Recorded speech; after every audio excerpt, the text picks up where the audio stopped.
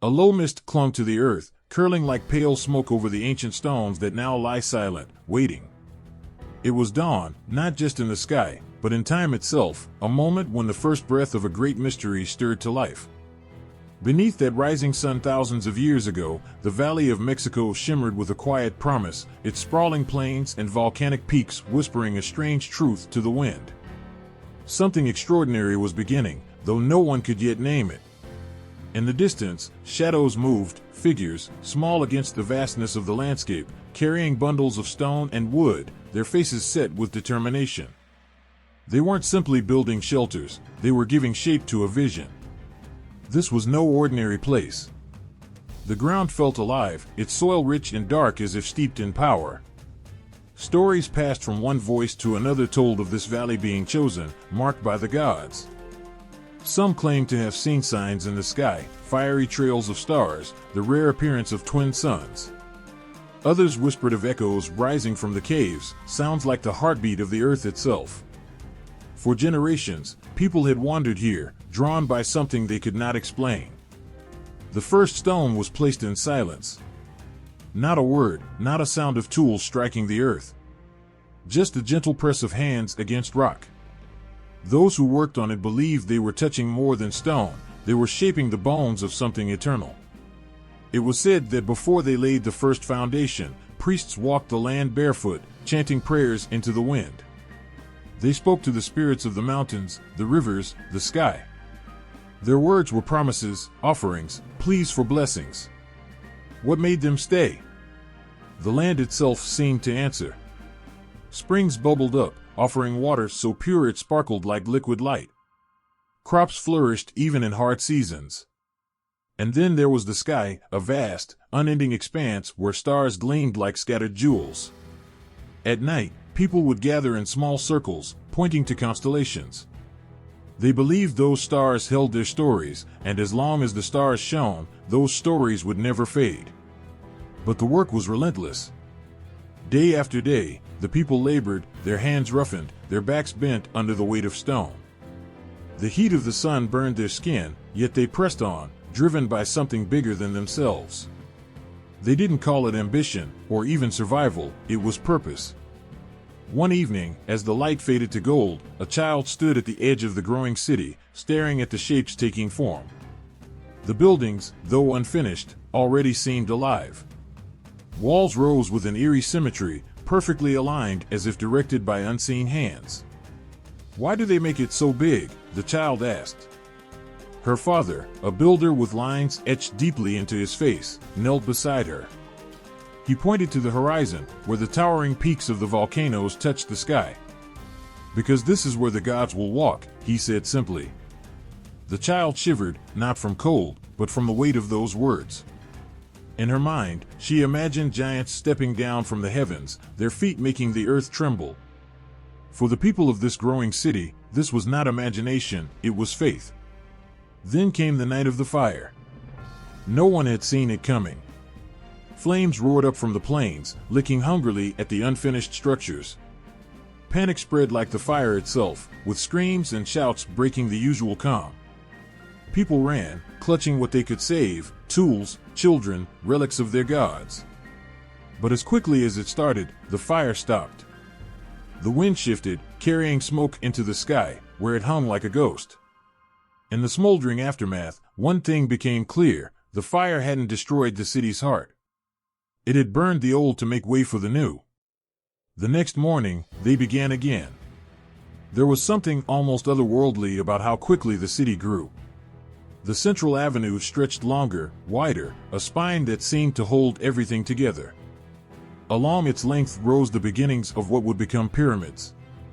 Not mere temples, but mountains of stone, carved to echo the sacred peaks that surrounded the valley. Each stone had its place. Nothing was random. When a block didn't fit, the workers didn't force it, they listened, they adjusted. Some believed the stones carried whispers, guiding the hands that placed them. Others said it was the work of the gods themselves, using the people as tools to shape their vision. It wasn't long before the first pyramid began to rise. People stood at its base, craning their necks, awestruck. At first, it was just an outline against the sky, a rough silhouette of something greater. But as it grew, so did the awe. Children ran their fingers over the cool, smooth surfaces of freshly placed stones. Elders watched, their eyes wide, murmuring prayers of thanks. This was no mere construction, it was a promise made solid. And then there was the light. At certain moments, when the sun reached its highest point or dipped low on the horizon, the light would strike the pyramids in a way that seemed intentional. Shadows stretched and curved, dancing across the stone as if alive. The effect left people breathless. They called it a blessing, a sign that the gods were watching. But with light came shadow.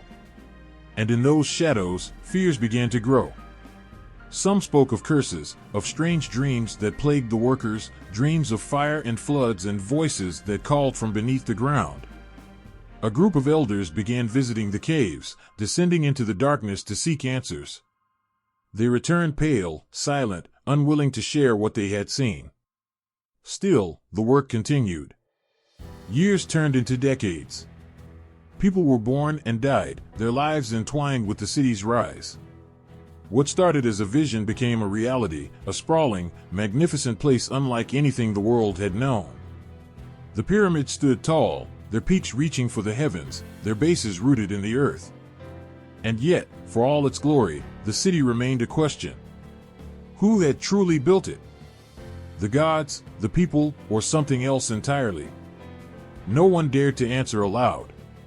But as the sun rose and fell over the Valley of Mexico, casting its light over the vast expanse of stone and shadow, one thing was certain: this place, Teotihuacan, was alive. It pulsed with the weight of its origins, the power of its people, and the whispers of something far greater than anyone could comprehend. And so, the city waited. The valley stretched wide, cradled by towering mountains that rose like sentinels against the horizon. The air was cool, kissed by the faint scent of wet earth and the sharp tang of wild grass. A river wove its way through the land, glinting under the sun, its waters flowing calmly yet carrying the silent strength of something eternal. From above, it seemed the valley itself breathed, alive, vibrant, waiting. This was no ordinary land. It held something rare, something sacred. The soil was rich, almost black, a gift from ancient volcanic eruptions that had scarred the earth but left behind a blessing. Crops thrived here. Corn, beans, squash, they grew in abundance, bending under the weight of their own life. The land fed the people, but it was more than food. It was the promise of stability, a reason to stay when the rest of the world was chaos. At sunrise, the valley was golden, the mountains casting long shadows that reached like fingers across the plains. Travelers, weary from days of walking, would pause as they approached. They saw more than beauty. They saw safety. The mountains wrapped around the valley like a protective arm, shielding it from harsh winds and prying enemies. No wonder people settled here. It wasn't just the mountains. The lakes shimmered like fragments of broken mirrors scattered across the land. Their waters weren't merely beautiful, they were lifelines. They offered fish, reeds for weaving, and waters to quench the thirst of both people and fields. But the lakes also held an edge of mystery. On calm nights, when the wind died down and the surface turned to glass, some claimed to see reflections that didn't belong, faces of gods, or perhaps ancestors, staring back from another world. Paths ran through the valley, etched by countless feet and the hooves of animals. These trails connected villages, each one a tiny flame of life, flickering but steadfast. The people who walked them carried stories, offerings, and trade goods.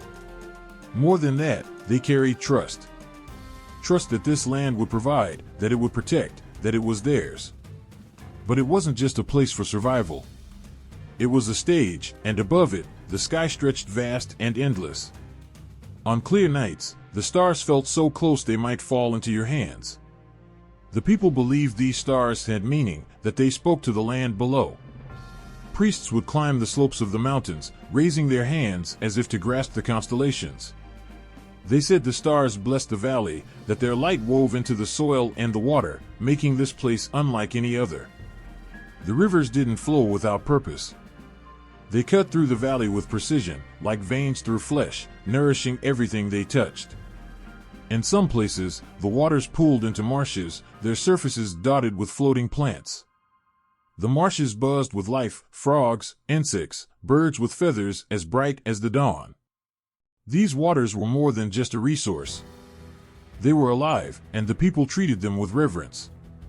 One night, under a moon so full it seemed to drip silver, a man stood at the edge of the largest lake. He was alone, his reflection rippling softly in the water.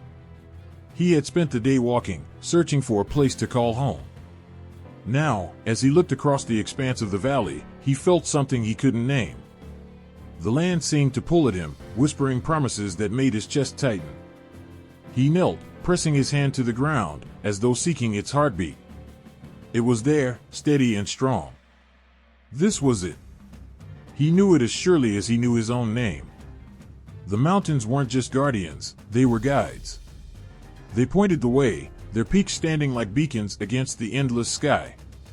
The largest, a massive volcano to the south, was said to hold fire in its heart. Some nights, a faint glow would rise from its summit, a reminder of the power sleeping within. That fire could destroy, but it could also create. The people said the volcano had birthed the valley itself, shaping it with molten hands and then cooling it with time. Even the winds here were different. They moved gently, brushing against faces and carrying the scents of flowers, damp earth, and smoke from distant fires. The wind seemed to speak, their whispers threading through the reeds and over the water. They told stories of those who had come before, of those who had stayed, of those who had left. The land wasn't without its challenges. The rains, so necessary for life, sometimes came too hard, too fast, turning rivers into raging beasts and drowning fields in their fury. In drier seasons, the sun would blaze mercilessly, cracking the earth and wilting even the strongest crops. But for all its hardships, the valley offered more than it took. At the valley's center, there was a place where the earth seemed unnaturally flat, as though it had been smoothed by an unseen hand. This was where the first stones of the city would one day rise. The people didn't choose this spot randomly. They felt it was marked, set apart by the gods themselves. It wasn't just the flattest land, it was the heart of something greater. The mountains whispered it. The rivers carried it. The wind breathed it. This valley wasn't just a place, it was a promise. A stage for something that would outlive its creators, a cradle for a city destined to change the world. And even then, as the first settlers laid their roots, they knew. They felt it in the soil beneath their hands and in the sky above their heads. This was the place where the gods would linger, where the stars would guide, where life would flourish in ways they couldn't yet imagine. The Valley of Mexico stood waiting, its arms open wide. The firelight flickered against the stone walls, casting shifting shadows that seemed alive. A small group sat gathered around the flame, their faces solemn, their voices low. In the center, an elder began to speak. His voice was rough but steady, the kind of voice that carried the weight of generations. "This," he said, gesturing to the horizon where the great pyramids rose like mountains, "is where the gods made the world." The children leaned in, their wide eyes reflecting the glow of the fire. Even the adults, who had heard the story countless times, sat motionless, as if the air itself had thickened with meaning. The elder continued, "Long before us, before the stars filled the sky and the rivers flowed, there was darkness. Endless, heavy darkness. And then, here, in this place, the gods came together." It was more than a story. It was a truth woven into every stone, every shadow, every breath of air in this city. Teotihuacan. The name alone held power, a word whispered with reverence. It wasn't merely a name, it was a declaration, the place where gods were born. Who named it? The elder tilted his head back, his eyes reflecting the vast, starlit sky. "Not us," he said simply. The Aztecs, centuries after the city had risen and fallen, gave it its name. When they came upon the ruins, they felt the power still lingering in the air, the echoes of something far greater than human hands. They believed this was no ordinary place. This was where gods once walked, where they had gathered to bring light to the void. The elder's voice softened, almost a whisper now. The gods, he said, knew they had a task. They were to light the world, to bring the sun back into the sky. But it wasn't easy. They argued, they hesitated. They needed sacrifice. The fire crackled, and one of the children flinched, as if the flames themselves had spoken. The elder smiled faintly, but his expression remained grave. There were two gods who stepped forward. One was strong, proud, a god of great wealth and power. The other, he paused, letting the silence stretch. The other was small, humble, sickly. No one believed he could do it. But they both stood before the fire, ready to leap. The listeners were spellbound. They could see it, the flames roaring higher, the gods gathered in a great circle, their faces tense, the air heavy with the weight of what was to come. The elder's voice grew stronger. The first god hesitated. He looked at the fire and its hunger, and he turned away. But the small god, he closed his eyes. And he leapt. The children gasped, clutching at each other. The elder nodded slowly, his face illuminated by the firelight. The fire consumed him, and his sacrifice brought the sun. The world was born from his courage. It wasn't just a tale of bravery. It was a lesson etched into the heart of the city. Teotihuacan stood as a testament to that moment, a place where sacrifice and creation were bound together, inseparable. As the elder spoke, the pyramids seemed to loom closer, their dark shapes pressing against the night sky. Each stone whispered of the gods who had walked here, of the rituals performed in their honor, of the blood spilled to keep the balance. The Pyramid of the Sun was the largest, a towering giant that seemed to reach for the heavens. It wasn't just a monument. It was an altar, a bridge between the mortal world and the divine. Standing at its base, one could almost feel the heartbeat of the earth, the pulse of something ancient and unyielding. To the north, the Pyramid of the Moon mirrored its companion, smaller but no less powerful. It was said to represent the other half of the cosmos, the dark to the sun's light, the quiet to its roar. Together, they stood as guardians of the city, as reminders of the gods' work. And then there was the Avenue of the Dead, stretching between them like a spine. Its name alone sent chills down the back. Some said it was a place of mourning, where processions carried offerings to the gods. Others believed it was a path for the spirits, a road leading directly to the underworld. At night, when the wind blew just right, it was said you could hear footsteps, soft, deliberate, not of this world. The name Teotihuacan carried weight, not just because of its meaning, but because of the stories tied to it. The Aztecs believed the city was alive, that its stones held the memories of the gods who had built it. Even in ruins, it was a place of power, a place to be respected and feared. The elder's voice grew softer now, almost tender. The gods gave us the sun, but they asked for something in return. They asked us to remember. His eyes flicked to the youngest of the group, a boy barely old enough to understand the words. We remember when we speak their names. When we walk their paths. When we look to the pyramids and offer thanks. The fire burned low, its embers glowing like tiny stars. The group sat in silence, each person lost in their thoughts. The name Teotihuacan was more than a label. It was a living thing, a thread connecting the past to the present, the mortal to the divine. It was a reminder of sacrifice, of creation, of the power that once shook the heavens and gave light to the world. In the quiet that followed, the elder leaned forward, placing a handful of dried herbs onto the fire. The flames roared briefly, sending a plume of fragrant smoke into the air. He closed his eyes and murmured a prayer, his words soft but steady. And above them, the stars seemed to shimmer brighter, as if the gods themselves were listening. The shovel hit something hard. It wasn't the soft resistance of soil or the scrape of stone. This was different, a sound that echoed faintly, as though it carried an ancient voice trapped beneath the earth. The man paused, wiping sweat from his brow, and knelt down. His heartbeat quickened. Carefully, he brushed away the loose dirt with his fingers, revealing the edge of a smooth, flat surface. It wasn't natural. It wasn't random. This was something made. The sun was high, its heat unrelenting, but the man barely noticed.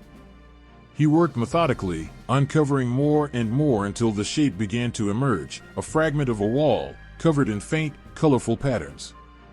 Reds and blacks swirled together, forming symbols he didn't understand but knew were important. His breath caught in his throat. What had he found? Word spread quickly, and soon the site bustled with activity. Men and women arrived armed with tools, notebooks, and wide, curious eyes. They were drawn by the whispers of something extraordinary buried beneath the layers of time. It wasn't just one fragment of a wall. It was an entire city, hidden beneath centuries of dust and grass, waiting to be remembered. The early excavations were not elegant. They were driven by excitement, by the sheer thrill of uncovering what had been lost. Workers used crude tools, axes, spades, and their bare hands to tear away the earth, revealing the skeleton of Teotihuacan piece by piece. The first glimpses were breathtaking.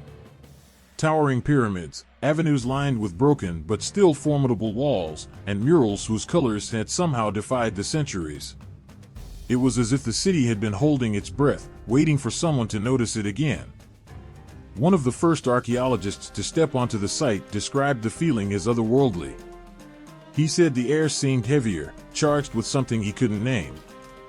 Every step felt significant, as though he were intruding on sacred ground. When he first climbed the Pyramid of the Sun, the wind at the summit was so fierce it almost knocked him over. He laughed nervously, but deep down, he wondered if it was the gods, angry at being disturbed. The murals were the first to speak. Hidden beneath layers of dirt, their colors emerged as if waking from a long sleep. They told stories, though not in words.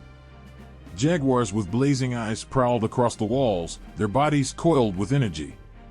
Feathered serpents wound their way through endless patterns, their scales shimmering even in faded paint.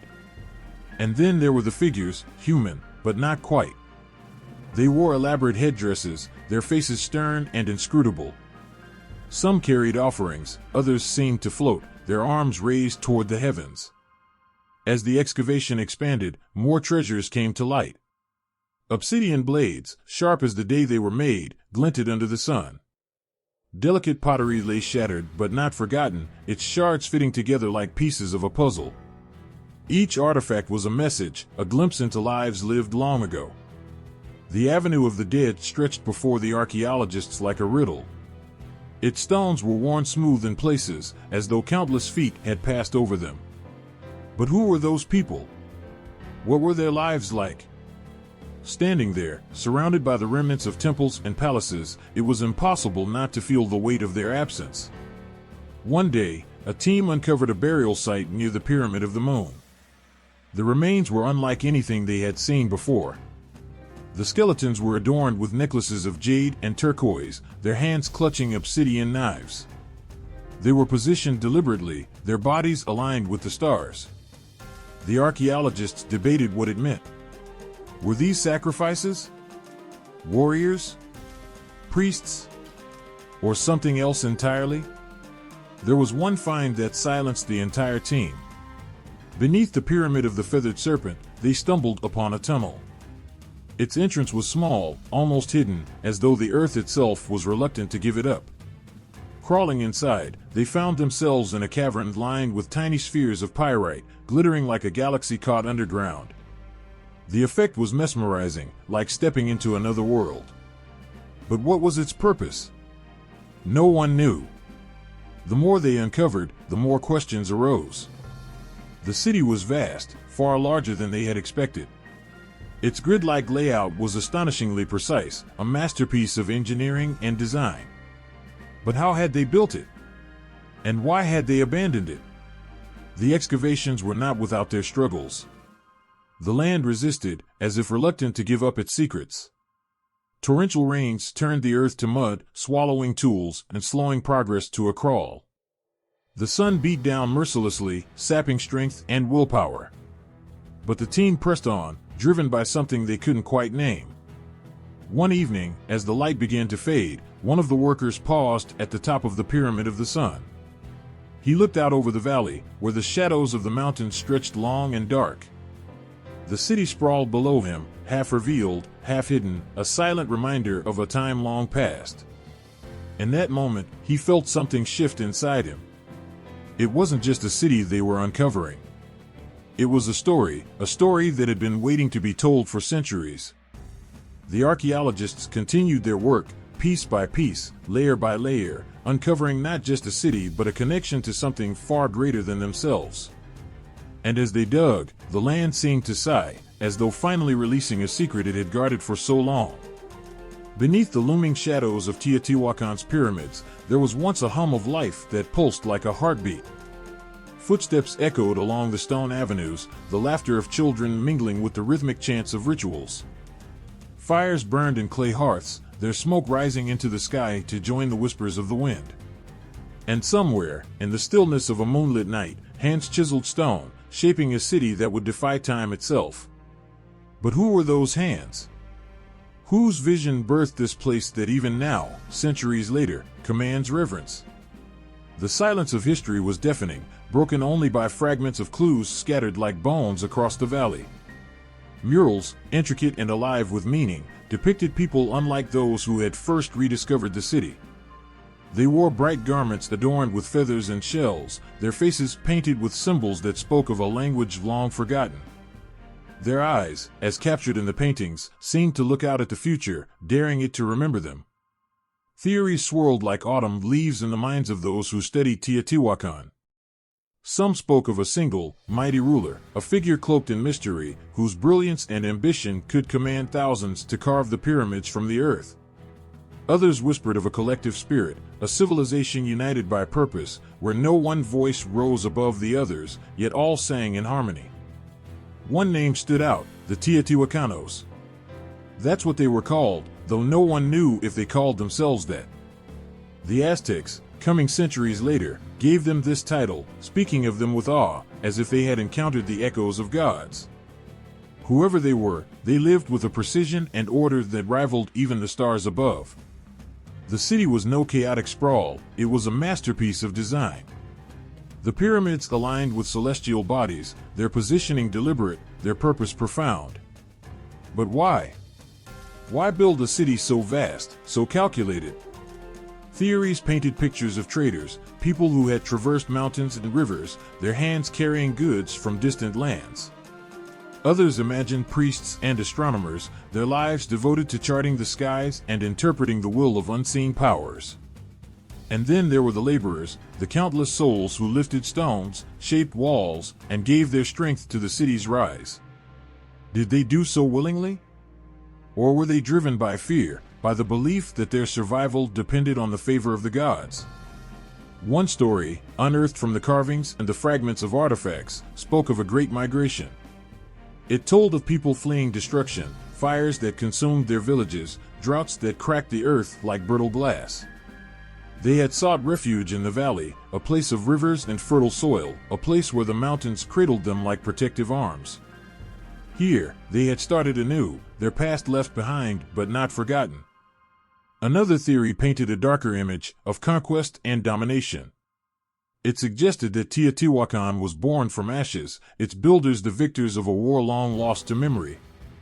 The ruins of other settlements in the region whispered of cities destroyed, their walls blackened, their people scattered. Was Teotihuacan built by survivors, or by their conquerors? But the heart of the mystery lay not in theories, but in the evidence left behind. In the tunnels beneath the Pyramid of the Moon, archaeologists uncovered a burial, its occupants surrounded by treasures of jade and obsidian. The remains were adorned in finery, their faces turned to the heavens. Were these rulers? Priests? Or something else entirely? Even more curious were the discoveries near the Pyramid of the Feathered Serpent. Rows of skeletons, bound and adorned with necklaces of human jaws, lay in a pattern too deliberate to be coincidence. The sheer scale of the sacrifice stunned those who unearthed it. Who were these people? Captives from war? Devotees offering themselves willingly to the gods? The truth eluded them, leaving only the haunting reality of lives given in service to something greater than themselves. And then there were the traces of the everyday, the clay pots, the tools, the remnants of meals shared and fires lit. These spoke not of kings or priests, but of families, of people who laughed and wept, who loved and fought, who lived beneath the same sun that still warmed the valley. They were the builders, too, even if their names were never recorded. Standing before the murals, it was easy to imagine their faces, lined with determination as they worked together to raise the city. Perhaps they sang as they labored, their voices blending into a single, soaring note. Or perhaps they worked in silence, their breaths mingling with the wind that swept down from the mountains. Either way, they left behind something enduring, something so vast and so profound that it could never truly be forgotten. As the sun set over the valley, the shadows of the pyramids stretched long, as if reaching for the past. Theories remained just that, guesses, fragments of a story that might never be fully told. But in the quiet, there was a sense of connection, a feeling that the builders were not gone but merely unseen, their presence woven into the stones, the earth, the very air of Teotihuacan. The city stretched out like a riddle carved into the earth, its avenues and structures aligned with a precision that seemed to defy human hands. Standing at the heart of Teotihuacan, one could feel the weight of its design, as though every stone, every line, had been placed with purpose. It wasn't chaos. It wasn't random. It was a map, a reflection, a message written in the language of the cosmos. The Avenue of the Dead ran straight and true, its stones worn smooth by countless footsteps, dividing the city with an elegance that demanded attention. At its center stood the Pyramid of the Sun, a mountain of stone that seemed to pulse with energy. To its north, the Pyramid of the Moon gazed silently, its shadow stretching toward the heavens. To the south, the Pyramid of the Feathered Serpent crouched like a sentinel, its carvings alive with meaning. But this was no ordinary arrangement. The city's builders had worked not with mere geometry but with the stars themselves. On certain days, as the sun rose or set, its light would fall perfectly along the avenues, casting shadows that danced like celestial signals. The Pyramid of the Sun, for all its earthly mass, was more than a monument. It was an instrument, aligned with the solstices, its position mirroring the rhythms of the universe. The people of Teotihuacan had studied the skies with a devotion that bordered on obsession. They watched the sun as it climbed and fell, marking its path with care. They followed the movements of the moon, the planets, and the stars, their eyes tracing patterns that spoke of cycles and seasons. And then, with tools of stone and bone, they brought those patterns to life in the streets and buildings of their city. The alignment was too perfect to be coincidence. The Avenue of the Dead pointed toward the Pleiades, a cluster of stars whose light had guided travelers and dreamers for millennia. Some said the pyramids themselves mirrored the constellation Orion, their placement a reflection of the stars' eternal dance. Others whispered of Venus, the morning star, whose brightness held special meaning to the people who once walked these streets. On certain nights, when the sky was clear and the stars burned like embers, the city came alive in a way that defied explanation. The light of the heavens seemed to touch the stones, merging the earth and sky into a single, seamless whole. It was as if the city was speaking, its design a hymn to the universe. But why? Why go to such lengths to align stone with stars? Some believed it was a way to honor the gods, to show devotion to forces greater than themselves. The sun, the moon, the stars, they were more than lights in the sky. They were guides, protectors, and, perhaps, the very essence of life itself. Others thought the alignment served a more practical purpose. By following the movements of the heavens, the people of Teotihuacan could mark the passing of time, predict the changing of the seasons, and ensure the success of their crops. The city was not just a place to live, it was a calendar, a clock, a tool for survival. And yet, there was something more, something deeper. The alignment of Teotihuacan spoke of a connection that went beyond utility, beyond worship. It was a declaration, a statement of belonging. The people who built this city understood that they were part of something vast, something infinite. Their lives, their work, their very existence were tied to the stars, as unchanging as the constellations that watched over them. Standing at the top of the Pyramid of the Moon, one could feel it.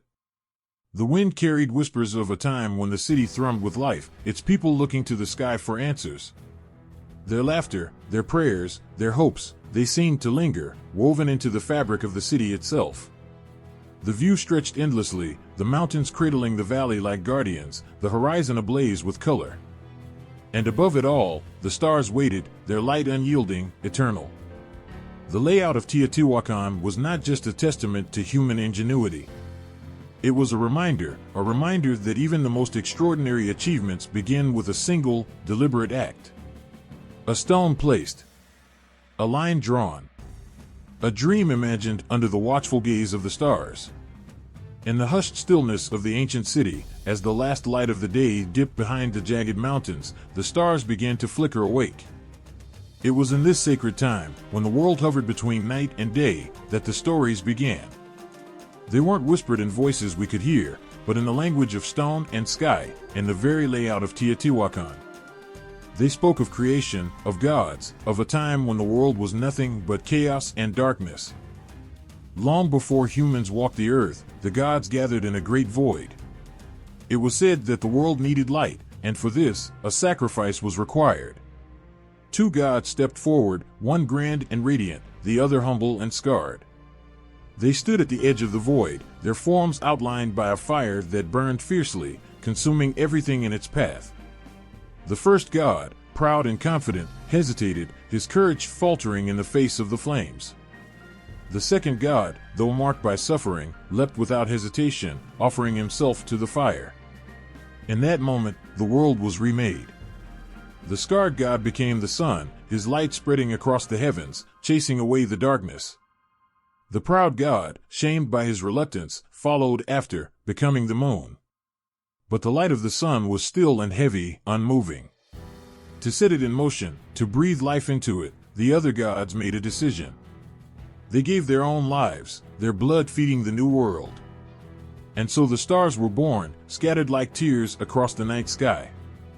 This story, ancient and eternal, was written into the very bones of Teotihuacan. The Pyramid of the Sun, massive and unyielding, stood as a testament to that first sacrifice. Its base was wide, its ascent steep, as though to remind those who climbed it of the cost of creation. Beneath it, in hidden tunnels, archaeologists found traces of rituals that echoed the old myths, offerings of obsidian, shells, and even the remains of animals. These were gifts to the gods, an acknowledgement of the debt humanity owed for the gift of light. The Pyramid of the Moon mirrored the second god, smaller but no less powerful. Its shadow stretched long over the Avenue of the Dead, a pathway lined with temples and altars. Here, ceremonies were held to honor the cycles of the moon, its phases guiding the lives of the people who called this city home. The moon, like its origin in the myths, carried an aura of mystery, a reminder of the sacrifices that shaped the world. But the stories didn't stop with the sun and the moon.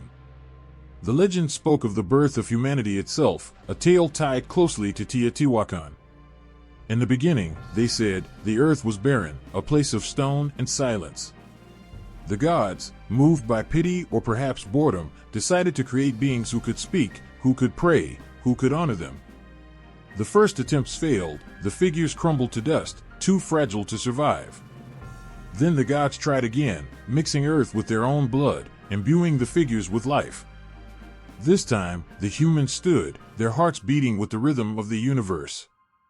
But even this was not enough. The humans were weak, unsure of their purpose. The gods descended once more, teaching them how to build, how to plant, how to worship. Teotihuacan became the cradle of this knowledge, its walls bearing murals of gods and humans intertwined. The great goddess, with her flowing robes and outstretched hands, watched over the city like a mother. She was the giver of life, the keeper of waters and fertility, her image dominating the sacred spaces. In her gaze, there was both tenderness and warning, a reminder of the fragile balance between creation and destruction. Legends told of a time when the gods walked among the people, their presence woven into everyday life. They taught the art of astronomy, their fingers tracing the constellations, their voices recounting the stories hidden in the stars. They showed how to carve stone, how to build structures that would last for centuries. But as the city grew, as its people prospered, the gods began to fade, retreating into the heavens, leaving behind only their stories and the city they had helped create. The Avenue of the Dead, stretching toward the horizon, became a place of pilgrimage, a bridge between the human and the divine. The people walked its length, their footsteps echoing the myths of creation, their prayers rising like smoke into the sky. Offerings were placed at the base of the pyramids, flowers, food, and sometimes blood. These were acts of gratitude and fear, gestures to maintain the delicate balance of the world. The stories of creation, passed from one generation to the next, were not just tales. They were a framework for understanding life itself. The sun rose because a god had given his life for it. The moon shone because of sacrifice. The stars twinkled because the god's blood had birthed them. And Teotihuacan, with its massive pyramids and sacred avenues, was a reflection of that cosmic order. As the wind whispered through the city, it carried the echoes of those myths, each one a thread in the tapestry of life. The people who walked these streets understood something profound, that their lives were not their own, that they were part of something greater. And so they prayed, they built, they sacrificed, keeping the stories alive, ensuring that the light would never fade. At sunrise, the Pyramid of the Sun seemed to awaken with the world. The first rays of light struck its summit, spilling down its massive steps like liquid fire. It stood immense and silent, a mountain of stone that breathed life into the city around it. Those who stood at its base often felt a strange pull, as though it held the power to draw them closer, not just physically, but spiritually, to something vast and unyielding. For the people of Teotihuacan, this was no ordinary structure. It was the heart of the city, a bridge between the mortal and the divine. They believed the pyramid was more than stone and effort, it was alive, charged with the energy of the cosmos. Beneath its towering presence, they gathered to honor the forces that sustained their world, to pray for blessings, and to offer sacrifices that would keep the balance intact. The pyramid wasn't just built, it was summoned. Each stone carried on the backs of workers, each measurement calculated with painstaking care, spoke of purpose. The structure was aligned with the heavens, its placement so precise that it resonated with the movements of the sun. At the summer solstice, when the day stretched longest and the sun reached its zenith, the light fell perfectly on the pyramid's peak. To the people who built it, this was no coincidence, it was destiny. Standing atop the pyramid, one could see the entire city laid out below. The Avenue of the Dead stretched straight and narrow, lined with smaller temples and bustling plazas.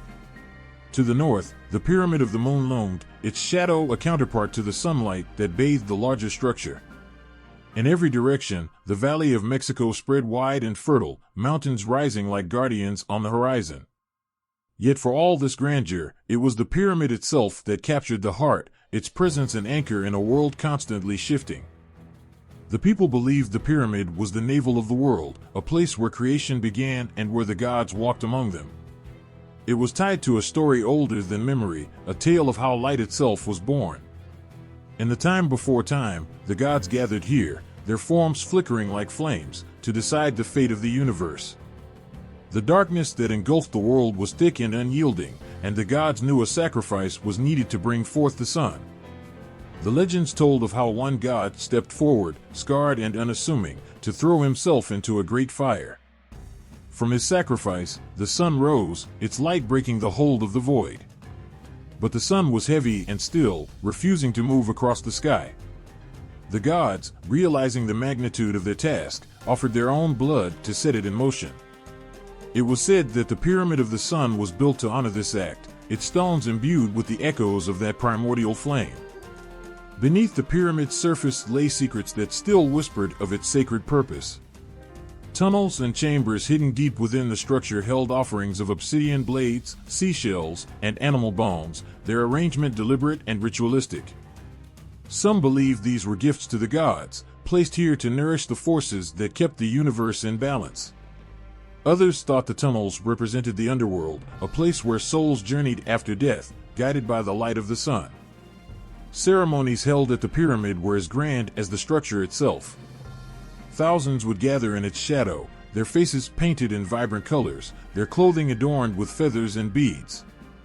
Priests, their forms imposing and otherworldly, climbed its steep steps, carrying offerings to the gods above. Drums thundered, their rhythms shaking the ground, as chants filled the air like a living thing. In moments of great importance, sacrifices were made, the lifeblood of the offering spilling onto the stones, a reminder of the ancient covenant between gods and humans.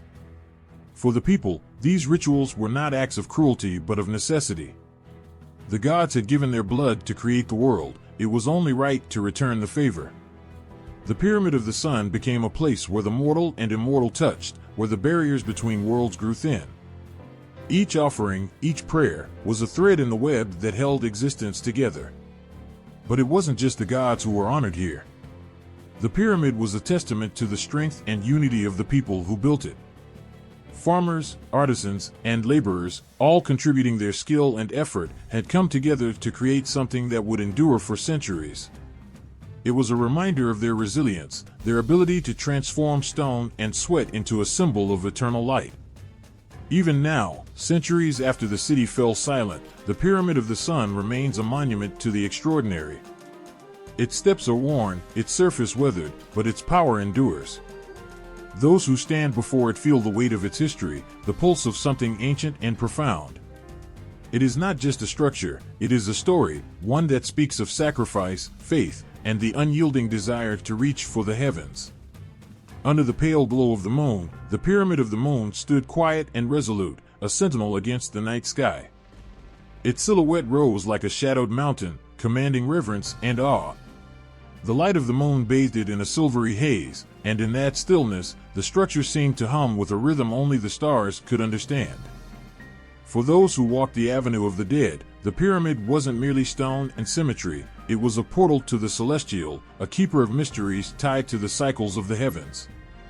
The people of Teotihuacan looked to the moon not just as a source of light in the darkness, but as a guide and a storyteller. Its phases whispered of beginnings and endings, of growth and decline, of time that moved like waves in an endless sea. The Pyramid of the Moon mirrored this rhythm. Smaller than the Pyramid of the Sun, but no less majestic, it stood at the northern end of the Grand Avenue, marking the city's boundary and its connection to the heavens. The pyramid was the heart of rituals tied to the cycles of life and death, a place where time itself seemed to unfold. At its summit, ceremonies took place that aligned with the waxing and waning of the moon. The priests, draped in robes that shimmered under the moonlight, ascended its steps, each movement deliberate, as though retracing steps etched by the gods. The air would thrum with the sound of conch shells, their mournful wails echoing across the valley, calling the divine to bear witness. Sacrifices were made here, but not in the shadow of fear. They were offerings of life to the great forces that governed the world. The blood spilled upon the pyramid stones became a bridge between the mortal and the celestial. The people believed that through these acts, they nourished the gods, sustaining the balance of creation. Beneath the pyramid, in chambers hidden from the eyes of the living, treasures were buried, obsidian blades, greenstone figures, and fragments of shells from distant seas. These offerings were placed with care, as though to ensure that the moon itself remained constant and true. The moon's cycles were intertwined with the rhythms of the earth. Farmers looked to it to know when to plant and harvest. Women found its phases reflected in their bodies, tying them to the divine forces of creation. The Pyramid of the Moon, then, was more than a monument. It was a symbol of renewal, of the unbroken connection between the heavens and the earth. But the pyramid also held a darker, more solemn side. It was a place where life was given back to the gods in its most profound form. Captives from distant lands, adorned in ceremonial garb, were led to its summit, their faces calm but their hearts racing. The priests, their faces hidden behind masks, performed the rituals with precision. The lives taken here were not lost in vain, they were threads woven into the cosmic fabric, ensuring that the moon continued its watch over the world. In the shadow of the pyramid, the people gathered during lunar eclipses, their voices raised in chants that seemed to shake the air itself. To them, the darkening of the moon was a time of great vulnerability, a moment when the gods needed their strength the most. Fires burned bright, their flames licking at the darkness, as offerings were cast into the blaze. The eclipse passed, the moon's light returned, and the people rejoiced, their faith affirmed. The Pyramid of the Moon was also a stage for celebrations of abundance. During the full moon, when the night was brightest and the world seemed alive with possibility, the city erupted in color and sound. Dancers moved in perfect harmony, their movements echoing the arc of the moon across the sky. Feasts were held, their aromas filling the air, and laughter rang out beneath the stars. It was a time to honor the cycles of life, to give thanks for the gifts of the earth and the sky. Yet for all its grandeur, there was a quietness to the pyramid, an intimacy that set it apart. It invited reflection, its steps leading not just upward, but inward. Those who climbed it often paused, their gaze lingering on the valley below, their thoughts turning to the mysteries of existence. The moon, ever-changing yet eternal, whispered to them of the passage of time, of the fragility and strength of life. Even as the city faded and the people who built it were lost to history, the Pyramid of the Moon endured. It became a monument to the resilience of the human spirit, to the stories and rituals that once filled its steps. And on nights when the moon hung full and bright in the sky, its light falling softly on the stones, the pyramid seemed alive again, a beacon to the past, a promise to the future. Under the vast blue sky of the Valley of Mexico, the Avenue of the Dead stretched endlessly, a silent path carved into the heart of Teotihuacan. Its stones, weathered by centuries, bore witness to countless feet that once walked its length, to the rituals and lives it had shaped. From the Pyramid of the Moon at its northern end, the avenue unraveled like an ancient spine, connecting the sacred spaces of the city. To walk upon it was to tread where kings, priests, and the common people had once mingled, their footsteps a rhythm that echoed through time. The name was misleading, for it was not a road of sorrow but one of life. Along its flanks, temples and platforms rose like solemn sentinels, their symmetry as deliberate as the stars above.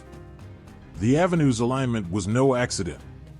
Every measurement, every angle, was infused with purpose. It followed the cardinal points, but more than that, it whispered of cosmic order. The path was tilted slightly to the east of true north, an alignment not dictated by the whims of man but by the heavens themselves. Some said it mirrored the movement of celestial bodies, others believed it honored the mountains in the distance, but all agreed it was sacred. Beneath the blazing sun, the stones of the avenue radiated heat, but at night, under a canopy of stars, the air cooled, and the path transformed.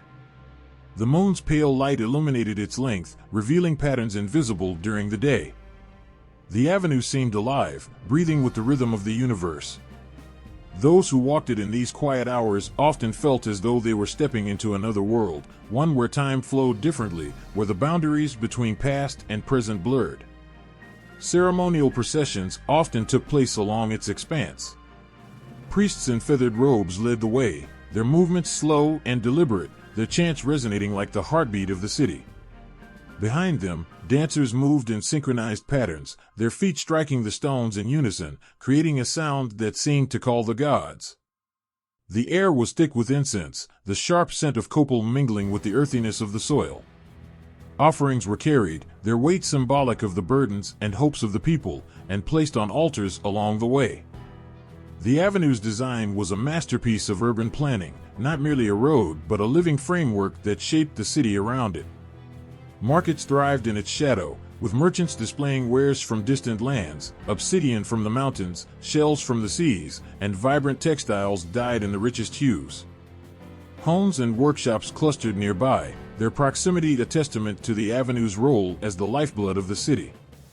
It was here that the community gathered, where decisions were made, where life pulsed strongest. Yet, for all its practicality, the avenue was steeped in symbolism. Its very name spoke to the reverence the people held for those who had come before them. The structures lining the path were said to be tombs of the city's elite, though some believed they were not tombs at all but platforms for rituals. Either way, the name was a reminder of the transient nature of life, a homage to the ancestors who had laid the foundation for the present. During festivals, the avenue transformed into a stage for celebrations that defied the ordinary. The Pyramid of the Sun and the Pyramid of the Moon served as anchors for these grand events, their steps adorned with flowers, their peaks alive with firelight. Musicians played flutes and drums, their melodies rising into the night, while acrobats and performers captivated the crowds. The avenue, usually serene, became a cacophony of color and sound, a testament to the vibrancy of the people who called this city home. The alignment of the avenue also played a role in its spiritual significance. The people believed it connected the earthly and the divine, a path that could guide not just their footsteps but their souls. To walk its length was to follow a sacred trajectory, one that led to enlightenment, to understanding, to communion with forces greater than themselves. It was said that those who truly listened while walking its stones could hear the whispers of the gods, their voices carried by the wind. Even in moments of conquest and collapse, the avenue endured. When Teotihuacan was abandoned and silence claimed its grandeur, the stones remained steadfast, holding onto their secrets. Travelers who stumbled upon the avenue in later centuries often remarked on its strange allure, its ability to stir something deep within. Some felt awe, others unease, but all were struck by the weight of its presence. The avenue was more than a road, it was a lifeline, a conduit of energy that flowed through the city and its people. It was a reminder of their connection to the stars, to the earth, to each other. And though the city has long since fallen into ruin, the avenue still stands, a testament to a civilization that understood the beauty of order, the power of alignment, and the enduring strength of the human spirit. In the heart of Teotihuacan, there was a presence that lingered, almost tangible, a force both divine and powerful, reaching beyond the world of men. It was the feathered serpent, Quetzalcoatl, a god who was more than just a deity, he was a bridge between the mortal and the divine. His name alone carried a weight that stretched back to the beginning of time, a name whispered with reverence and awe. At the foot of the pyramids, at the edges of the avenues, Quetzalcoatl's influence could be felt in every stone, every carving, every breath of wind. He was both the creator and the protector, the bringer of life and the harbinger of wisdom. He was the serpent that slithered through the cosmos, covered in iridescent feathers that glinted like the sun, his eyes filled with both love and wrath. His dual nature, the feathered serpent, spoke of balance, the earth beneath, the sky above, and the connection between the two. People who walked the streets of Teotihuacan could feel his presence in the air, thick with the incense of copal and the vibrations of chants. Every temple, every altar, seemed to carry his image. His feathers, delicate and iridescent, were woven into ceremonial garments, and his serpentine body was carved into the walls of the Grand Pyramids. His was a form that inspired awe, and yet there was something strangely comforting about his imagery. His power came not from terror, but from the beauty of the world he shaped. Quetzalcoatl was the god who brought maize to the people, who taught them the ways of the earth and the sky. It was said that he had descended from the heavens to walk among them, to guide them, to share the wisdom that lay within the stars. The people saw him as a teacher, one who revealed the secrets of creation and of life itself. His gift of corn, the most sacred of foods, was more than just sustenance. It was a symbol of the cycles of life and death, of the earth's endless ability to give and take away. In the hearts of the people, Quetzalcoatl's name was synonymous with hope, with the promise of renewal. Yet, his nature was also bound by the forces of the world. Quetzalcoatl was a god of paradox, a being of both light and darkness. His power was both gentle and overwhelming. He was the sun that brought warmth, but also the storm that could tear the skies apart. His wings were delicate, yet his strength could move mountains. The people respected him not only for the blessings he bestowed, but also for the fear he inspired in his destructive form. For to anger Quetzalcoatl was to invite the fury of the heavens themselves. The representation of Quetzalcoatl in the city was everywhere, and the people adorned themselves in symbols of his power. On the walls of temples, his image could be found in countless forms, etched into stone, painted on murals, sculpted in intricate reliefs. His serpent's body spiraled, wrapping around pillars and columns, as if the city itself was his domain. The feathered serpent was not a god confined to the temple, he was part of the air they breathed, the food they ate, the sky they gazed at. There was a particular temple, an altar that stood at the heart of Teotihuacan, where Quetzalcoatl's power was most tangible. It was here that the rituals took place, rituals that not only honored him but invoked his presence in ways that stirred the soul. The air would thrum with energy as the priests, dressed in elaborate feathers, ascended the steps. Their movements were slow and deliberate, tracing the path of the serpent. At the top of the pyramid, they would face the sun, holding offerings high to the sky, their voices calling for the god's favor. The city's urban layout was aligned with the heavens, and Quetzalcoatl was intricately woven into this design. The temples dedicated to him were strategically placed, following celestial alignments that echoed the natural world. His presence was not confined to rituals and offerings, but was a part of the very structure of Teotihuacan. In every corner of the city, his influence was felt, from the grand pyramids to the smallest artifacts. The myths surrounding Quetzalcoatl were as complex as the city itself. One story spoke of his descent from the stars, coming to Earth to teach the people the secrets of life, to show them the way to live in harmony with the Earth and the cosmos. Another spoke of his creation of the world from the bones of the ancient gods. He was a god of transformation, shaping and reshaping the world with every passing cycle.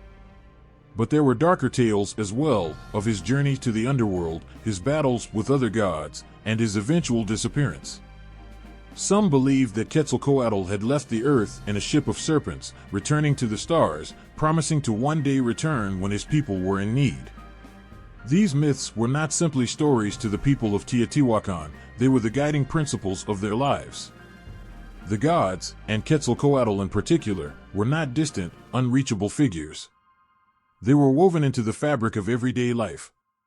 When the people worked the land, they worked in honor of Quetzalcoatl. When they danced to invoke his blessings. Every part of their existence was entwined with his presence. Even the art that adorned the city echoed his power. The murals and carvings that covered the walls of Teotihuacan depicted scenes of Quetzalcoatl's reign, of his battles, of his gifts to the people. His form was ever present, always reminding the people that they were never alone, that the gods watched over them, shaping their fate. His feathered serpent form was both beautiful and terrifying, a reminder of the delicate balance between life and death, creation and destruction. To understand Quetzalcoatl was to understand the world itself. He was not a god defined by rigid rules or singular purposes.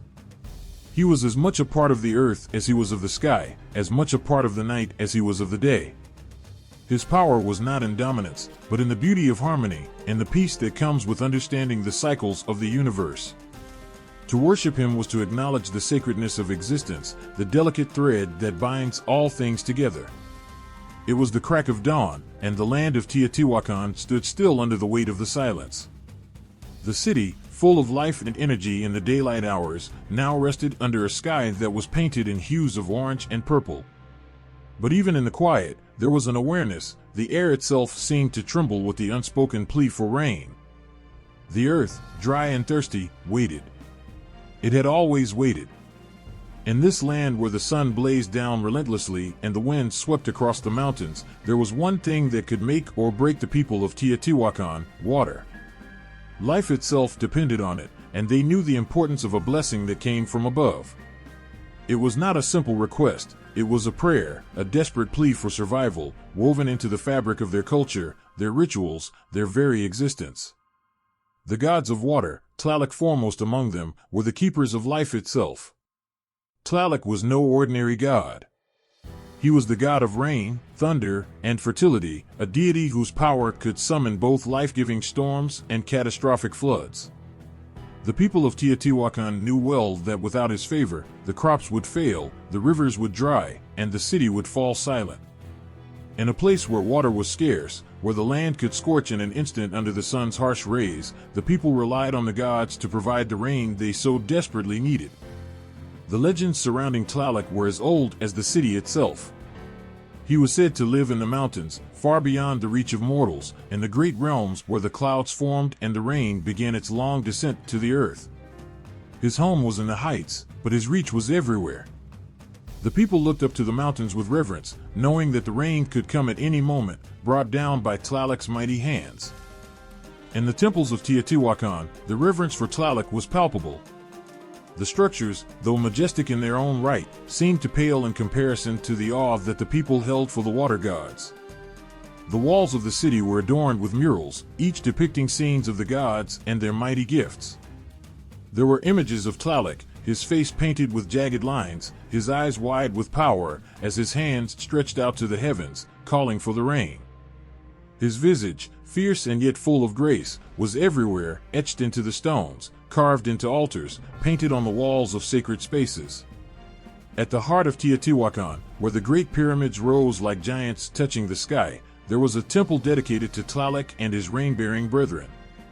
This temple stood as a silent sentinel, its stones worn with the weight of countless prayers, each one murmuring for water. The people gathered here, each time the sky grew heavy with promise, to perform rituals meant to draw the rain from the clouds. With their hearts laid bare, they sang songs, chanted incantations, and offered up their prayers, offering up their very souls to Tlaloc in hopes that he would hear them.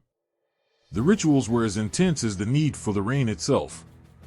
The priests, dressed in garments adorned with vibrant feathers and intricate jade, would climb to the highest point of the temple, where they faced the heavens. There, under the ever-watchful gaze of the stars, they would raise their hands and call out to Tlaloc, their voices echoing in the stillness of the night. The people would join in, their voices rising in a chorus of hope as they sought to please the god of rain. They knew that the water they so desperately sought could not be earned through mere words. It required sacrifice, reverence, and absolute trust in the power of the gods. The significance of the rain gods went far beyond ritual. The survival of the city itself hinged on the strength and power of Tlaloc's gifts. Teotihuacan, with its immense pyramids and sprawling avenues, could not thrive without the moisture that fell from the heavens. The crops that sustained the people, maize, beans, squash, relied on the delicate balance of rain and sun. Without that balance, the city would starve, and its people would fade into memory. Water was life. In a place where the dry season could stretch endlessly, with parched fields and cracked earth, the coming of the rain was nothing short of a miracle. When the skies darkened, and the first drops began to fall, it was as if the city itself breathed a sigh of relief. The air would hum with the sound of raindrops hitting the earth, and the people would gather together in the streets, their faces turned upward in gratitude. Each drop of rain was a blessing, a moment of connection between the heavens and the earth. For a short while, Teotihuacan would thrive, its people would flourish, and the land would bloom again. But the rain was not always so kind. Sometimes, Tlaloc storms would be violent, furious. The floods could be as dangerous as the droughts. The mighty waters would rise, sweeping away crops and homes, leaving behind a landscape of destruction. The people knew that even the gods could be merciless, and the balance between life and death was fragile. There were times when the floodwaters would rage, consuming all in their path, and the people would have no choice but to retreat, waiting for the storm to pass. In those moments, their devotion to Tlaloc was put to the test, for they understood that even in destruction, there was rebirth. There was no question of abandoning their worship, it was in their blood. The rain, in whatever form it took, was a gift from Tlaloc, and the people would offer their thanks, even in the face of hardship. As the years passed, the importance of Tlaloc and his king continued to shape the destiny of Teotihuacan. The gods of water remained the most powerful forces in the city, and their temples, their statues, their altars, became the heart of the civilization. Without them, there was no life. Without their favor, Teotihuacan would have crumbled like dust in the wind. The myth of Tlaloc was not just a story, it was a lifeline. His power transcended the world of men and reached into the realms of nature, where the forces of the earth, the sky, and the water held dominion.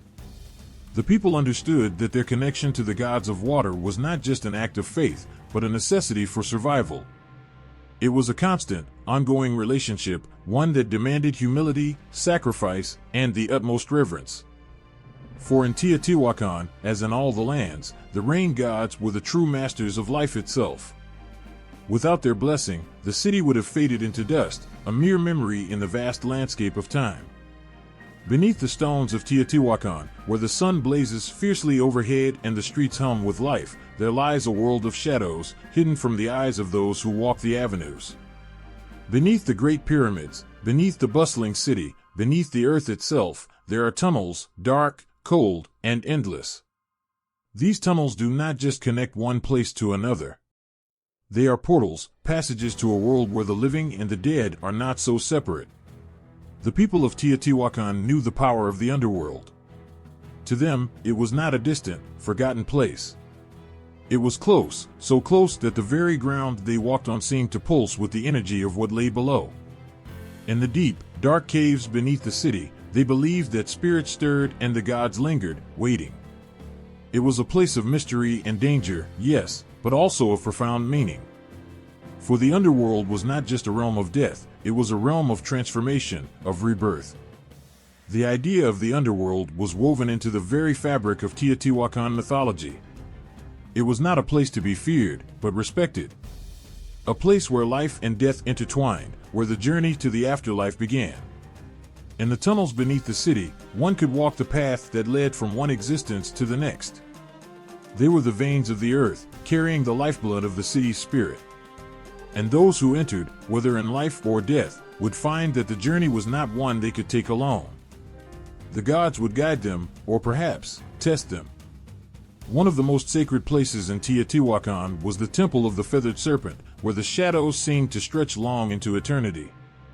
Beneath the temple, tunnels stretched deep into the earth, their walls lined with carvings of serpents, jaguars, and gods. These tunnels were not simply passageways, they were sacred pathways to the underworld. Those who entered believed they would meet the gods of the dead, ancestors who had passed into the realm of darkness. These spirits were not forgotten, they were honored, revered, and remembered through ritual. To walk into the tunnels was to step into the unknown. The walls of these passageways, cold and damp, seemed to close in on those who entered. The air was thick with silence, heavy with the weight of ages. And yet, as one moved deeper into the earth, there was an undeniable sense of connection, an unspoken bond with those who had walked this path before.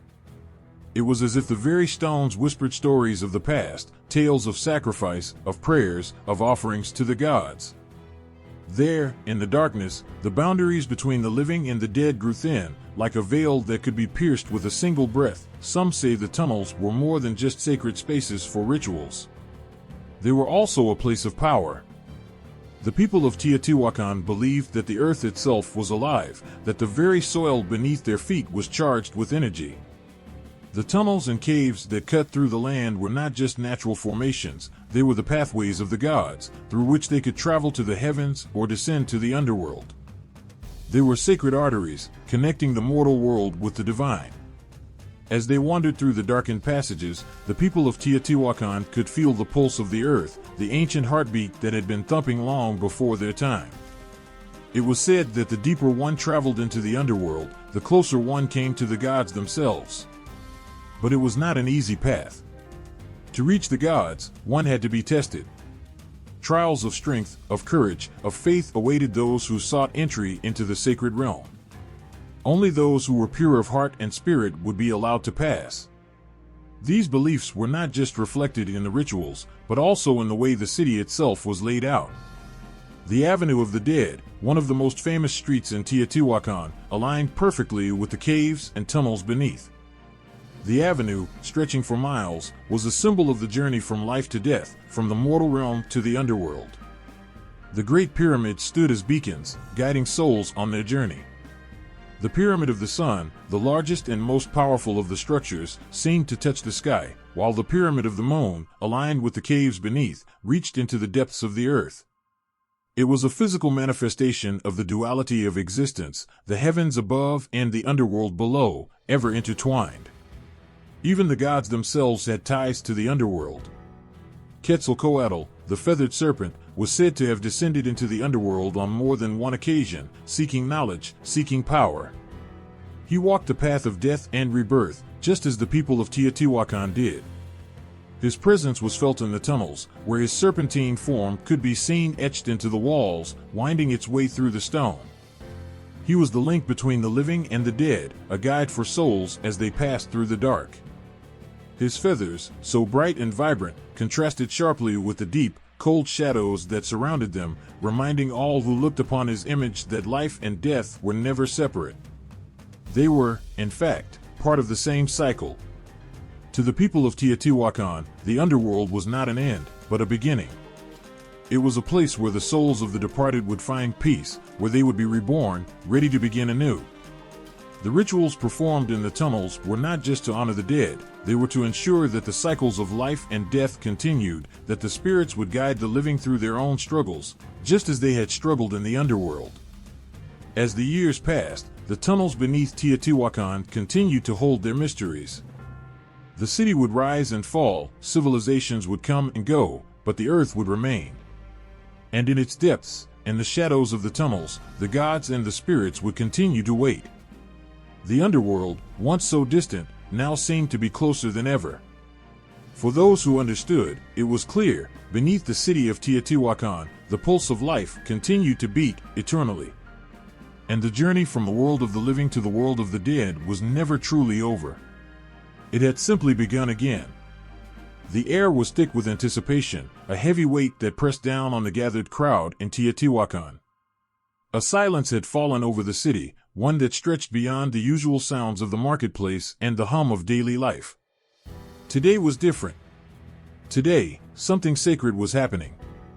At the heart of the city, the Pyramid of the Sun stood tall, its shadow stretching far across the land.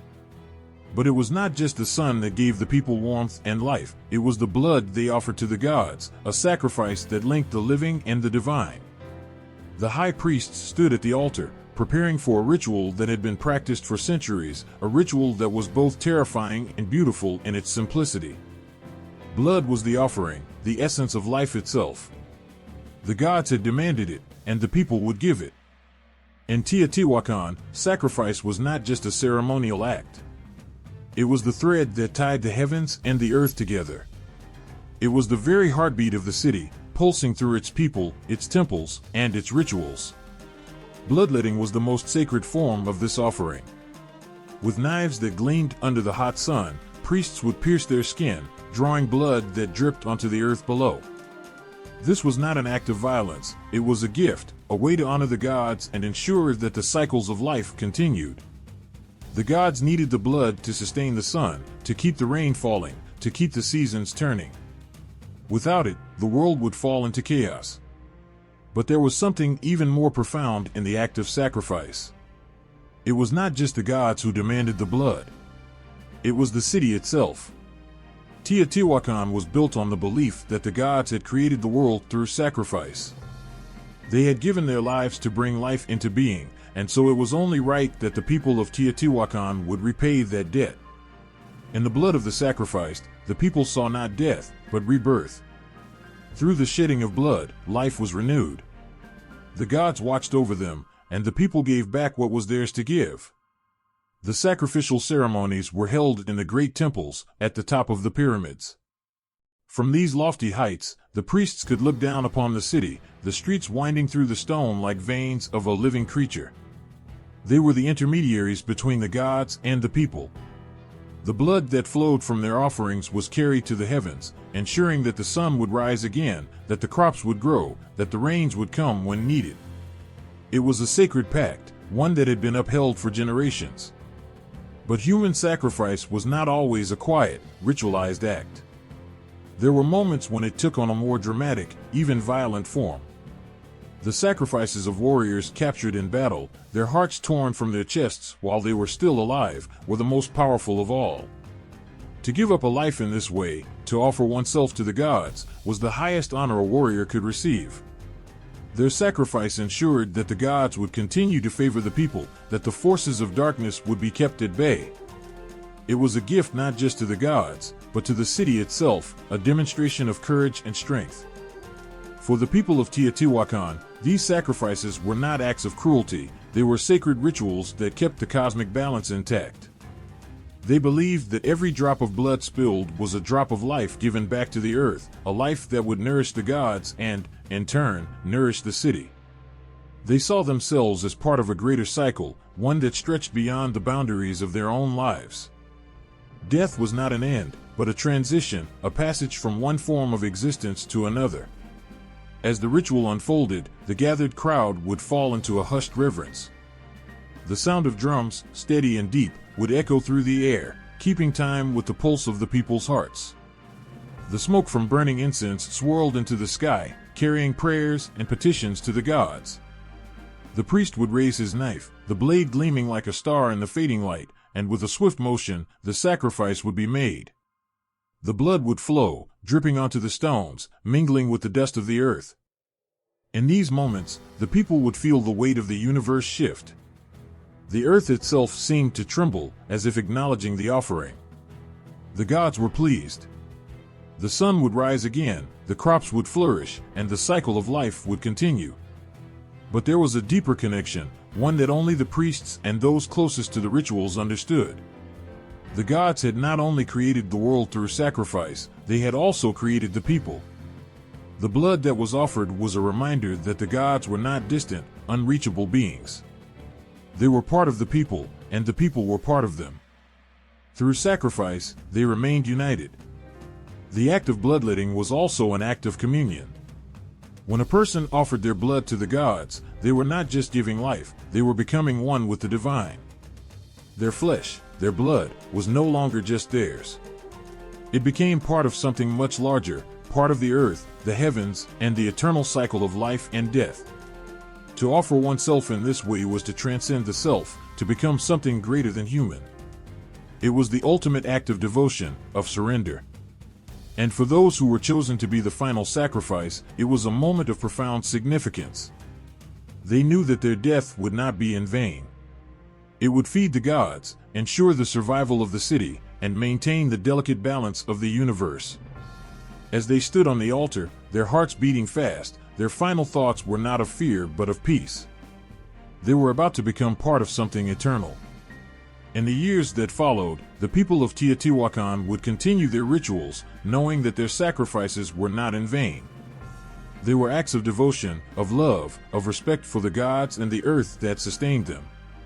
The blood that flowed through the city was the blood of life, and it was given freely, without hesitation. The gods had given everything to create the world. The people of Teotihuacan would do the same, ensuring that the sun would rise again, that the rains would fall, and that life would continue. Through the sacred act of sacrifice, they remained united with the divine, their hearts forever bound to the gods. In the silence of the city, where the hum of daily life was punctuated by the crackle of a fire or the distant call of a priest, there was a sense that not all gods were alike. The towering pyramids and grand temples of Teotihuacan were dedicated to the sun, the moon, and the wind, gods whose names were on the lips of everyone who lived there. But there were others, gods less spoken of, whose power was just as vital, though their names lingered in the shadows. The people who walked through Teotihuacan's bustling streets didn't just honor the most famous gods, they revered those who governed the unseen forces that shaped their world. Lesser known but no less important, these deities were woven into the fabric of daily life. The gods who whispered in the winds, controlled the rain, or even governed the night, all had their place in the great cosmic dance. These were gods who were more elusive, and yet, their influence stretched further than anyone could see. Among these gods was Tlazolteotl, the goddess of purification, sin, and fertility. She was often depicted as a woman in a state of transition, half beautiful and half grotesque, reflecting the dual nature of life. To the people of Teotihuacan, Tlazolteotl represented the constant cycle of life and death, the shedding of one skin for another. Her role was essential, especially for those who sought renewal. In a city built on ritual, the process of purging sin was vital. And so, her followers would come, seeking her grace, shedding their wrongdoings in the hopes of finding a clean slate. For them, Tlazolteotl's embrace was both terrifying and comforting, a reminder that nothing was permanent, neither the darkness of sin nor the purity of redemption. Then, there was Zyptotec, the god of spring, renewal, and agriculture, who was both terrifying and mesmerizing. Zyptotec was often depicted wearing the skin of a sacrificed victim, his face hidden beneath a mask of flesh. The god represented the cycle of death and rebirth, where one life must end for another to begin. He was the embodiment of transformation, the soil that devoured the seed that grew into a plant, and the plant that was harvested. Zyptotec was the reminder that life wasn't neat and clean. It was messy, filled with sacrifice, pain, and the inevitable changes that came with it. Farmers would honor Zyptotec before planting their crops, asking for his blessing to ensure a good harvest, and the people would remember his lessons, that renewal came only through sacrifice, and life flourished when death was embraced. Further down the forgotten paths of Teotihuacan's spiritual landscape was Teotihuacan, the god of maize, whose presence was as essential to the people as the very air they breathed. Maize wasn't just food, it was life itself. The very survival of the city depended on its harvest, and so Teotihuacan was honored with prayers and offerings. His temple stood in the heart of the city, a place of deep significance. But unlike the grandiose shrines dedicated to the sun or the moon, Teotihuacan's presence was quieter, almost humble. There was no need for grand displays of power or dramatic rituals. The people knew that the sustenance of life lay in the smallest seeds, in the earth that nurtured them, and in the cycle of planting and harvesting that had been repeated for generations. Without Teotihuacan, the city would wither and die. His influence was subtle, but it held the power to shape everything. Then there was Teotihuacan, the god of the underworld, whose name was whispered in the darkest corners of the city. He was the lord of the dead, the one who ruled over the souls of those who passed into his realm. The city had a deep respect for him, not because he was feared, but because the people knew that death was not to be avoided. Teotihuacan's role was to guide the souls of the departed to their resting place. In a city where the afterlife was as important as the present life, he was not a god to be feared, but one to be respected. Offerings of food, incense, and precious objects would be placed in his temple, ensuring that those who passed would be granted safe passage to the afterlife. There was Tezcatlipoca, the god of the night, the ruler of fate and destiny. His presence was felt everywhere, even in the darkest moments. Often depicted with a mirror that reflected the world around him, Tezcatlipoca's influence was elusive, like the night itself. He represented both creation and destruction, the balance between life and death. He was the god who could make a man rise to power and the god who could bring him crashing to the ground. His followers knew that to honor Tezcatlipoca was to understand that life was full of contrasts, light and dark, joy and sorrow, success and failure. Those who sought his favor were asked to acknowledge the full spectrum of existence, knowing that every blessing came with its own price. But perhaps the most mysterious and misunderstood of Teotihuacan's deities was Quetzalcoatl, the feathered serpent. Though he is well known, his lesser-known aspects were just as powerful. As the god of wind and learning, he was a force that could shape minds as well as landscapes. He was the god who inspired change and progress, guiding the people of Teotihuacan to greater understanding.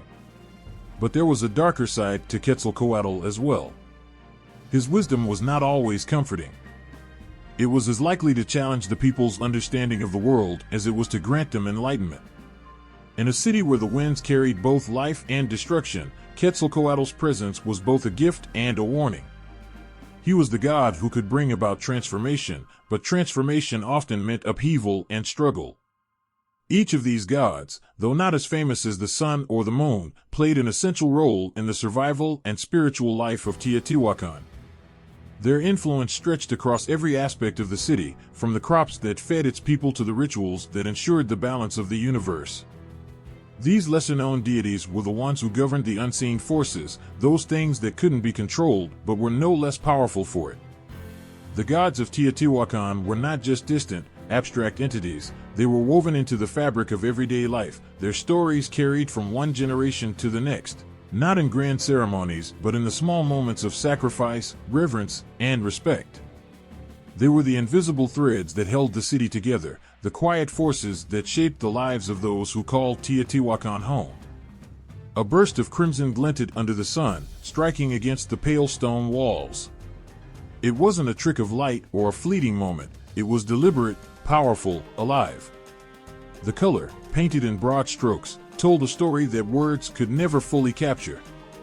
In Teotihuacan, the colors were more than decoration. They were whispers of gods, echoes of rituals, and a bridge between the mortal and the divine. The murals that adorned the walls of temples and homes glowed with an intensity that seemed almost otherworldly. Red was the lifeblood of the city. It coursed through the veins of its mythology, symbolizing the pulse of life and the finality of death. In one mural, the vivid red spread like fire, framing the image of a jaguar, a beast associated with power and the night. The jaguar's piercing eyes stared outward, its body poised as though it might leap from the wall at any moment. Surrounding it, delicate swirls of blue and green softened its ferocity, creating a balance between strength and serenity. Blue carried its own weight. It was the shade of the heavens, the color of water, and the essence of Tlaloc, the rain god. On the walls of the city, blue was both a prayer and a promise. In one corner of the city, a mural depicted a procession of figures walking beneath a cascade of blue droplets. Their faces were tilted upward, their hands extended as if welcoming the rain. Each figure's posture spoke of gratitude and hope, their painted faces glowing with a longing that transcended time. Green was sacred, linked to maize and the earth's abundance. It was the color of Teotihuacan, the maize god, and the promise of sustenance. On the murals, green didn't shout. It whispered, wrapping itself around the edges of the larger images like a protective force. In one painting, a woman stood holding a bundle of corn, her figure outlined by a delicate green aura. Her expression was serene, her gaze fixed on the bundle as if it held all the answers to life's mysteries. Around her, the green extended outward, forming a circle that seemed to embrace the entire scene. Yellow shone like sunlight breaking through a storm, its warmth carrying the energy of life itself. In many murals, yellow formed the halos around gods and sacred figures, highlighting their divinity. One particularly striking image showed a feathered serpent coiling through a sky of yellow, its iridescent scales glinting with traces of red and green. The yellow backdrop wasn't just a setting, it was a symbol of the divine energy that radiated from the creature. The serpent seemed to float, its presence both commanding and gentle, a reminder of the intricate balance between creation and destruction. Black and white were no less powerful. They weren't merely contrasts or accents, they were the foundation upon which the other colors stood. Black was the color of the underworld, of mystery and the unknown. In one mural, it framed the figure of a warrior whose shield was painted with delicate white patterns. The starkness of the black made the white shine even brighter, as though the patterns themselves were alive, dancing in the light. White was purity, clarity, and the promise of renewal. In the center of one mural, a white bird hovered above a circle of figures. The bird's wings stretched wide, its feathers painted with delicate strokes that gave it an ethereal quality. The figures below seemed to reach toward it, their hands outstretched in silent supplication. The white of the bird seemed to radiate outward, bathing the entire scene in a soft glow. But it wasn't just the murals that carried the weight of color. Artifacts unearthed from the city revealed a world saturated with meaning. A simple ceramic vessel, painted with bands of red and black, spoke of the duality of life and death. A jade figurine, polished to a smooth, gleaming green, embodied the promise of the earth's bounty. Each object, no matter how small, carried the colors that defined the city's identity. Even the pigments themselves held stories. They were ground from minerals and plants, painstakingly prepared by hands that understood their significance. Red came from cinnabar or hematite, its vibrant hue echoing the blood that sustained life. Blue was crafted from the rare mineral azurite, its creation requiring skill and reverence. Green was often derived from malachite, a stone that gleamed with an inner light. These pigments weren't just materials, they were gifts from the earth, transformed into sacred tools. In the temples, colors became prayers. Priests painted their faces and bodies with pigments, each line and swirl a symbol of their connection to the divine. Their robes were adorned with patterns of red, yellow, and green, their movements creating a living mural that shimmered in the light of flickering torches. The rituals they performed were drenched in color, from the offerings of brightly dyed feathers to the bowls of painted clay that held sacred water. The people of Teotihuacan didn't just see colors, they felt them. They understood that each hue carried a weight that couldn't be measured, a meaning that couldn't be fully explained. To walk through the city was to be surrounded by a symphony of colors, each one a note in a song that told the story of their gods, their lives, and their hopes for the future. When the light of the sun hit the walls of the city just right, the colors seemed to shimmer, as though they were alive. Red pulsed like a heartbeat, blue flowed like water, and green breathed like the earth itself. The city wasn't just a collection of buildings, it was a canvas, alive with the spirit of its people and their gods. And even now, centuries later, the colors remain, their power undimmed, their stories waiting to be heard. A jaguar's roar pierced the stillness of the night. It echoed through the valleys, low and guttural, a sound that carried both fear and reverence. In the shadows, its golden eyes gleamed like molten fire, unblinking, watching. For the people of Teotihuacan, this wasn't just an animal, it was a spirit, a force that roamed the boundary between the physical and the divine. It was power incarnate, and its image was carved, painted, and whispered into every corner of their world. The jaguar wasn't merely feared, it was honored.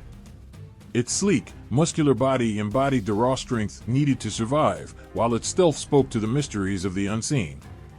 On the walls of Teotihuacan, jaguars leapt in frozen motion, their claws extended, their teeth bared.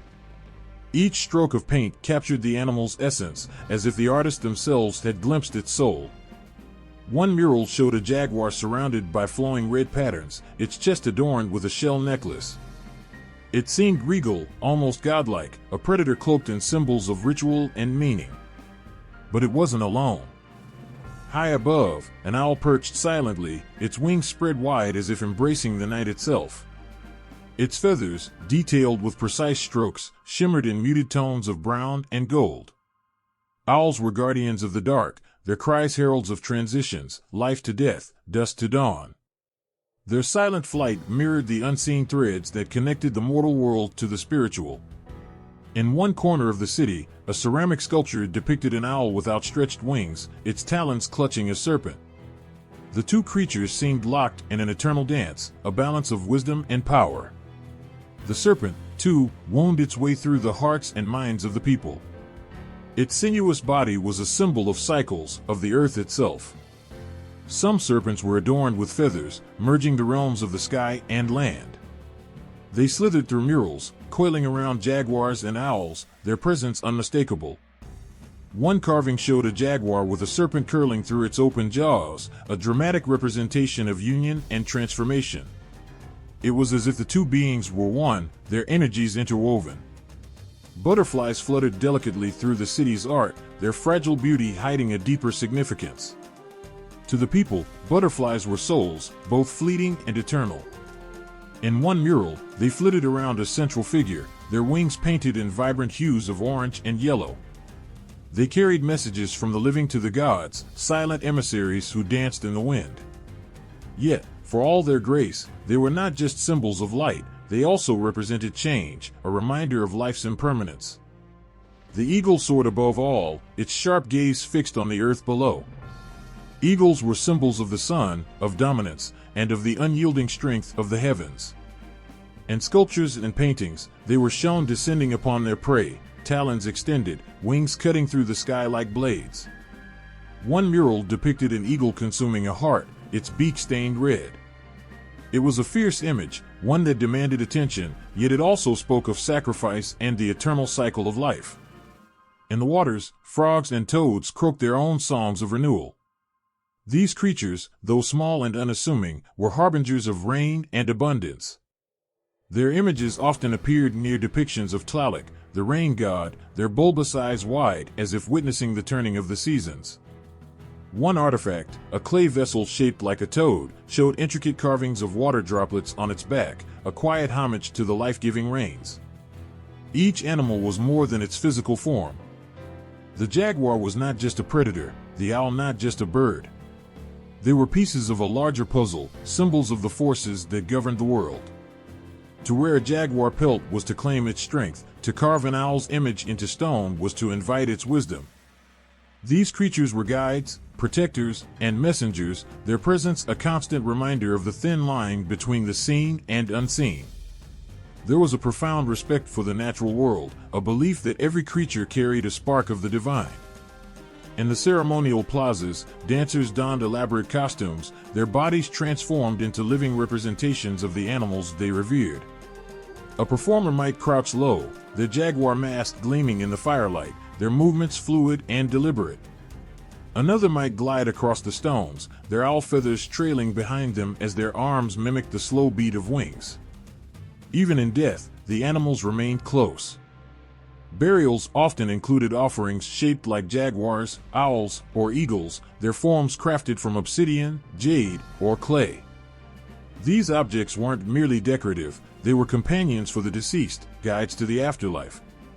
One burial site revealed a jaguar figurine placed carefully beside the body, its black obsidian eyes gleaming even after centuries underground. It seemed to watch, waiting patiently for the moment it would be needed. The connection between the people and the animals wasn't born of dominance but of mutual respect.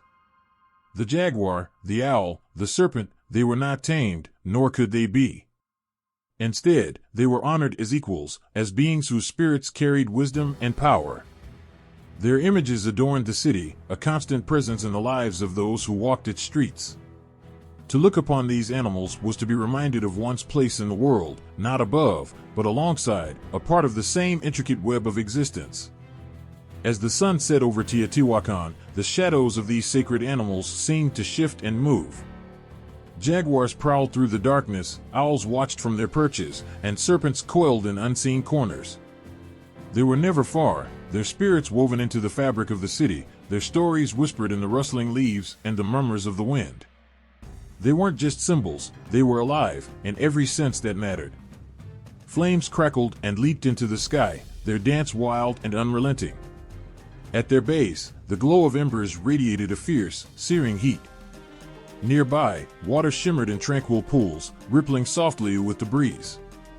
The fire demanded attention, roaring with power, while the water whispered, calm and inviting.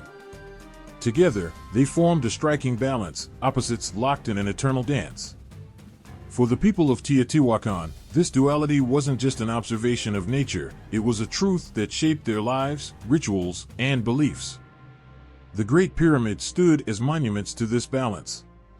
The Pyramid of the Sun rose with fiery grandeur, its structure aligned to the blaze of the heavens.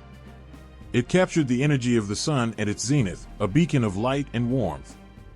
In contrast, the Pyramid of the Moon gazed coolly toward the earth and its rhythms, a reflection of the watery cycles of life. Between them lay a silent understanding, a unity forged by their differences. Fire and water didn't merely coexist, they defined one another. One could not be understood without the other. This duality found its way into the very heart of Teotihuacan's mythology. In rituals, priests often invoked the power of fire to cleanse, to transform, to ascend. They lit towering pyres during ceremonies, the flames consuming offerings of maize, incense, or blood. These rituals weren't acts of destruction but of renewal. Fire was a passage, a threshold to another state of being. Yet water was always present. It flowed through the city's canals and reservoirs, sustaining life. Ceremonies honoring Tlaloc, the rain god, filled the plazas with songs and dances that celebrated the gift of water. Ritual vessels, intricately painted, depicted storms and rivers, their shapes alive with energy. Children's laughter often accompanied the splashing of fountains, their joy a reminder that water was life, soft and unyielding, nourishing yet uncontainable. But fire and water weren't merely symbols of the physical world, they were forces of the spirit. Fire burned with the passions of creation and destruction, of love and war. It consumed, it transformed, it made the ordinary extraordinary. Water, on the other hand, was the soothing balm, the source of growth, the mirror of the soul. Together, they reflected the complexity of existence. Life was a constant balancing act between these two forces, neither wholly one nor the other. One mural depicted this tension in vibrant strokes of red and blue. A serpent, its scales aflame, writhed against the background of flowing water. Its eyes glowed like embers, yet its body merged with the waves, the fire within it refusing to extinguish. Another artifact showed twin gods, one wreathed in flames, the other holding a vessel spilling streams of water. Their faces, though distinct, were mirror images of one another. The artistry wasn't just beautiful, it captured an eternal truth. Fire and water were different, but they were the same. They completed each other. The rituals of the city often dramatized this relationship. Dancers clad in brilliant reds and oranges would leap and whirl, their movements quick and sharp like the snapping of flames. Opposite them, Performers dressed in flowing blues and greens moved with a graceful, undulating rhythm, their motions mimicking the currents of water. As drums pounded in the background, the two groups would come together, their contrasting styles merging into a single, mesmerizing performance. The crowd watched in awe, spellbound by the raw emotion and beauty of the spectacle. Even in the architecture, fire and water found expression.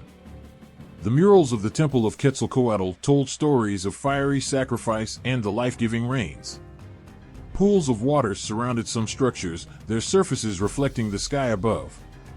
Flames and waves were etched into the stone, their forms interwoven in patterns that seemed alive. The city was a canvas, and its artists and builders used every tool to convey the balance that defined their world. At the center of it all was the human heart. It was said that the heart carried the fire of life, its beat a tiny echo of the sun's rhythm. During ceremonies, this sacred fire was offered to the gods, its warmth rising to meet the heavens. But water, too, played its part. Priests would anoint participants with cool droplets, a reminder that life also flowed within them. Fire and water met in the human body, and the blood that pulsed through veins and the tears that fell in moments of joy or grief. Sometimes, the balance tipped. A drop might parch the fields, leaving the canals dry and cracked. Then, the people turned to fire, lighting sacred flames to call for rain. Other times, the rains would not stop, the rivers swelling and drowning the crops. In those moments, fire was subdued, the focus shifting to rituals meant to calm the storm. The people adapted, their resilience born from their understanding of the dual forces that shaped their world. As night fell over Teotihuacan, the fires lit in the temples glowed brightly, their warmth cutting through the cool air. The stars above glittered like droplets of water scattered across the sky.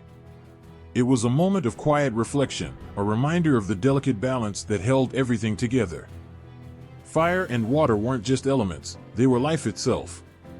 They burned in the sun and flowed in the rivers, but more importantly, they lived in the hearts of the people.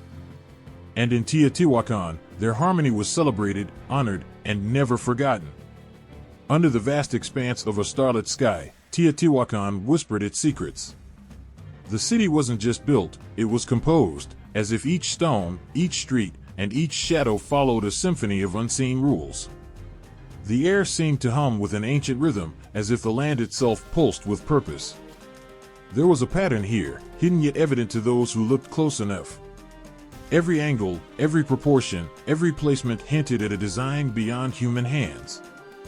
The Avenue of the Dead stretched forward like a line drawn by the gods, its path straight and unwavering. But it wasn't mere chance or practicality that dictated its direction.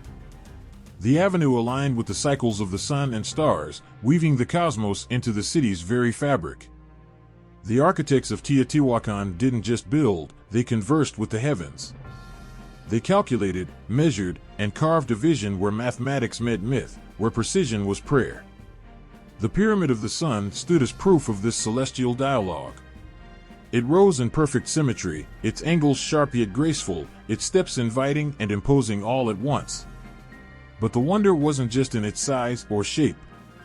It was in the numbers.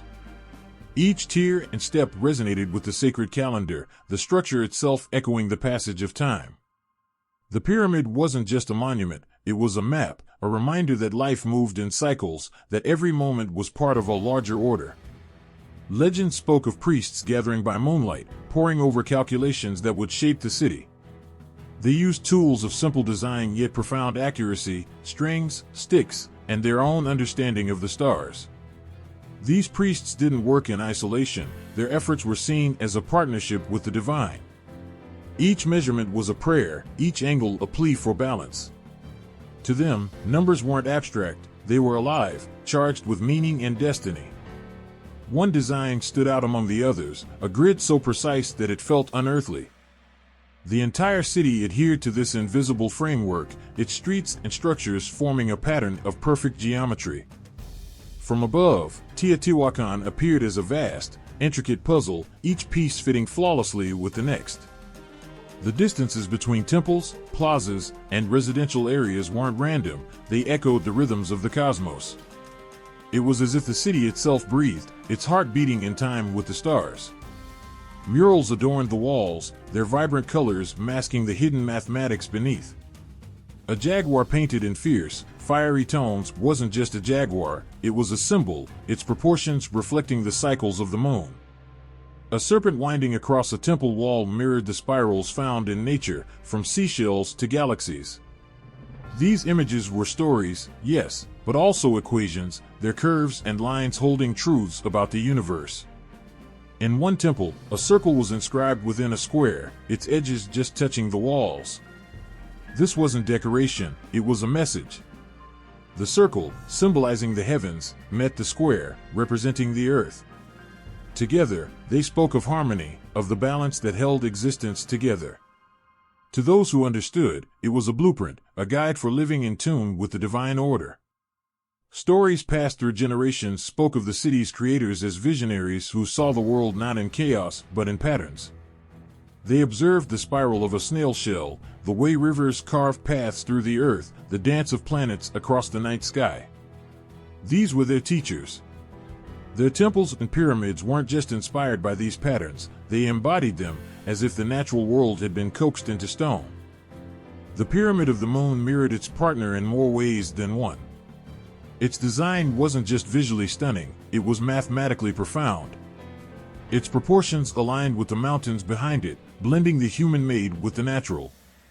Standing before it, one could feel the boundary between earth and sky blur, as if the pyramid was both a peak and a pathway.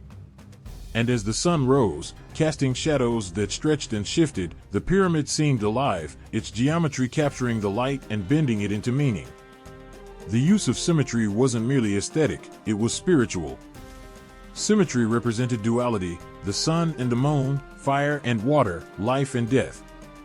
The city itself was a reflection of this belief, its layout designed to balance opposites. North mirrored south, east mirrored west, creating a harmony that extended beyond the physical. Walking its streets felt like stepping into a sacred rhythm, where each step carried a sense of purpose. Artifacts unearthed from beneath the city's surface revealed the same obsession with precision. A small obsidian disc, polished to a mirror-like finish, bore an inscription of intersecting lines and circles. At first glance, it seemed decorative, but closer inspection revealed its brilliance. The lines formed a star map, a record of the skies above Teotihuacan. It was both art and science, a tool for understanding the heavens and one's place beneath them. The idea of sacred geometry wasn't confined to temples and tools. It extended to daily life. Farmers planted their crops in patterns that mirrored the city's layout, believing that aligning their fields with the divine blueprint would ensure abundance. Potters shaped their vessels with precise proportions, their work guided by the same principles that built the pyramids. Even the weaving of textiles followed these patterns, the threads forming shapes that carried meaning beyond the cloth. Standing amidst the ruins of Teotihuacan today, it's easy to feel the weight of this design. The stones seem to vibrate with intent, their arrangement speaking of a time when humans and gods worked in unison. The geometry isn't just visible, it's tangible, a force that pulls at the heart and mind. It's as if the city itself is alive, its structure breathing the same patterns it was built upon.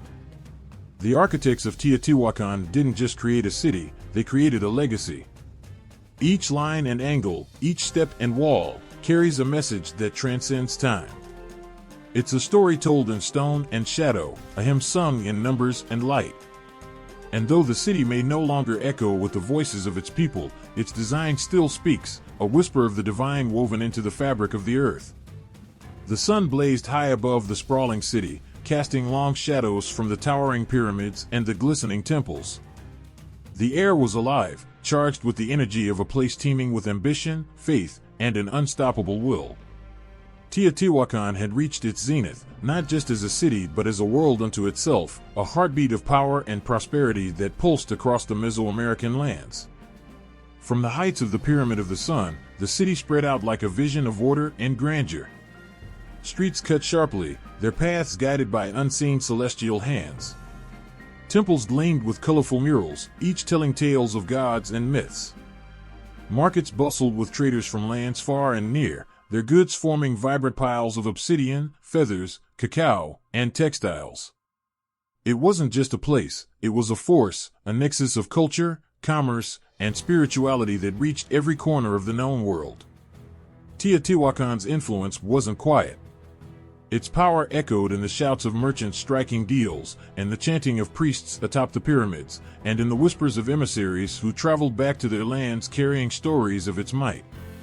It was said that the city's rulers walked with gods, their decrees carrying the weight of divine authority. This wasn't simply governance, it was destiny manifest. The Avenue of the Dead teemed with life. Thousands walked its path daily, their footsteps a rhythm that never ceased. At one end, the Pyramid of the Moon stood as a sentinel, its presence commanding awe. At the other, plazas buzzed with ceremonies and celebrations. Nobles in intricate feathered garments moved with practiced grace, their every gesture echoing the city's opulence. The common folk, too, found purpose here, their labor building and sustaining the city's glory. No structure in Teotihuacan was merely functional. Every building spoke, its design carrying messages of power, harmony, and faith. Temples were adorned with carvings of serpents and jaguars, their eyes glinting with inlays of precious stone. These weren't just symbols, they were warnings, reminders of the strength and wisdom that had built this empire. To walk through the city was to walk among stories carved in stone and painted in blood and fire. The rulers of Teotihuacan were shrewd architects of their dominion. They understood that power wasn't sustained by force alone, but by vision. They fostered an economy so vibrant it rivaled the gods' own abundance. Obsidian, mined from nearby volcanic veins, became a currency of power. Craftsmen transformed it into tools and weapons, their edges sharp enough to cut not just flesh but allegiance. These goods traveled far, traded for the treasures of distant lands. Each transaction carried the name of Teotihuacan, a whispered legend that only grew. Diplomacy was another cornerstone of the city's golden age. Envoys traveled the length of Mesoamerica, their arrival marked by splendor and gifts that spoke louder than words. They brought not just wealth but ideas, weaving alliances with neighboring city-states. This wasn't mere strategy, it was an art, a performance that secured Teotihuacan's place as both a benefactor and a ruler. In the plazas, priests raised their voices to the heavens, their chants thick with devotion and urgency. Ceremonies unfolded with breathtaking intensity, each act designed to honor the gods and affirm the city's strength. Fires roared in the altars, their flames fed by offerings both material and human. Blood flowed, a river of sacrifice that nourished the gods and secured their favor. These rituals weren't just acts of worship, they were declarations of the city's unshakable place in the cosmos. Art flourished in Teotihuacan like nowhere else. Murals came alive on the walls of temples and homes, their colors as vibrant as the lives they depicted. Scenes of warriors, priests, and celestial beings told stories that resonated with all who saw them. Even the humblest objects bore the touch of creativity. Pottery, jewelry, and textiles each carried motifs of divine inspiration. Art here wasn't separate from life, it was life, captured in forms that would endure long after the city's peak. The people of Teotihuacan believed their city was the center of the universe, and in many ways, it was.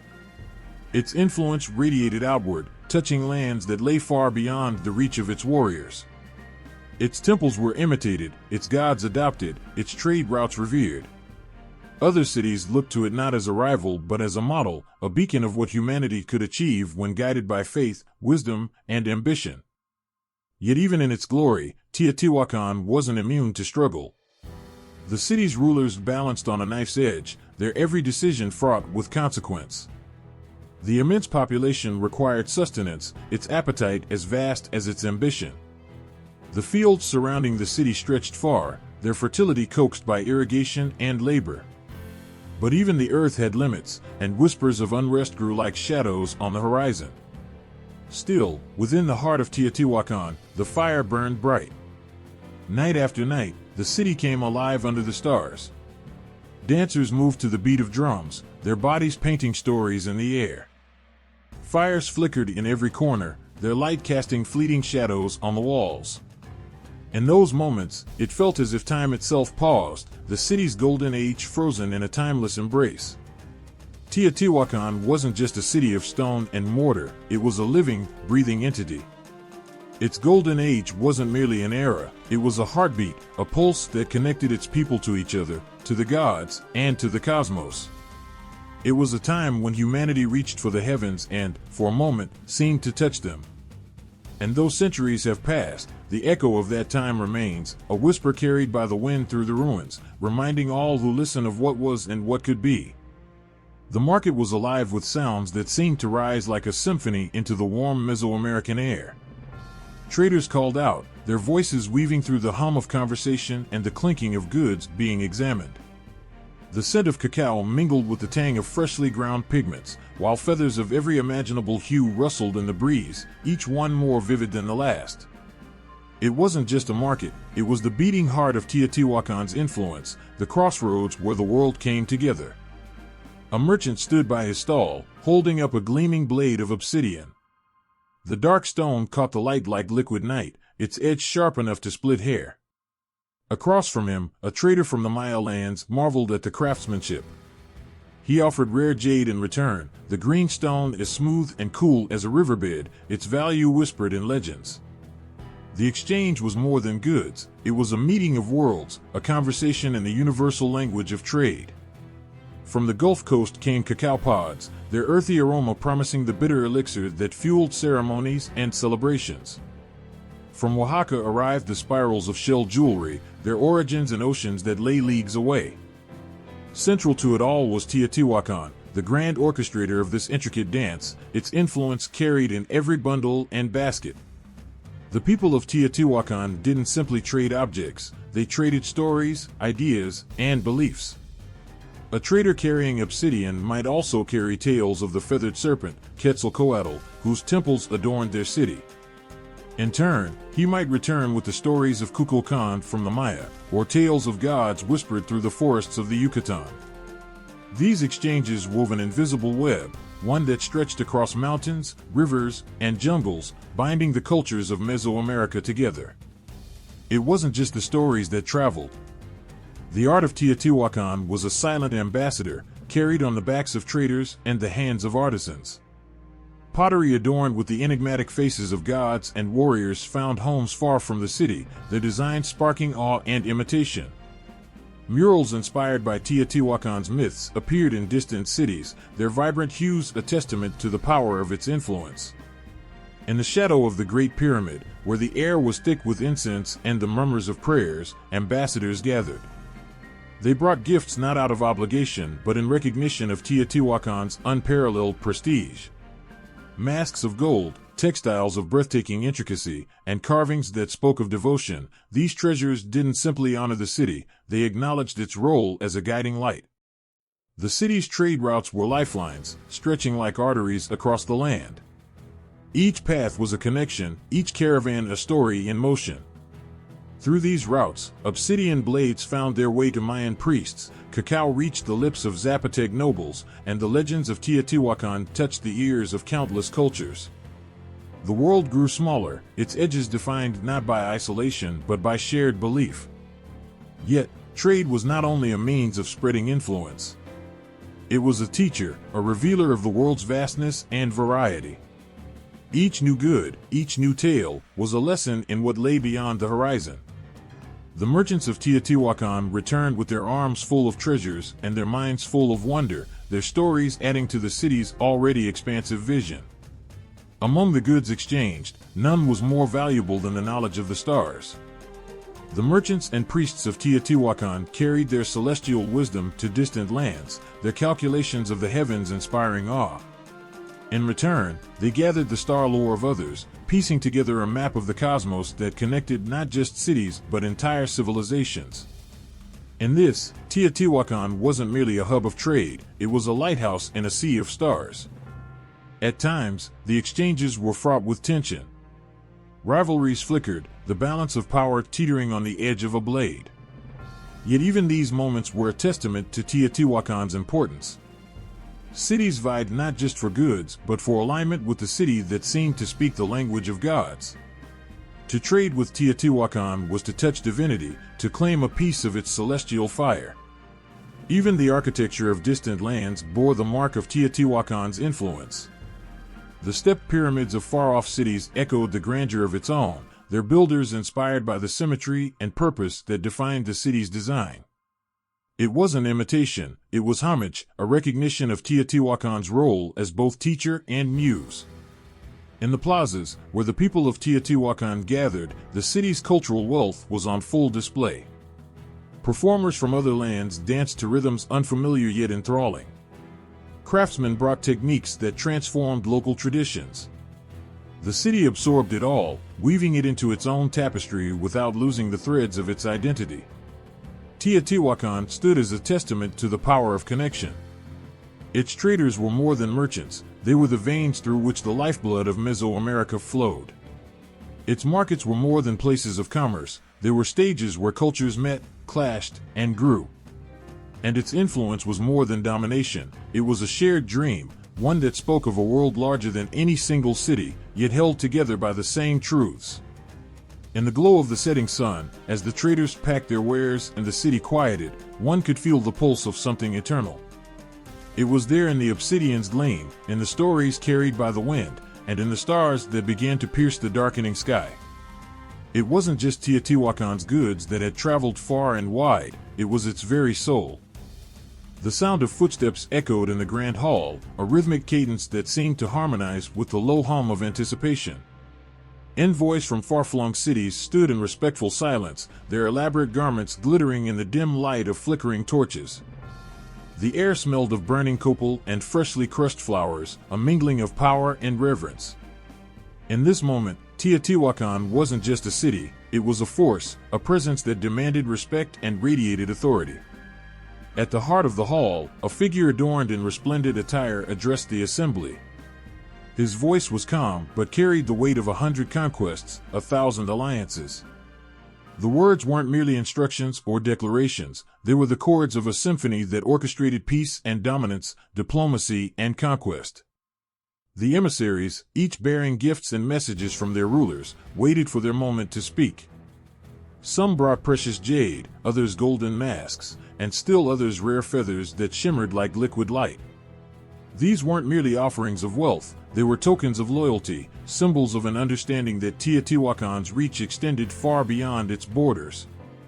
In some cases, the relationships were forged with care and mutual respect. A neighboring city might seek an alliance, recognizing the benefit of aligning with a superpower. In these instances, treaties were sealed with rituals that intertwined the divine with the mortal. Gifts were exchanged, promises made, and sacred symbols shared. A marriage might unite two dynasties, or a shared ceremony might consecrate the bond. But not all encounters were so harmonious. Teotihuacan's military might was as renowned as its diplomacy.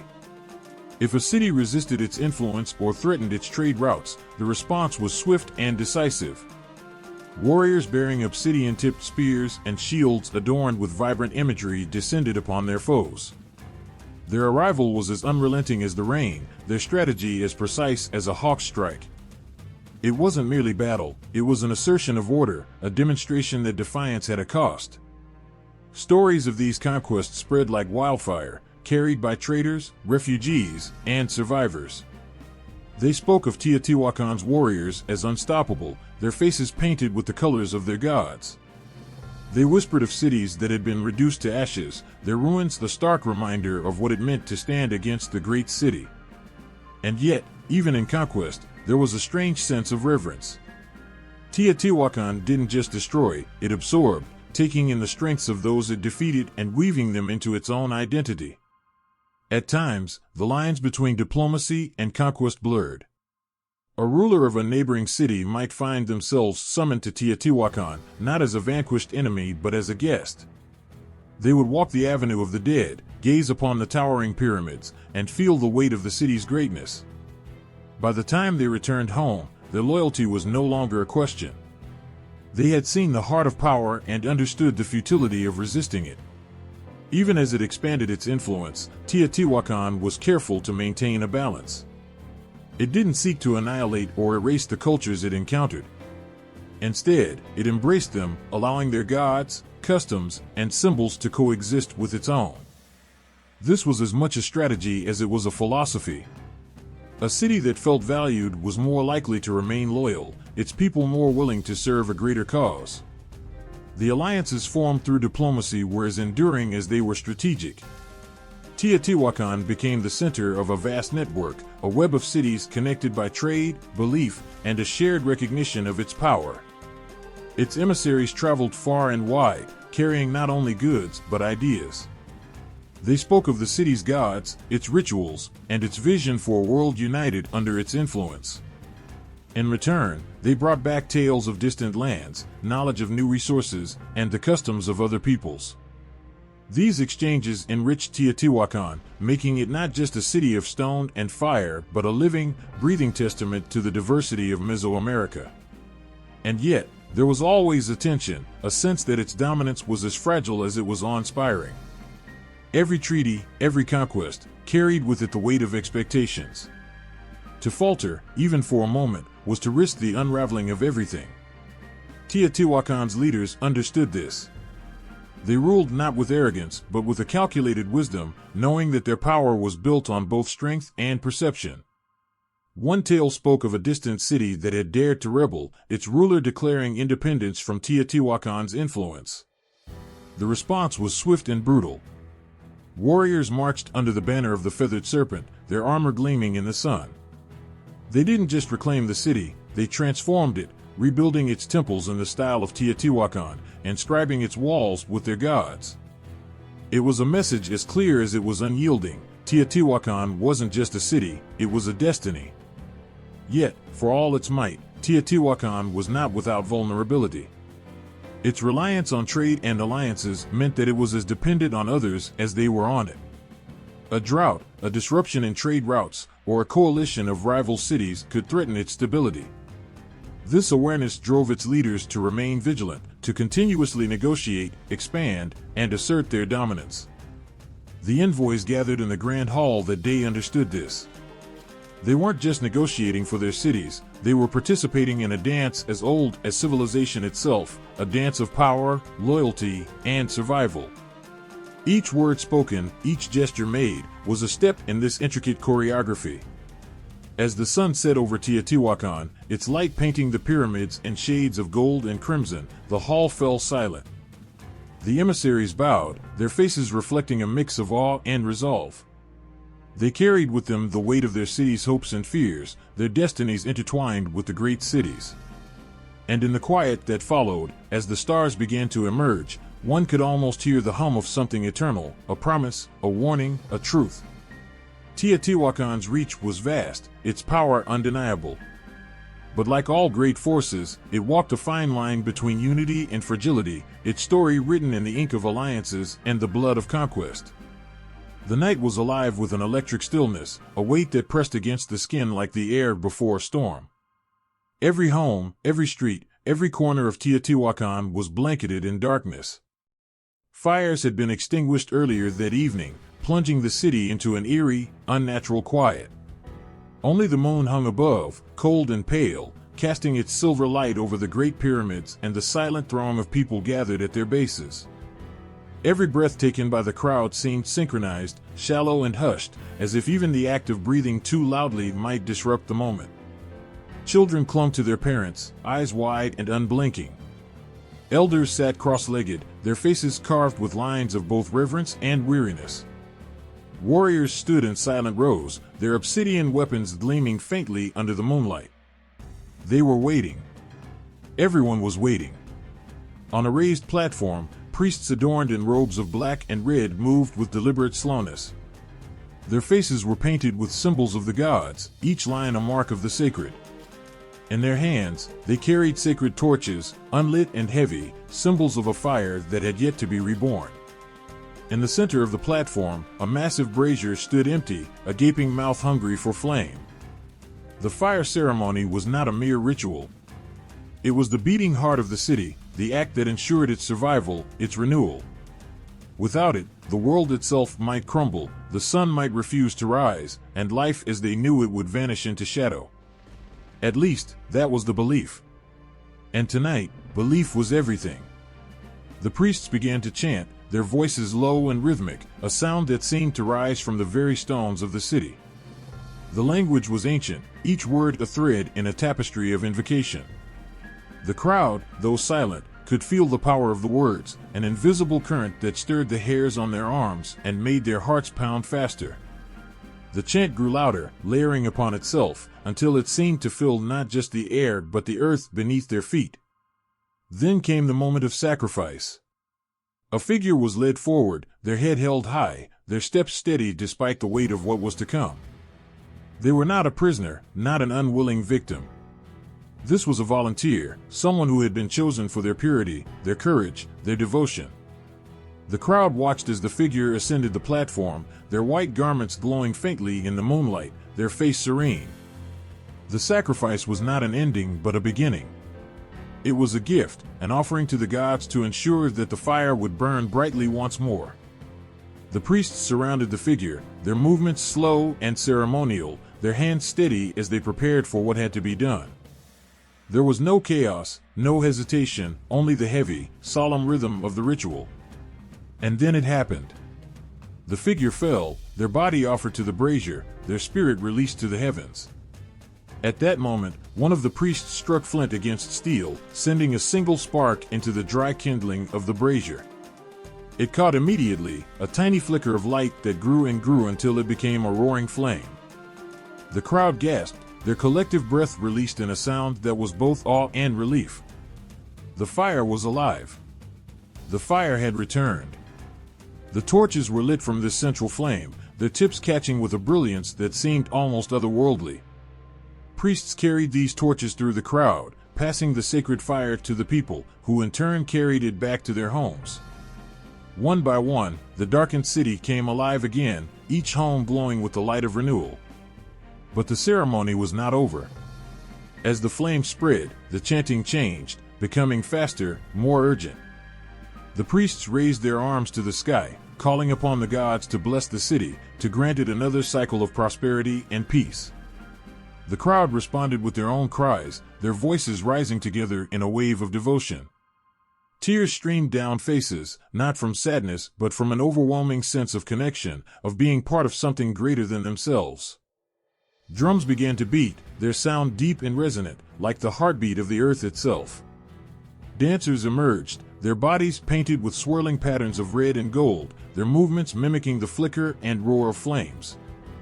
They moved around the brazier in intricate patterns, their steps a language that spoke to the gods, a plea for their favor.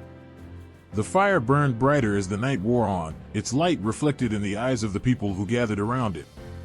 They told stories, whispered prayers, and sang songs that had been passed down for generations. The flames seemed to dance in response, their movements hypnotic, their warmth a comfort against the cool night air. And through it all, the city stood as it always had, a testament to the resilience and faith of its people. The pyramids loomed in the background, silent witnesses to the ceremony, their stones imbued with the memory of countless nights like this one.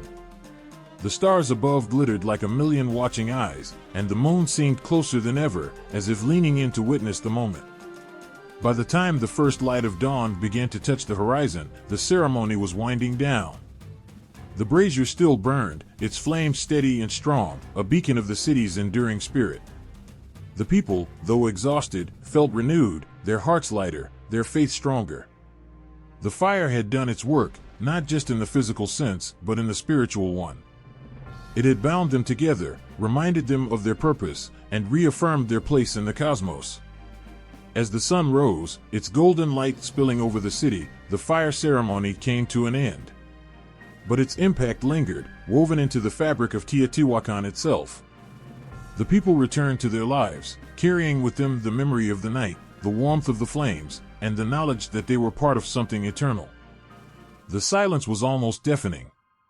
What had once been a city alive with the hum of voices, the clang of trade, and the rituals that kept it burning brightly now stood empty.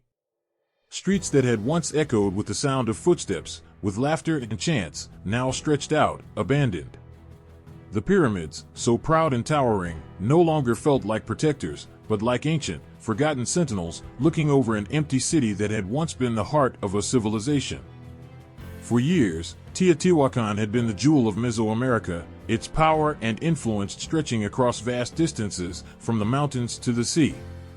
Its gods had been worshipped with reverence, its markets had been filled with goods from far-off lands, and its people had thrived, knowing that their city would continue to prosper for generations to come.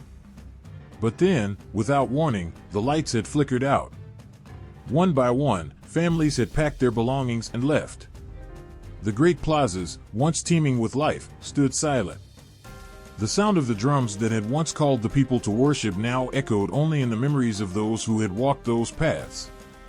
No one could say exactly when it had happened.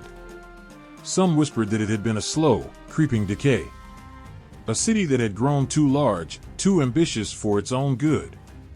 Others insisted it had been a sudden, devastating blow, perhaps from a natural disaster, perhaps from war, or perhaps something more inexplicable.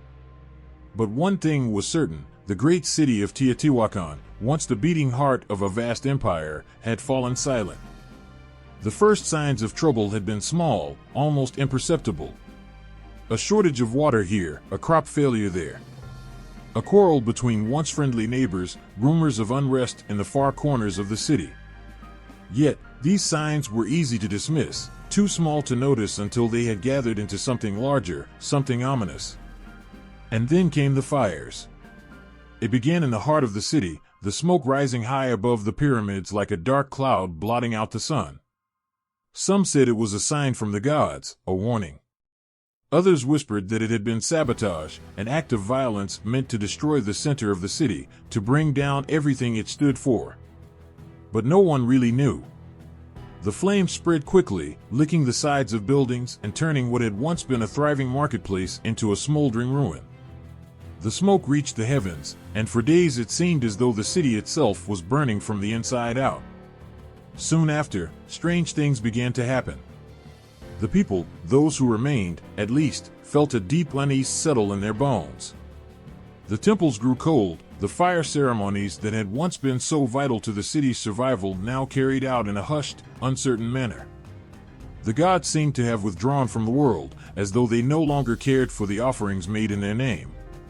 The sun, once so predictable in its rise and fall, seemed to waver in the sky, casting long, unsettling shadows across the empty streets. And still, the people tried to hold on. They performed the rituals, they made their sacrifices, but no matter how hard they worked, the city's heart continued to falter. The markets grew quieter. The trade routes, once vibrant and alive with merchants from all corners of the empire, became deserted. The once proud artisans and traders packed their goods and left, seeking refuge in other cities, other lands. No one could explain why. Rumors of an enemy invasion began to spread. Some believed that the city's powerful neighbors had finally turned on them, unable to tolerate the growing dominance of Teotihuacan any longer. Others whispered of a more sinister force, an invisible plague that swept through the city, leaving bodies in its wake. The once booming population dwindled as families fled in fear of the unknown, abandoning their homes, their temples, and the very land they had once loved. The city, so full of life, so proud, became a ghost town, its walls growing cracked and covered in vines, its plazas filled with the ghosts of those who had once danced and sung beneath the stars. The temples that had stood as symbols of the gods' power now seemed abandoned by the divine, their once glorious murals fading into nothingness.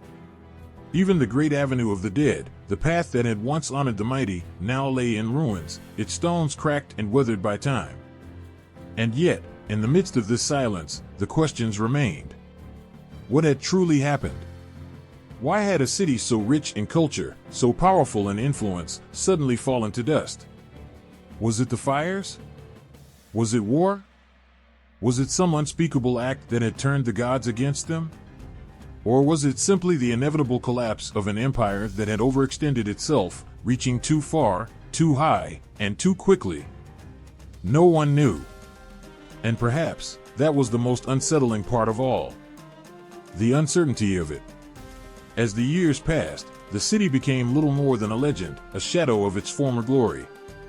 The once great buildings were picked over by explorers, scavengers seeking treasure among the ruins, finding only bones and broken pottery.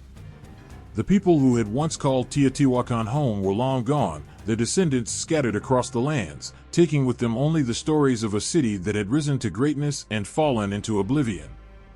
Yet, the land still remembers. When the winds blow through the ruins, they carry with them the whispers of the past, of a time when Teotihuacan stood as the shining jewel of Mesoamerica, its heart beating strong, its people proud. And when the sun sets behind the broken pyramids, the shadows stretch across the ancient stone, as though the city itself is waiting, wondering why it had to fall. The theories still linger, unanswered. Some believe it was an internal collapse, a slow unraveling from within as the very heart of the city began to tear itself apart. Others suggest that the gods turned their favor away, leaving the people to struggle against an indifferent universe. Still others claim that the city fell victim to its own ambition, a great civilization so powerful that it was bound to crumble under its own weight. But in the end, perhaps it doesn't matter. Teotihuacan's silence is its own answer, a quiet reminder that no empire, no matter how powerful, can stand forever. The city may be gone, but the story of its rise and fall will echo through the ages. And as long as the wind blows through the ruins, as long as the pyramids stand watch over the land, that story will never be forgotten. It was dusk when the Aztec priests first set foot in the ruins of Teotihuacan.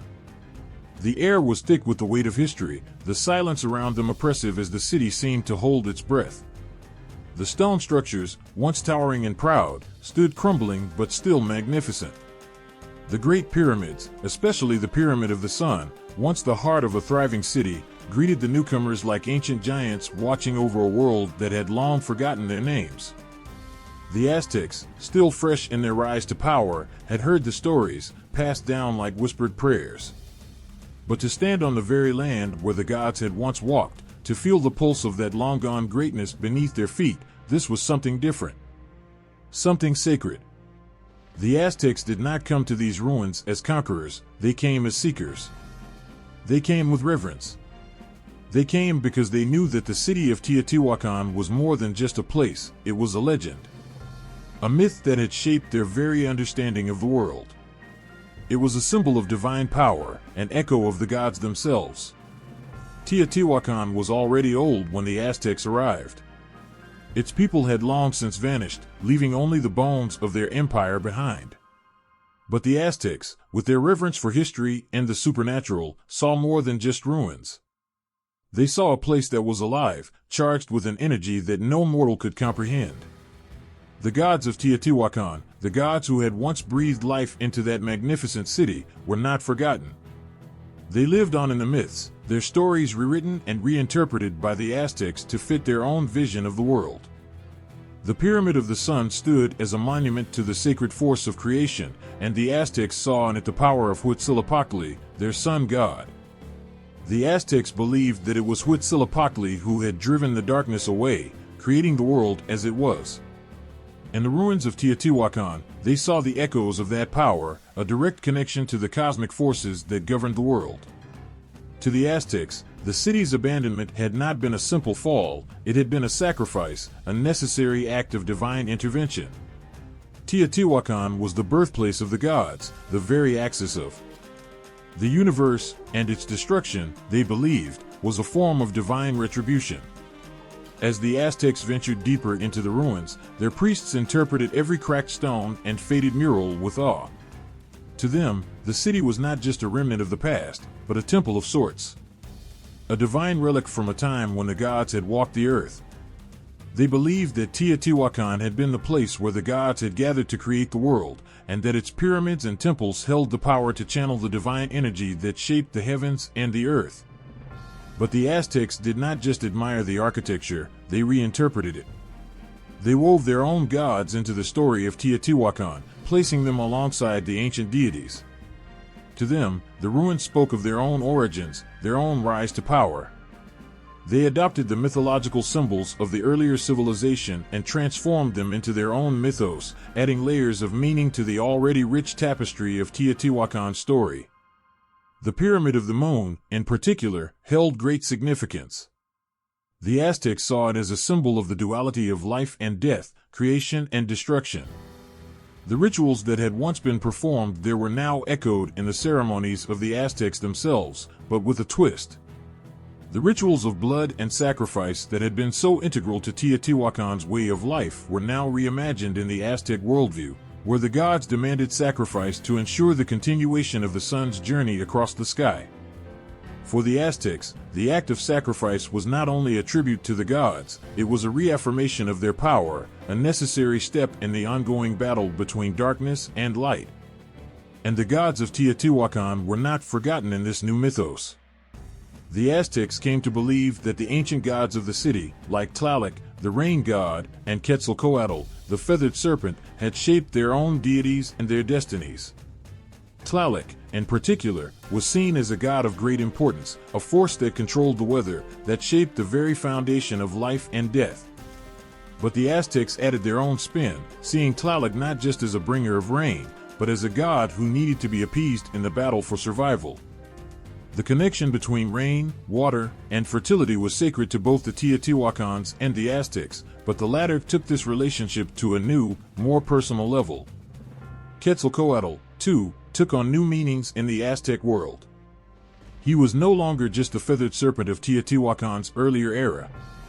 In Aztec culture, Quetzalcoatl became a god of learning, of knowledge, and of civilization. He was seen as a creator god who had brought order to the chaos, who had given life to the world. The Aztecs saw themselves as the inheritors of this divine wisdom, and they believed that it was through their connection to Quetzalcoatl that they would ascend to greatness. The myths of Teotihuacan, once the exclusive domain of the city's inhabitants, were now absorbed into the Aztec worldview. To them, Teotihuacan was not just an ancient city, it was a sacred site, a place of power where the gods had once dwelled. The Aztecs did not simply conquer the ruins, they claimed them as their own, weaving them into their own stories, their own identities. The gods of Teotihuacan had faded from the world long before the Aztecs arrived, but in their retelling of the city's myths, they breathed new life into those ancient deities. To the Aztecs, the gods were eternal, they did not die. They simply evolved, shifting into new forms as the world changed around them. Teotihuacan was the birthplace of their gods, and through its ruins, the Aztecs could reach out to the past and claim their place in the eternal cycle of life and death. In the end, Teotihuacan was never truly forgotten. It lived on, not as a physical city, but as a myth. A powerful, haunting presence that shaped the Aztecs' understanding of the cosmos, of life, and of their place in the world. Through the ruins, the Aztecs touched the divine, and in doing so, they forever intertwined their own story with the ancient, mythic past of Teotihuacan. The torchlight flickered, casting eerie shadows along the narrow, jagged walls of the ancient tunnel. The air was cool, damp, and carried the faint metallic tang of earth undisturbed for centuries. Every footfall felt louder than it should, echoing through the darkness as though the ground itself were alive, breathing in time with the explorers who dared to trespass into its depths. Above the surface, the great city of Teotihuacan stood as a testament to human ingenuity and divine inspiration. But below was another world, hidden and enigmatic. The tunnels stretched in ways that defied easy understanding, weaving a labyrinth beneath the temples and pyramids. Some whispered they were pathways to the underworld, sacred routes carved to honor the gods or perhaps appease them. Others spoke of treasure, no gold or jewels, but something far more valuable, something intangible yet deeply powerful. The first explorers to stumble upon the tunnels found their courage tested. The weight of centuries pressed down upon them, and the silence was oppressive, broken only by the occasional drip of water from unseen cracks in the stone. But curiosity overpowered fear. The promise of answers, about the people who had once walked this land, about their lives, their gods, pulled them deeper. And then there were the symbols. Etched into the walls were intricate carvings, spirals, and figures. Some seemed to depict gods with outstretched arms, others strange geometric patterns that felt almost alive when the torchlight hit them just right. Were they maps? Messages? Warnings? No one knew for sure, but they carried an undeniable sense of purpose. These were not random scribbles. They were the thoughts of a civilization, encoded and preserved in stone. As the explorers pushed further, they came upon chambers. Vast, hollow spaces hidden beneath the surface of the earth, their existence known only to those who had built them. The first chamber they found was filled with glittering orbs, small, round objects coated with pyrite, the fool's gold that reflected the dim light of the torches like stars scattered across a black sky. The sight was breathtaking, otherworldly. It was as if the creators of the tunnels had tried to capture the heavens and place them underground. But what did it mean? What kind of people would bury their stars beneath the earth instead of letting them shine above? The orbs were perfectly crafted, their symmetry a marvel of ancient technology. And yet they were silent, offering no clear answers to the questions they raised. Were they tools for rituals, representations of cosmic power, or something entirely beyond modern understanding? The second chamber was even stranger. A pool of liquid mercury shimmered in the torchlight, its surface impossibly smooth, reflecting the faces of those who dared to peer into it. Mercury, the liquid metal, was a substance rare and dangerous, its presence here defying logic. The Aztecs, centuries later, would call mercury the blood of the gods, but for the people of Teotihuacan, its significance was a mystery. Perhaps it was meant to be a mirror, a way to see into the divine, to glimpse what lay beyond life and death. Or perhaps it was part of a ritual so ancient and complex that its meaning had been lost even to those who performed it. The explorers' footsteps carried them further still, into tunnels so narrow they had to crawl, the walls pressing close like the jaws of some great stone beast. They found altars, simple stone slabs stained with marks that spoke of offerings. Some were charred black, evidence of fire, while others were streaked with a darker, rust-colored residue that hinted at blood. The tunnels, it seemed, were not merely passages but places of worship. Sanctuaries. Or perhaps tombs. And then they found the skeletons. Human remains, carefully placed in positions that suggested reverence. Some were surrounded by artifacts, obsidian blades, clay figurines, jade beads, objects of beauty and craftsmanship that must have held great meaning. The dead were not buried haphazardly, they had been placed with care, as though their rest was meant to serve a purpose beyond the grave. One particular skeleton stood out. It lay at the center of a circular chamber, its arms outstretched as though embracing the earth itself. Around it, a ring of obsidian shards glimmered like frozen tears, and in its hand was a strange object, a stone carved with such precision that it seemed impossible to replicate even with modern tools.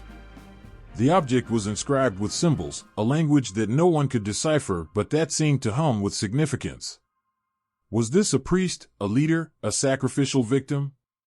Or was it something more, a key to understanding the tunnels and the people who had built them? The air grew heavier as the explorers moved further into the depths. It was as if the earth itself were watching them, judging their every step. And then they came to the final chamber, the heart of the tunnels. It was unlike anything they had seen before. The walls were covered in murals, their colors remarkably vibrant despite the centuries that had passed. The images depicted a cosmic dance, gods and mortals intertwined, flames and water swirling together in a chaotic harmony. At the center was a tree, its roots digging deep into the earth, its branches reaching toward the stars. The tree of life, the axis of the universe. The connection between the world of the living and the world of the gods. In the middle of the chamber was a stone altar, and on it lay a single obsidian mirror, perfectly polished. When the explorers looked into it, they saw not their own reflections, but something else. Something that cannot be described, only felt, a glimpse of eternity, a shadow of a world beyond this one. It was both terrifying and beautiful, a moment that burned itself into their souls. When they finally emerged from the tunnels, the explorers were changed. The sunlight felt brighter, the air sweeter, the world more alive. But they carried with them the weight of what they had seen. The tunnels were not just a feat of engineering or a relic of the past. They were a connection to something greater, a glimpse into a world that had been hidden for too long. A world that still lingered, waiting to be understood. The flames flickered low in the dark chamber, their light casting long shadows that danced across the earthen walls. The air was thick with the scent of burning copal, a resin so sacred it was said to carry prayers to the heavens. A circle of figures stood motionless, their faces shrouded in mystery, as the final grains of crimson powder were scattered over the lifeless form laid before them. Silence fell, as if the earth itself held its breath. The burial was no ordinary act. Every movement was deliberate, every object placed with a precision that spoke of ancient codes and unbroken rituals. The figure resting in the center, adorned with jade beads and a golden headdress, was not simply a person, it was a vessel, a bridge between two worlds. Their body lay atop a woven mat, but it was the objects around them that told the story. A jaguar's claw rested at the head, symbolizing power and ferocity. At the feet, a small ceramic bowl held a deep red liquid, its meaning as enigmatic as the burial itself. Between the hands of the departed was a mirror of polished obsidian, its black surface seeming to swallow the firelight whole. Some said these mirrors were the eyes of the gods, a way to peer into the unseen. Others whispered that they were gates to another realm. The burial chamber was filled with offerings, each chosen for its sacred significance. Rows of shells shimmered like ghostly moons, transported from distant coasts to this inland sanctuary. Figurines of clay, shaped to resemble gods and mythical beasts, stood in silent watch over the dead. There were blades of obsidian, sharp enough to cut through flesh and spirit alike, and bundles of feathers, their colors vibrant even in the dim light. Together, these offerings wove a narrative as intricate as the myths themselves. It was said that the act of burial was a reenactment of the great stories. To bury someone with shells was to summon the waters of creation, the primordial oceans where life first stirred. To lay obsidian blades beside them was to honor the sacrifices of the gods who spilled their own blood to set the sun in motion. The liquid in the bowl, perhaps it was a symbol of the life force, or perhaps it was an offering meant to quench the thirst of the spirits on their long journey. One of the most enigmatic rituals was the burial of animals alongside humans. In a nearby chamber, the remains of a great eagle were found, its wings outstretched as though ready to take flight. At its talons lay the bones of a serpent, coiled as if caught mid-strike. Together, they evoked the image of the feathered serpent, a being of both air and earth, a god who transcended boundaries. To bury them in such a way was not random, it was an invocation, a call to a divine force whose presence was needed even in death. Some burials were marked by circles of stones, carefully arranged around the deceased. Each stone bore a face, crudely etched but unmistakably human, as though the spirits of the ancestors stood guard over their kin. These stones were offerings of memory, tokens to ensure that the dead would never walk alone in the shadowy underworld. In another chamber, far beneath the surface, a burial site held no body at all, only treasures. Hundreds of objects were laid out as though for a king, yet no remains were found. The artifacts told a tale of grandeur, turquoise masks, necklaces of amber, and beads carved from bones. Was this a symbolic burial for a god, or a ritual meant to appease the forces of nature? The absence of a body made the site all the more haunting, its emptiness echoing with unanswered questions. Ritual burials were not reserved for the powerful alone. Even the humblest of offerings carried weight. In a pit outside the Grand Pyramids, small clay figurines were discovered, each depicting a human form with outstretched arms. Some had their faces painted red, others black, their postures frozen in an eternal plea. These were offerings for the forgotten, for the nameless souls who labored in silence to build the city above. The myths whispered that the gods themselves performed such rituals long before humans walked the earth. When the world was still young and chaos reigned, the gods gathered to decide who would sacrifice themselves to light the first sun. They built a great pyre, and two gods stepped forward. One leaped without hesitation, becoming the blazing sun, while the other faltered but eventually followed, becoming the pale moon. The ashes of these divine acts were said to have formed the very earth, and every burial was a tribute to that sacred beginning. There was an undeniable symmetry to these rites, a duality woven into their very essence. Death was not the end, but a continuation, a movement from one state of being to another. To bury the dead was to plant a seed, to ensure that life would bloom again in another form. Offerings were not merely gifts, they were promises, contracts between the living and the divine. Even the architecture of the burial sites reflected this belief. The chambers were often circular, a shape that spoke of cycles, of eternal return. The walls were painted with images of the underworld, scenes of rivers and mountains that the soul would traverse on its way to the afterlife. Sometimes, the murals depicted great trees whose roots stretched into the depths of the earth, while their branches reached for the heavens. These were not just decorative, they were maps, guides for the departed as they made their way through the cosmic landscape. In one particularly haunting burial, the remains of a child were found, surrounded by tiny figurines of animals, frogs, snakes, and birds. The child's hands were clasped around a single flower carved from jade, its petals delicate and lifelike. The sight was both heartbreaking and awe-inspiring. Was this child offered to the gods, a sacrifice meant to bring rain or fertility? Or were they simply laid to rest with love, their small treasures meant to comfort them on their journey? The final act of every burial was the sealing of the chamber. Stones were placed with precision, locking the dead away from the world of the living. But this was not an act of abandonment, it was one of protection. To seal a tomb was to shield it from harm, to ensure that its sacred contents remained undisturbed. It was a way of preserving the delicate balance between life and death, a balance that the people of Teotihuacan revered above all else. As the flames in the chamber flickered and died, the figures turned and left, their faces unreadable. The earth swallowed their work, hiding it from view. Centuries would pass before these burials would be uncovered, their secrets unearthed. Yet even now, as their artifacts are studied and their rituals pieced together, the myths they carried remain alive, whispered like prayers into the silence of time. The air inside the pyramid felt heavy, pressing down like the weight of centuries. A faint, rhythmic drip echoed in the silence, each drop falling into an unseen pool below. The torchlight flickered, its glow casting ghostly shadows that seemed to move on their own. Somewhere beyond the known chambers and well-worn paths, the ancient stones whispered secrets that no one had yet uncovered. Beneath the towering facade of the Pyramid of the Sun, beyond the labyrinthine tunnels mapped by cautious explorers, there were whispers of hidden spaces. Stories passed through generations spoke of chambers sealed away for reasons only the ancients knew, chambers that might contain the heartbeat of Teotihuacan's enigmatic power. These tales were dismissed by some as mere myths, but for others, they were an obsession. One explorer, kneeling in the dim light, ran their fingers over the wall's surface. It was smooth but not uniform.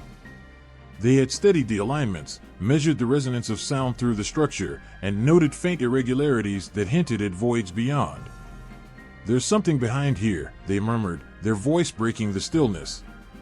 Their hand trembled not from fear but from the realization that they were standing at the edge of an ancient enigma. The pyramids of Teotihuacan were not mere piles of stone. Every block, every angle, every alignment with the heavens had been chosen with a purpose.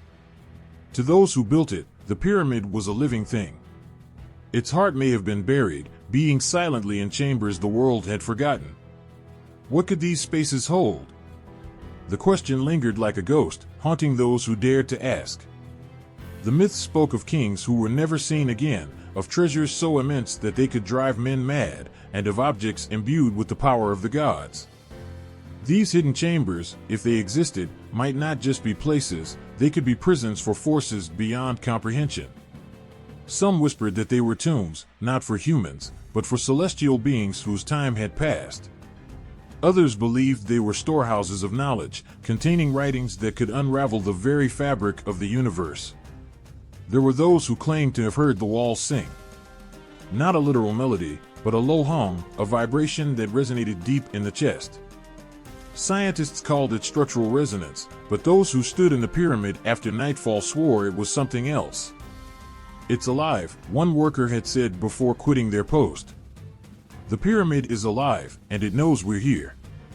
A discovery years earlier had only fueled the speculation. Beneath the Pyramid of the Feathered Serpent, explorers had unearthed tunnels filled with treasures, seashells, jade, and glittering pools of liquid mercury.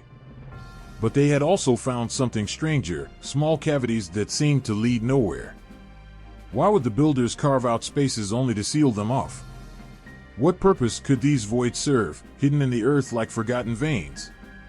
In one instance, a team probing the pyramid with radar found anomalies, voids where no void should be. They were told to dig, but as they approached the suspected chamber, their equipment failed. Lights flickered, tools grew heavier in their hands, and one member reported a chilling sensation of being watched. "It wasn't the dark," she said later. "It was something in the dark." When the digging resumed, they uncovered a wall of stone so tightly sealed it could have been fused by fire. There was no door, no hinge, just an unbroken surface. Breaking through it felt like a violation, and when the workers struck their first blow, a sound reverberated through the tunnels, a low, hollow groan that seemed to come from the pyramid itself.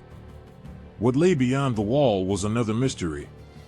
Some believed it might hold the remains of a ruler so revered they dared not disturb him. Others thought it could be a ceremonial space, a room where the stars themselves were invited to join in the rites. But the bravest, or perhaps the most foolish, believed it might hold something far older than Teotihuacan. It could be the reason they built the city, one whispered, their voice trembling. The most unsettling accounts came from those who had spent years studying the pyramid without stepping inside. They said the structure's design hinted at something buried at its core, something central, both literally and metaphorically. They pointed to the alignment of the pyramid with celestial events, its relationship to the surrounding mountains, and its perfect symmetry. "It's not just a building," one archaeologist had said. "It's a map." The Pyramid of the Moon offered its own mysteries. Explorers found that its layers, each added at different times, seemed to enclose something unknown. As they dug, they uncovered statues and altars, but no definitive answers. At the center of the pyramid, beneath layers of stone and centuries of silence, there was a hollow space, a void that defied explanation. What lay there remained untouched, as though the pyramid itself resisted intrusion. Some argued that the pyramids were not merely built to reach the heavens, but to anchor something below. They pointed to the tunnels that twisted and turned beneath the city, connecting structures in ways that seemed almost intentional. "It's like veins in a body," one researcher had said. "They're carrying something, but we don't know what." One particularly chilling theory suggested that the hidden chambers were not for the living at all, but for the dead, or worse, for the undead. The ancients believed in cycles, and the balance of life and death. What if these chambers were meant to contain what could not be destroyed? What if they were places where the gods rested, their power dormant but never extinguished? In the quiet of the night, standing before the massive stones, one could almost feel the weight of these questions. The pyramids loomed like sentinels, their secrets locked away not by chance, but by design. To uncover them might be to rewrite history, or to awaken something best left undisturbed. For now, the chambers remained hidden, their stories untold, their purpose known only to those who dared to dream of the impossible. The stone slab lay in a silent chamber, its surface etched with symbols that seemed to whisper of an ancient world. Each glyph was a mystery, a frozen moment in time, carrying a story no one could read. Shadows danced across the carvings as the torchlight flickered, casting strange shapes that made the characters seem alive. The air was thick with the weight of unanswered questions, as though the walls themselves were watching, waiting for someone to listen. For centuries, the inscriptions of Teotihuacan have teased the minds of scholars and dreamers alike. Unlike the Maya, whose glyphs unravel into detailed histories and vivid mythologies, Teotihuacan's symbols remain stubbornly silent. They are there, carved into walls, painted on pottery, hidden within murals. But what do they say? The question lingers like a riddle, its answer just out of reach. A team of archaeologists once stood before a fragment of painted plaster, its vibrant reds and blacks still defiant against time. On it were rows of glyph-like shapes, their patterns rhythmic and deliberate. The team whispered among themselves, pointing to repeating symbols and lines. Could this be a calendar? A list of rulers? A map of celestial events? Each suggestion was a doorway to possibilities, but none led to certainty. One researcher, her fingers tracing the curves of a spiral glyph, spoke softly. "It's like they're speaking, but in a language we've forgotten how to hear." Her voice trembled with the enormity of the task. These symbols were not just decorations. They were messages left by a people who understood something the modern world could only guess at. The murals of Teotihuacan hold some of the most tantalizing clues. In the Palace of the Jaguars, bright frescoes show jaguars, birds, and humans surrounded by glyph-like designs. One particular image, a bird seemingly exhaling a series of spirals, has sparked endless debate. Some see it as a depiction of speech or song, a representation of the power of voice. Others argue it could symbolize breath or life itself. But what if it was all of these and more? What if the symbols carried layers of meaning, each one unfolding like petals of a flower? There is a glyph that appears often, resembling a mountain crowned with a star. To some, it represents a sacred peak, a place where the heavens and earth touch.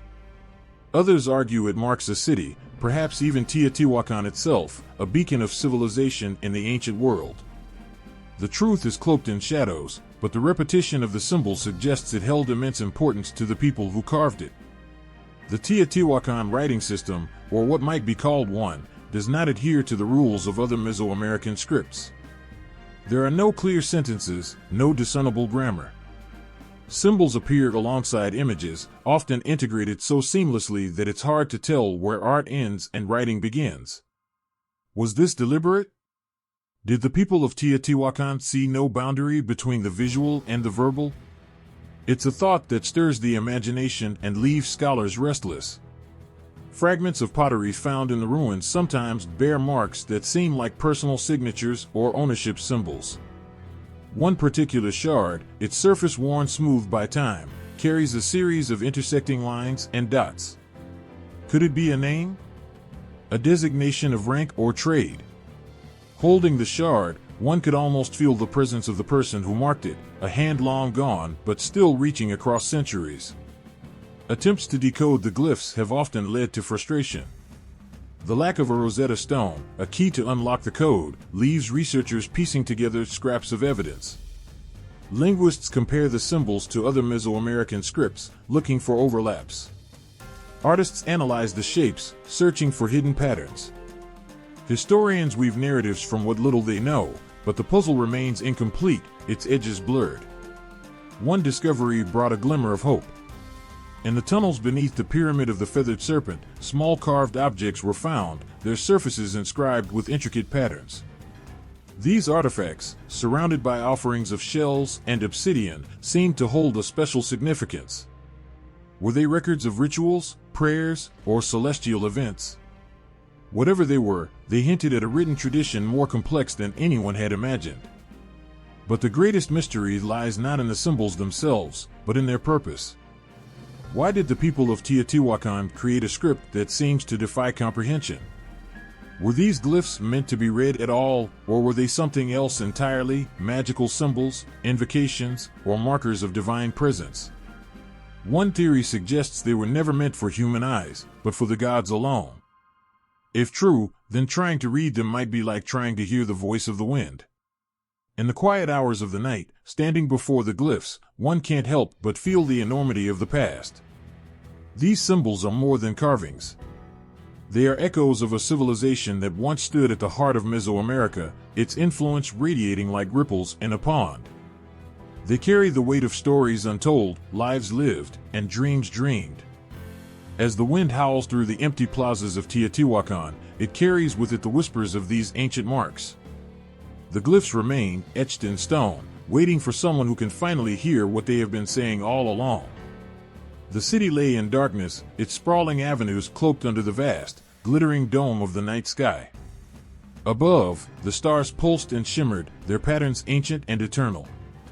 It was not just the city's inhabitants who watched them, it felt as though the stars themselves were watching back, their gaze woven into the very fabric of this place. Teotihuacan was more than stone and mortar. It was alive with a heartbeat that echoed the cosmos. The Avenue of the Dead stretched like a celestial axis, its alignment whispering of an unspoken connection to the heavens. It wasn't just a road. It was a line drawn between worlds, earthly and divine, mortal and eternal. The Pyramid of the Sun loomed in the darkness, its massive silhouette sharp against the starlit sky. During the day, it stood as a monument of stone and human determination, but at night, it transformed into something else. The stars above mirrored its shape, the constellations reflecting a design that seemed deliberate, as though the pyramid and the heavens were two parts of the same sacred plan. A priest once stood at the summit of the Pyramid of the Moon, his arms raised toward the sky. Around him, the city lay silent, its people resting after a day of labor and ritual. He gazed upward, where the stars gathered in constellations that told the stories of gods, creation, and fate. Somewhere in the stillness, he felt a presence, not of another human, but of something greater. The stars were not distant, they were close, their light weaving through his soul like threads of destiny. The city's architects had understood this. They had built with purpose, aligning their structures to the movements of the sun, moon, and stars. The Pyramid of the Sun, for instance, was placed so that twice a year, on the equinoxes, the sun would rise directly over its peak. On those days, the people gathered, their eyes wide with reverence as the light crowned the pyramid, bathing it in gold. It was not just an alignment. It was a conversation, an offering to the celestial forces that guided their lives. The stars were more than lights. They were stories, maps, and gods. They told the tale of the feathered serpent, whose dance across the heavens was mirrored in the carvings and murals of the city. They spoke of the jaguar, a creature of power and mystery, whose constellation guarded the night. Each star had a purpose, and together they formed a language that the people of Teotihuacan understood, not with words, but with awe. The architecture itself was a form of communication. The temples and plazas were arranged with mathematical precision, their angles and proportions reflecting the cycles of the planets and the rhythm of the seasons. The city's layout mirrored the Milky Way, the great river of stars that stretched across the sky. To walk through Teotihuacan was to walk through the cosmos, each step resonating with celestial harmony. There were moments of wonder that could never be forgotten. On certain nights, the priests would climb the pyramids to perform rituals under the stars. They burned copal incense, its sweet, smoky tendrils curling upward as though reaching for the heavens. The people below watched as the flames flickered, their light blending with the starlight. It was as if the line between earth and sky had vanished, the two realms merging into one. The alignment of the city with the stars was not accidental. It was a declaration, a statement that Teotihuacan was more than a city. It was a sacred space, a point where the earthly and the celestial met. The people understood their place in the universe not as separate from the stars, but as part of them. They believed their lives were written in the heavens, their fates determined by the movements of the constellations. One story told of a time when the sky had gone dark, the stars vanishing as though swallowed by an unseen force. The people gathered in fear, their voices rising in desperate prayers. The priests assured them that the stars would return, but only if they honored the gods with their faith and devotion. Offerings were made, rituals performed, and when the first star reappeared in the east, the city erupted in celebration. It was a reminder that the cosmos was not just a backdrop to their lives. It was alive, and it listened.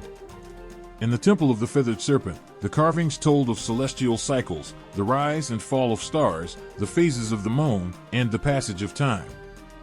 The temple itself was a calendar, its design marking the equinoxes and solstices. Each detail, from the placement of its stones to the patterns of its decorations, carried meaning. It was a monument to the belief that time was sacred, and the stars were its keepers. The people of Teotihuacan did not just watch the stars. They lived by them.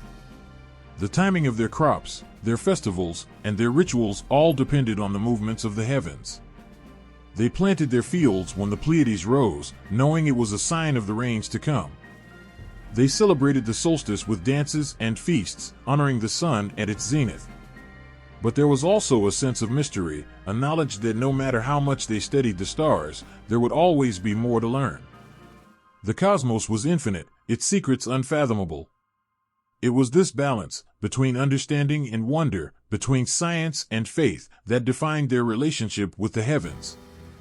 Even now, standing in the shadow of Teotihuacan's pyramids, one can feel it.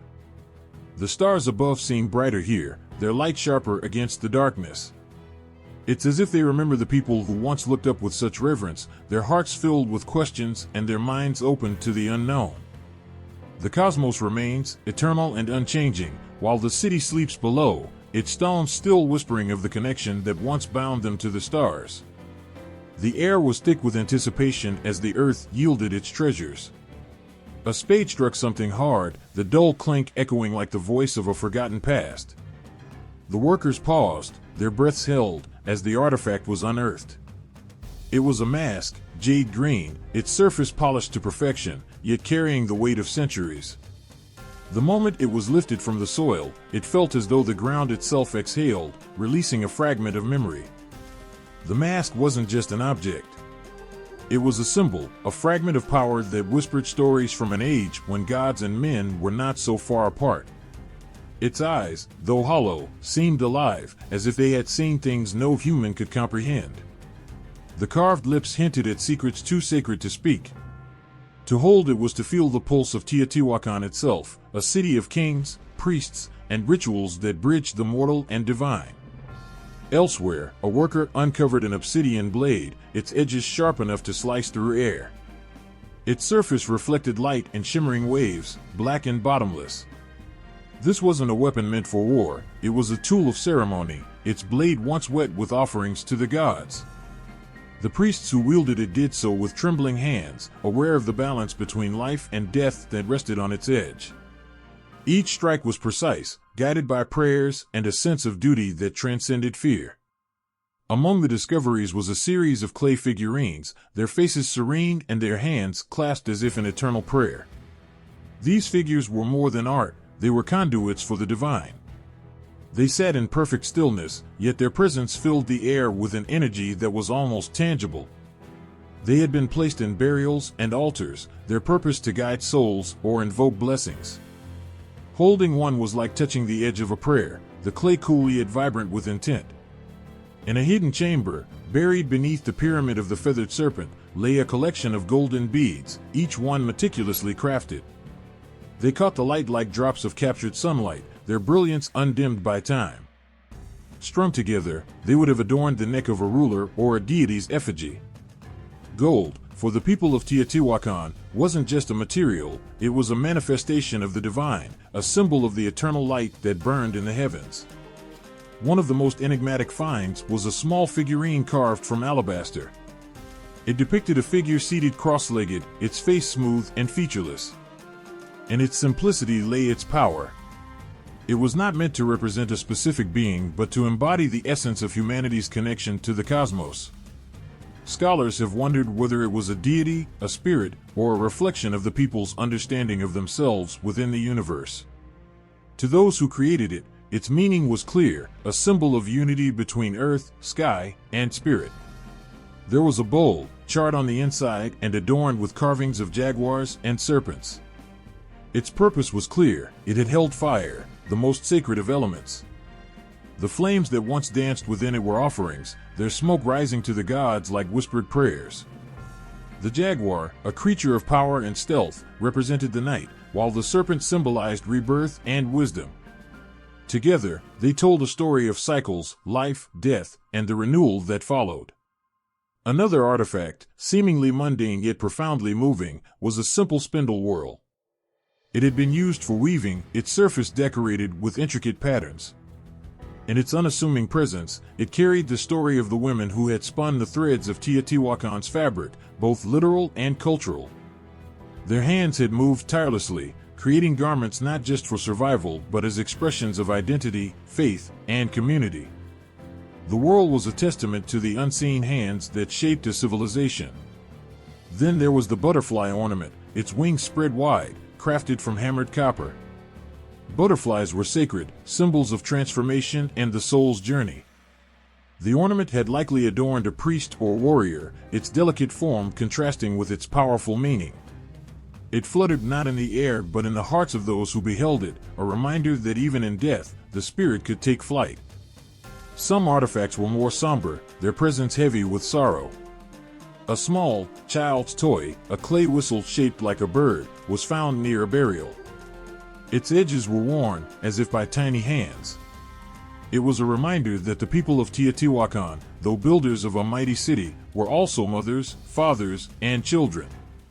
The whistle's soft, haunting note echoed the love and loss that had existed here. Not all artifacts were meant to be seen by the living. Many were placed in the city's hidden corners, their locations carefully chosen.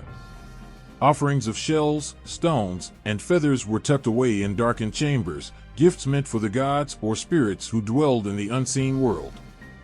These objects carried no obvious value, but to those who placed them, they were priceless. Each one was imbued with meaning, a silent conversation between human and divine. As the artifacts emerged from the earth, they brought with them a sense of wonder and a weight of responsibility. Each piece was a thread in a larger tapestry, a connection to a world where symbols were alive with meaning and power. The people of Teotihuacan had lived in a world rich with stories, where every object carried a purpose that reached beyond the mundane. Their relics remind us of a time when the line between the physical and spiritual was not a boundary but a bridge. And even now, the artifacts seem to hum with a quiet energy, as if waiting for the hands that will understand them once more. The walls seemed to breathe with the whispers of another time. Sunlight filtered through the cracks in the ancient structure, casting patterns across the painted figures. They moved without moving, their painted forms alive with stories that reached across centuries. Each stroke of pigment, each delicate line, carried meaning, a voice frozen in color and form. A figure stood at the center of one mural, its body adorned with radiant plumes of emerald and gold. It was the feathered serpent, its coils undulating in a way that suggested both flight and earthbound grace. Around it, figures knelt in supplication, their hands lifted in reverence. The serpent's gaze was piercing, a reminder of its role as a bridge between the heavens and the world below. The colors around it swirled like the breath of creation, fiery reds mingling with cool blues, as if capturing the balance of the cosmos. On another wall, a procession unfolded.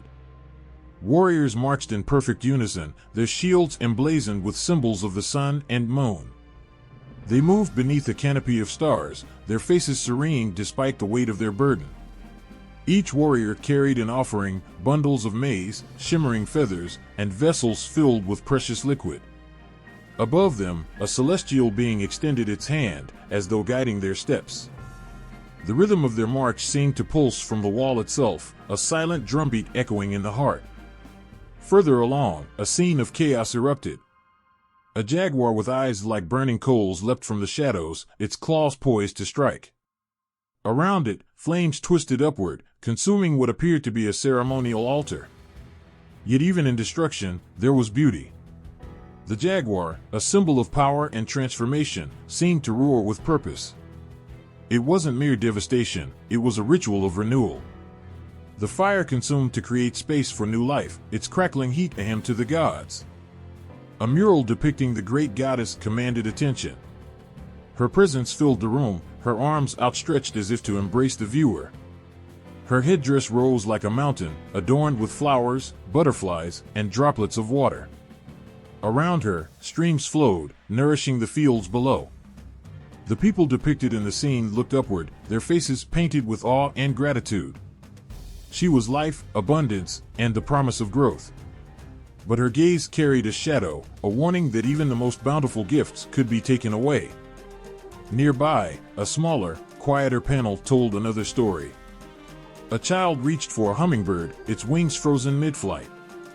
The bird's iridescent feathers shimmered in the painted light, capturing the essence of joy and fleeting moments. The child's face, painted with a simplicity that transcended time, held an expression of pure wonder. It was a scene of connection, a reminder of the harmony between human life and the natural world. The colors of the murals were striking, their vibrancy undimmed by the years. Red, the color of blood and sacrifice, pulsed with intensity. Blue stretched across skies and streams, cool and infinite. Green brought the vitality of the earth, while gold gleamed with the promise of divine favor. The pigments seemed alive, their hues breathing life into stories that demanded to be remembered. Yet, not all the images were grand or mythical. Some showed moments of daily life, a mother grinding maize, her child playing at her feet. A farmer tending to a field, his figure bent with labor but surrounded by fertile crops. These scenes, humble as they were, carried their own power. They reminded the viewer that the sacred wasn't confined to rituals and gods, it was woven into the very fabric of existence. One mural stood apart, its meaning shrouded in mystery. It depicted a figure with two faces, one looking forward and the other backward. Around it, a spiral pattern radiated outward, drawing the eye into its infinite loop. Some believed it represented time itself, the past, present, and future coexisting in a single moment. The figure's dual gaze was haunting, as though it could see not only what had been, but what was yet to come. Every detail in the murals had purpose. The placement of a hand, the tilt of a head, the shape of a cloud, all carried meaning. Symbols of maize, jaguars, butterflies, and serpents appeared repeatedly, each tied to the stories of creation, transformation, and renewal. They were messages from the past, encoded in beauty and mystery, waiting for those who dared to look closely. But it wasn't just the images that told the story. The very act of painting these murals was sacred. The artists who created them weren't just craftsmen, they were storytellers, visionaries, and mediators between the human and the divine. Each stroke of paint was a prayer, each color a hymn. They worked with a reverence that transcended the material, pouring their souls into walls that would stand long after they were gone. Even now, standing before the murals, it was impossible not to feel the weight of their presence. They weren't just art, they were voices, rising from the depths of time. The stories they told weren't just about gods and rituals, they were about humanity, its struggles, its hopes, and its eternal quest to find meaning in the vastness of existence. The wind carried the whispers of gods as the Aztec priests ascended the steps of their grand temples. Each step seemed to echo with something older, something far beyond their own world. The stories they told, the chants that rose to the heavens, carried names and places that had existed long before their empire's rise. Among these, one name stood tall and eternal, Teotihuacan. To the Aztecs, it was more than a city. It was a myth given form, a place where the gods themselves had walked. They believed it was there, in that ancient expanse of pyramids and wide avenues, that the sun and moon were born. This wasn't just history to them, it was a sacred truth. Every sunrise carried the weight of Teotihuacan's legend, and every shadow cast by the moon whispered its enduring power. In the stories told around Aztec fires, Teotihuacan wasn't built by human hands, but by giants, beings of incredible might who had shaped the land before humanity existed. These were not mere giants of size, but of spirit, closer to gods than mortals. It was said they carried stones the size of mountains to create the Great Pyramid of the Sun, their sweat and blood mingling with the soil to give life to its immense form. Standing before it, even centuries later, the Aztecs believed they were touching the work of the divine. The Avenue of the Dead, a vast stretch of road cutting through the heart of Teotihuacan, became a pathway to the otherworld in Aztec myth. They envisioned it as a bridge between this life and the next, a corridor where souls journeyed to meet their gods. It was a road both feared and revered, one that demanded respect and offerings. To walk it was to walk in the steps of spirits, each step a reminder of humanity's fleeting nature against the timeless backdrop of the divine. In their rituals, the Aztecs often invoked the spirits of Teotihuacan. Priests adorned in intricate feathered headdresses spoke its name with trembling voices. They called upon the feathered serpent, Quetzalcoatl, whose likeness was carved into Teotihuacan's temples. To the Aztecs, Quetzalcoatl was a guide and a symbol of balance, light and dark, creation and destruction. They believed his essence still lingered in the ruins, watching over their own rituals and wars, reminding them of the cyclical nature of all things. The Pyramid of the Moon held its own place in Aztec mythology, tied to the goddess of fertility and the cycles of life and death. Beneath its towering height, they envisioned ceremonies that shaped the world, blood and prayers offered to ensure the continued turning of time. The pyramid wasn't just a structure, it was a living being, a beating heart of myth that pulsed through their stories. And yet, there was a shadow that clung to Teotihuacan's memory. The Aztecs spoke of a time when the gods themselves quarreled there, their disputes shaking the very foundations of the earth.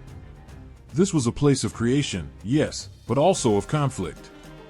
It was said that sacrifices of unimaginable scale had been made to bring harmony back to the cosmos. The blood spilled there was not only human but divine, a reminder that even gods paid a price for balance. One story, passed down in hushed tones, told of a fire that consumed the heavens over Teotihuacan. The gods had gathered, their celestial forms casting long shadows over the land.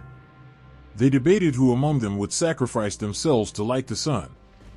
When one stepped forward, their body became flames, their soul the burning star that rose each day.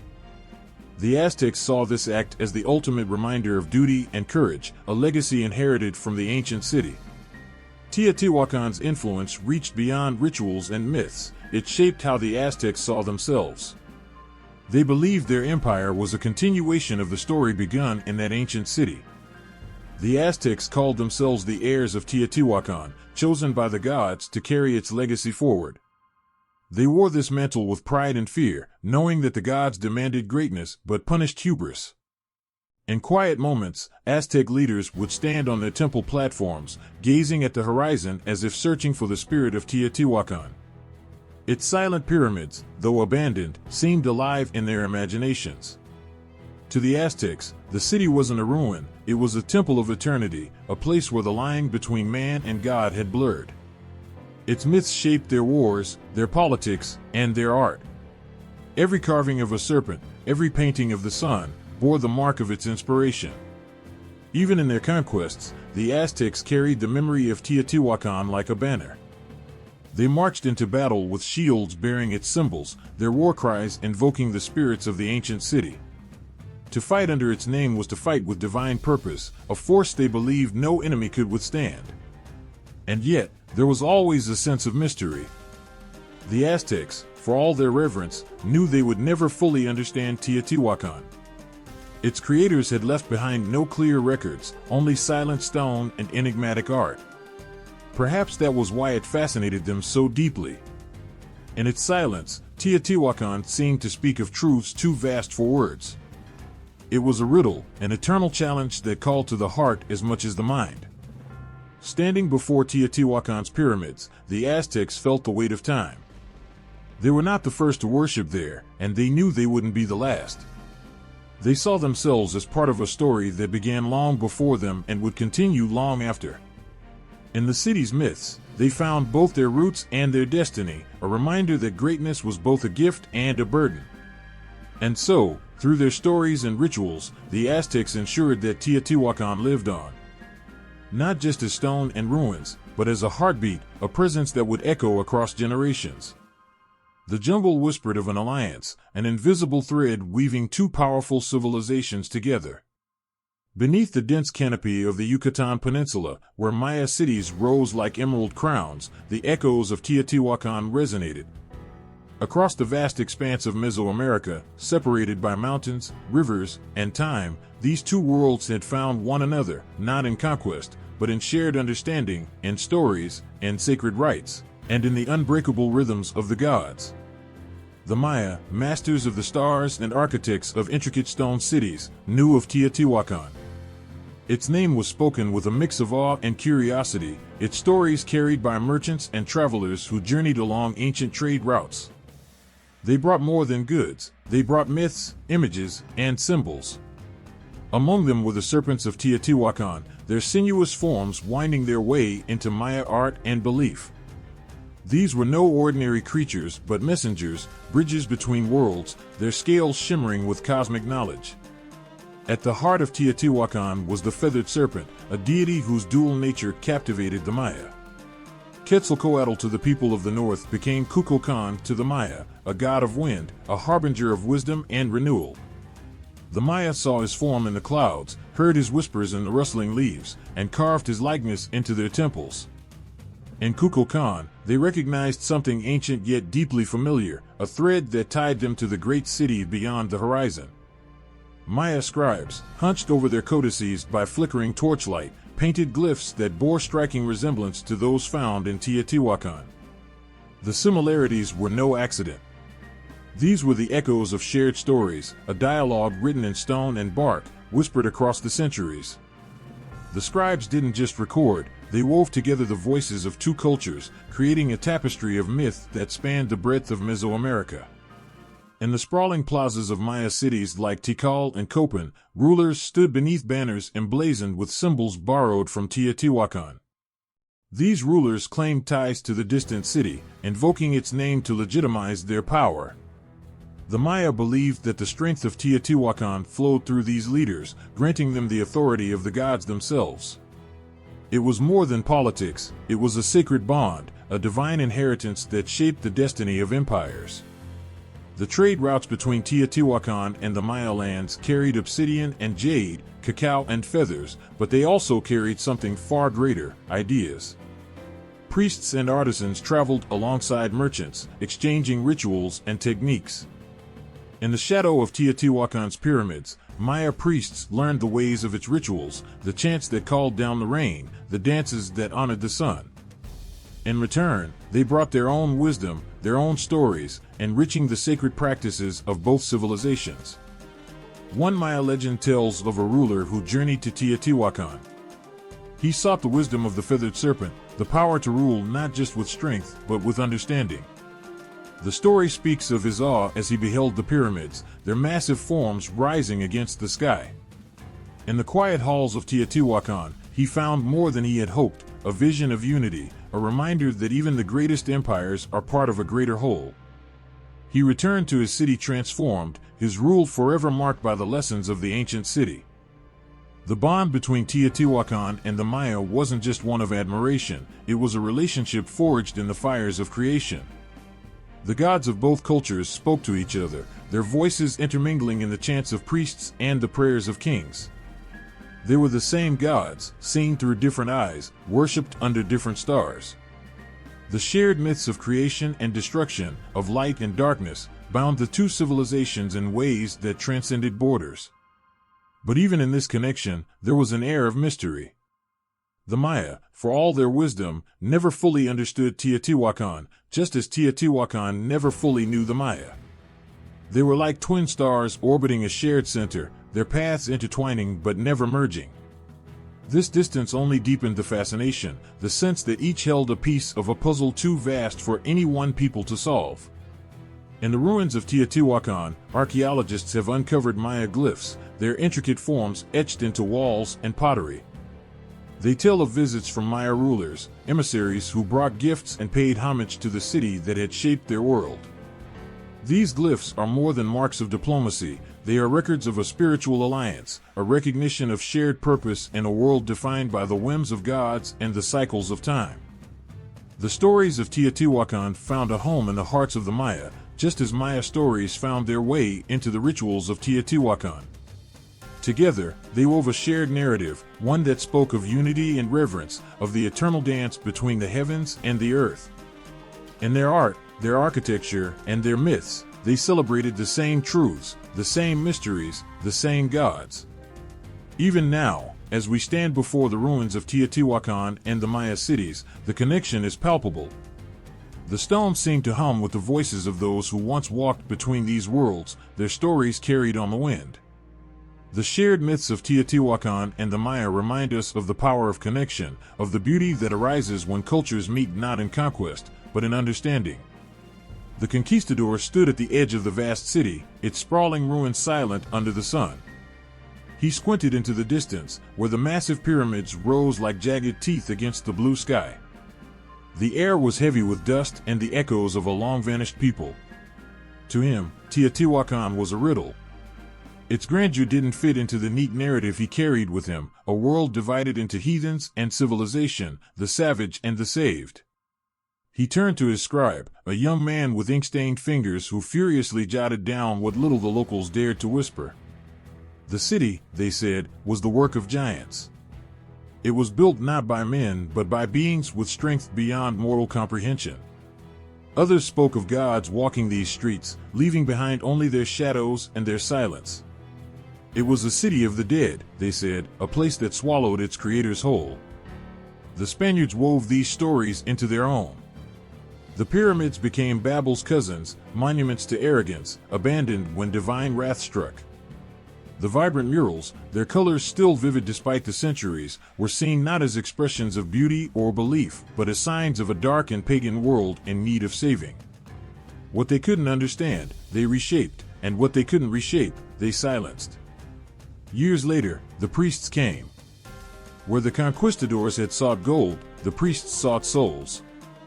They walked among the ruins, their hands clutching crosses, their lips murmuring prayers. In the Temple of the Feathered Serpent, they found rows of sculptures with gaping jaws and serpentine coils.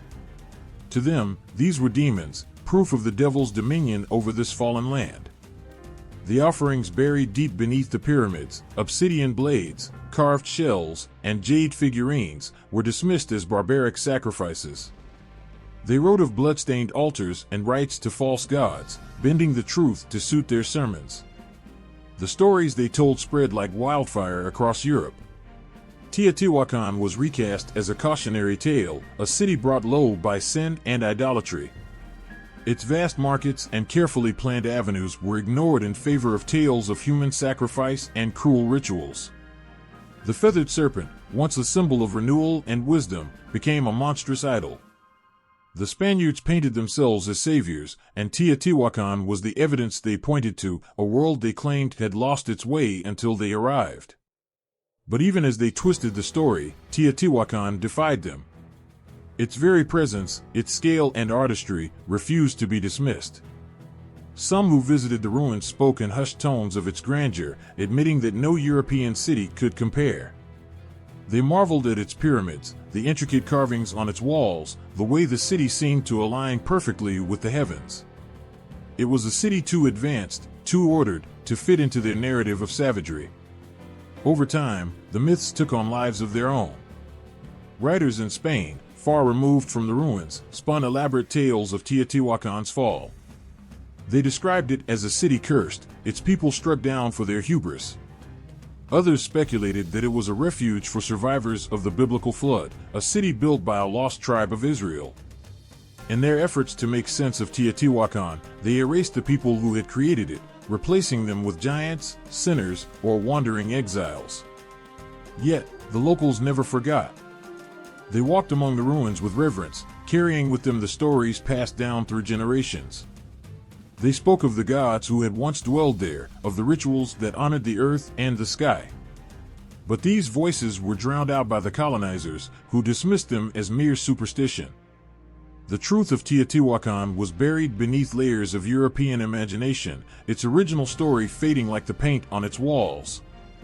And so, for centuries, Teotihuacan became a ghost. It haunted the pages of European books, a shadow of its true self. Its pyramids were photographed and sketched, its artifacts taken and displayed in far-off museums. But the stories that accompanied these relics were not its own. They were inventions, distortions, reflections of the colonizers' fears and desires. It wasn't until much later, when archaeologists began to carefully unearth the city, that its true voice began to emerge. The skeletons buried beneath the pyramids, the murals depicting gods and rituals, the shards of pottery, these were the echoes of the people who had once lived here, their stories waiting to be told. Slowly, the layers of myth and misinterpretation were peeled away, revealing a city far more complex, far more human, than the colonizers had ever imagined. But even now, the myths linger. They cling to the stones, whispering of giants and sinners, of curses and salvation. They remind us of how easily stories can be reshaped, how power can distort the truth. Yet Teotihuacan endures, its pyramid standing tall against the sky, its silence more eloquent than any words. It is a testament to the resilience of the past, and a reminder that no matter how deeply a story is buried, it can always be uncovered. The firelight flickered against the stones, shadows dancing like spirits on the ancient walls. A woman, her hair streaked with silver, sat cross-legged before the embers. In her hands, she cradled a carved obsidian blade. She wasn't just holding it, she was listening to it. To her, the blade wasn't a relic or an artifact. It was a voice, one that carried the weight of generations. Around her, a small circle of children sat silently, their wide eyes reflecting the flames. Her voice broke the stillness, weaving a tale as old as the land beneath their feet. She spoke of Quetzalcoatl, the feathered serpent, whose wisdom brought balance to the world. She spoke of the Great Pyramids, built not just with stone but with intention, each placement aligning with the heavens. She didn't speak of conquest or abandonment. To her, Teotihuacan was alive, its spirit unbroken by time or history. For her people, Teotihuacan wasn't a ruin. It was a heartbeat. It pulsed through their blood, its stories carried in their songs and prayers. Where outsiders saw an ancient city, her community saw a reminder, a promise that their ancestors had once touched the stars and that they, too, carried that legacy. Not far from that circle, another elder sat with a group of younger adults, passing around pieces of pottery. Each shard bore intricate patterns, faint but still visible. He ran his fingers over the carvings, murmuring their meanings like prayers. The spirals, he explained, weren't just decorations, they were maps of the wind and the water, the pathways of life. The figures, animals, and symbols weren't mere art, they were lessons wrapped in beauty. "This is who we are," he said softly, his voice trembling with pride. "And who we will always be." The community's connection to Teotihuacan was unshakable, though the outside world often misunderstood it. Tourists came with their cameras, their whispers of awe carrying questions about who had built this place.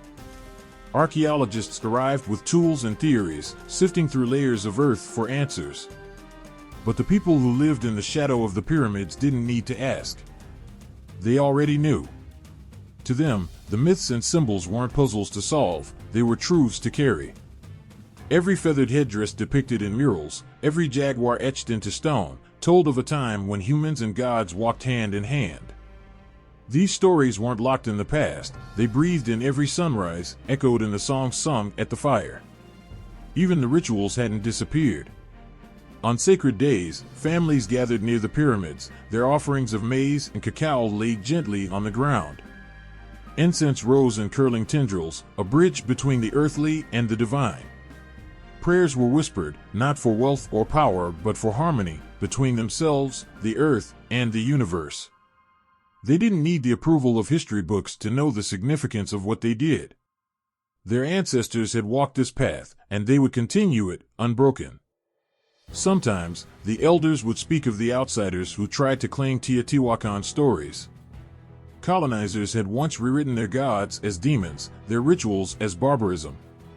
Scholars, well-meaning but distant, had tried to peel back the layers of myth, looking for something tangible, something that fit neatly into their charts and timelines. But the community knew that the power of Teotihuacan couldn't be measured in metrics or artifacts. It lived in the stories, the ones whispered from parent to child, the ones etched into their collective memory.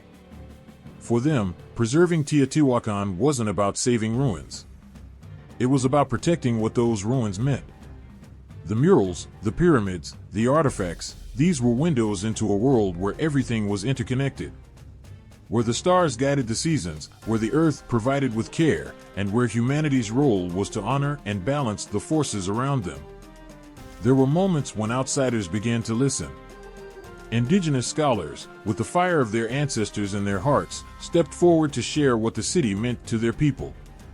They didn't translate the myths. They embodied them, speaking not just of history but of continuity. They reminded the world that Teotihuacan wasn't just a chapter in a textbook. It was a living story, and they were its guardians. In recent years, these voices grew louder, reclaiming the narratives that had been twisted or forgotten. They brought new life to old symbols, explaining their meanings with a mixture of pride and patience. They didn't shy away from the scars left by colonization, but they didn't let those scars define them. Instead, they held onto the stories that had been passed down, weaving them into the fabric of their present. One elder spoke of the glyphs carved into the stones, their curves and lines telling tales of creation and destruction, of gods and humanity. To her, they weren't undeciphered as many scholars claimed. Their meanings were felt, not read. They were woven into her prayers, her dances, her dreams. She described how the feathered serpent wasn't just a figure of the past, but a guide for the future, teaching balance, transformation, and the eternal cycles of life. Another elder shared how Teotihuacan had shaped their ceremonies. The pyramids, aligned with the stars, reminded them of their place in the cosmos. "We don't just look up at the heavens," he said, his voice strong despite his years. "We are part of them." He spoke of how every chant, every offering, was an acknowledgement of this connection, a way to keep the world in harmony. The children listened, wide-eyed, as these stories wrapped around them like blankets on a cold night. They didn't see Teotihuacan as ruins. To them, it was alive, its spirit burning in every flicker of firelight, every whispered prayer. They carried the weight of the myths with the lightness of belief, knowing that their ancestors walked beside them. And so, Teotihuacan thrived, not just in the stones and artifacts that drew visitors from across the globe, but in the hearts of those who refused to let its spirit fade. Its stories remained, not trapped in books or museums, but alive in the voices of its people, carried forward by the rhythm of drums and the warmth of shared memory. The air was still as the first golden rays of dawn kissed the edges of the Pyramid of the Sun. For a moment, it seemed as though the massive structure, built by hands long gone, breathed with life. The play of light and shadow gave it an ethereal glow, a heartbeat. On the ground below, an older woman gazed upward, her hands trembling slightly as she clutched her camera. She had traveled halfway across the world to stand here, to see for herself what she had only dreamed of since childhood. The stories she'd read about this ancient city whispered of something timeless, something that transcended borders, languages, and centuries. She wasn't alone. Tourists from every corner of the earth moved like pilgrims among the ruins. Some touched the stones with reverence, as if hoping to feel a connection to the past. Others marveled from afar, their voices hushed by the magnitude of what surrounded them. To all of them, Teotihuacan wasn't just a destination. It was a riddle, a testament to humanity's boundless potential and the mysteries that still linger in the world. How had this place, so far removed from modern conveniences, become an obsession for millions? The question lingered like smoke, elusive but persistent. Decades earlier, an artist stood in a crowded gallery in Paris, staring at a painting of Teotihuacan's jaguars. The bold colors and intricate designs seemed to pulse with energy. It was as if the walls of the ancient city itself had come alive, defying the confines of time. That moment sparked a fascination that rippled through the art world. Soon, the jaguar and serpent motifs of Teotihuacan appeared in textiles, sculptures, and canvases around the globe, capturing imaginations in ways no one could have anticipated. In the years that followed, scholars and writers wove stories around the city, blending facts with speculation until Teotihuacan became something more than itself. It wasn't just an ancient site, it was a symbol. It represented ingenuity, resilience, and the enigmatic force of human creativity. Each uncovered artifact, each rediscovered mural, seemed to add another chapter to its mythos. For many, Teotihuacan's allure lay in its unanswered questions. Who built it? Why did they leave? How did a civilization capable of constructing such monumental pyramids disappear into the pages of history without a name? The city became a canvas for projection, a mirror reflecting the hopes, fears, and imaginations of countless cultures. Every theory, from alien intervention to divine creation, carried with it a spark of wonder. Teotihuacan didn't just hold mysteries, it invited people to dream. Far from the ruins themselves, classrooms across continents filled with the sound of curious children asking about the city with the unpronounceable name. Teachers explained the significance of its astronomical alignments, the beauty of its murals, and the feats of its architecture. Maps and photographs adorned textbooks, showing the Avenue of the Dead stretching out like an artery through the heart of an ancient civilization. Teotihuacan wasn't just history, it was alive in the curiosity it sparked. But fascination wasn't limited to classrooms or art galleries. In bustling cities and quiet villages alike, the stories of Teotihuacan found their way into hearts. Film directors used its haunting imagery as inspiration for scenes that lingered long after the credits rolled. Musicians composed pieces that tried to capture its grandeur, their notes rising and falling like the rhythm of ancient chants. Authors penned novels that placed their heroes in the shadow of its pyramids, weaving fiction and history into tales of discovery and wonder. Back at the site itself, scientists toiled in the relentless sun, their tools digging into the earth as they sought answers. With each unearthed artifact, their theories shifted and evolved. Yet, the more they uncovered, the more questions emerged.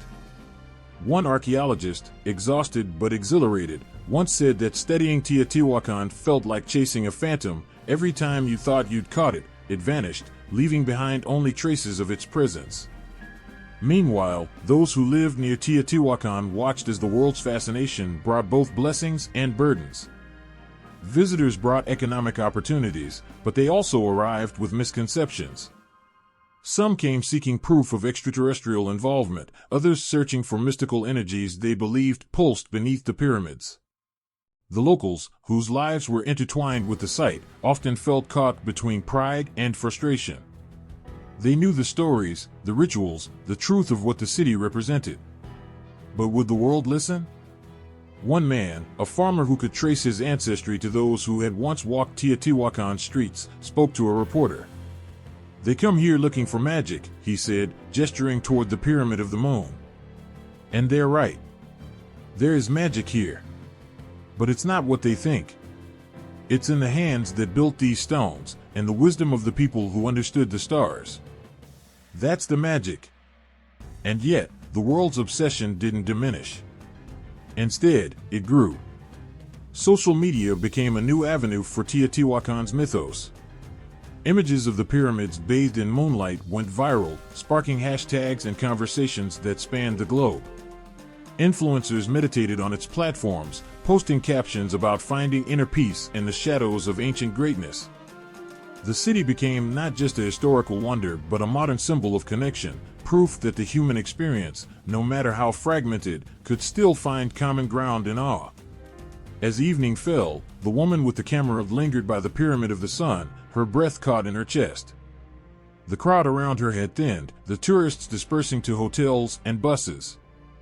Alone, she felt the weight of the city settle over her like a warm blanket. The stories she had read as a child, the photos she had pored over, all seemed distant compared to this moment. The air was thick with silence, but it wasn't empty. It was full of voices, of memories, of life. Tears welled in her eyes, unbidden and unstoppable. She couldn't say why she cried. Perhaps it was the overwhelming beauty of the place, or the thought of the countless hands that had shaped it, each one carrying dreams she could never know. Perhaps it was the realization that no matter how far she traveled or how many books she read, she would never truly understand Teotihuacan. And maybe that was the point. Some things weren't meant to be fully understood. Some things were meant to be felt. As she turned to leave, the sky above turned a brilliant shade of indigo, stars beginning to pierce the darkness. She paused, glancing back one last time. The pyramids stood unwavering, as they had for centuries, their silhouettes sharp against the fading light. She felt small, but not insignificant. In that moment, she was part of something greater, part of the story that Teotihuacan continued to tell, in every language, to every soul who stopped to listen. The sun was high in the sky, casting its unyielding light over the Avenue of the Dead. The heat shimmered above the ancient stones, but no one seemed to mind. Pilgrims, barefoot, heads bowed, moved in unison toward the Pyramid of the Sun. Their hands carried offerings, flowers, bundles of food, small carvings. Their eyes reflected something profound, an unspoken belief that this place was more than a city. It was a sacred promise, a connection between the human and the divine.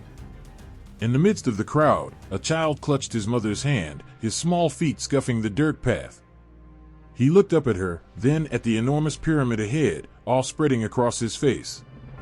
"Will they hear us?" he whispered. The mother, her face withered by years of toil, knelt and placed her hands on his shoulders. "They always do," she said, her voice steady. "This is where the gods walk with us." The scene may have taken place thousands of years ago, or perhaps it plays out now, in the echoes that remain. For generations, people have looked at Teotihuacan and seen something extraordinary, not just a city, but a sanctuary. It wasn't the towering pyramids alone or the intricate murals that spoke of myth and power. It was the feeling, the weight of the air, the stillness that seemed to hum with unseen energy. This was a place where the veil between worlds felt thin. Archaeologists, standing where those pilgrims once walked, have debated endlessly about Teotihuacan's purpose. Was it a center of trade, a hub of governance, or something else entirely? Theories collide, and evidence shifts like sand in the wind. Yet one idea lingers, persistent and unshakable, that Teotihuacan was not merely a city but a spiritual haven, a place built to honor the cosmos and the gods who ruled it. The architecture alone suggests a deliberate harmony with the universe. The Pyramid of the Sun aligns with the setting sun on specific days of the year, casting long shadows that stretch like fingers across the landscape. The Pyramid of the Moon mirrors the mountains behind it, creating a symmetry that feels almost intentional, as if the builders sought to mimic the heavens on Earth. Beneath the surface, tunnels snake through the ground, their purposes lost to time, but their presence undeniable. Some say they were places of initiation, others that they were paths to the underworld. Whatever their function, they carry an air of reverence, as if every stone had been placed with care and conviction. Among the ruins, evidence of rituals adds another layer to the mystery. Charred remains of incense burners lie scattered near altars, their scents long faded but their meaning clear. Obsidian blades, delicate yet deadly, suggest acts of offering, whether of blood or sacrifice, no one can say for sure. Even the murals, vibrant with color despite centuries of decay, seem to tell stories of deities and cosmic balance. Quetzalcoatl, the feathered serpent, looms large, his serpentine body twisting through the imagery as if to remind viewers of the cyclical nature of life and death. One story stands out, whispered through the symbols etched into stone and painted on walls. It speaks of a time when the gods gathered to create the sun and moon. In a moment of selfless courage, a deity leapt into a great fire, transforming into the sun and illuminating the world. The tale resonates, as if the city itself was an offering to the heavens, a way to ensure the balance of creation would endure. The people who lived in Teotihuacan left behind no written records, no diaries to explain their beliefs or their ways. But the evidence of their lives, their altars, their art, their tools, suggests a society deeply intertwined with faith. Their rituals, performed with precision and purpose, seem to have been acts of devotion. They might have believed that through these rituals, they could influence the forces that governed their world, the rains that fed their crops, the stars that guided their paths, the gods who watched over them. Even now, standing among the ruins, visitors often describe a sense of something larger than themselves. Some say they feel a presence, an energy that defies explanation. Others are struck by the silence, so complete it feels alive. There's a moment that comes when the sun dips low on the horizon and the light turns golden, casting the pyramids in a glow that feels almost otherworldly. In those moments, it's hard not to believe that Teotihuacan was built for something greater than mere survival. Historians argue over the word utopia. Did Teotihuacan represent an ideal society? Was it a place where people came together in peace, united by their faith? Or was it a city like any other, plagued by conflicts and compromises? The truth is as elusive as the people who once called it home. But the stories persist, told in fragments and whispers. They speak of harmony, of a place where humanity sought to align itself with the cosmos, to live in tune with the rhythms of the earth and sky. Years ago, a group of scholars gathered at the site, hoping to piece together the puzzle of Teotihuacan's purpose. As they debated beneath the shadow of the pyramids, a local elder watched from a distance. Finally, he approached, his steps measured but deliberate. "You look for answers in the stones," he said, his voice steady. "But the truth is not in the stones. It's in the heart." The scholars fell silent, the weight of his words settling over them like a blanket.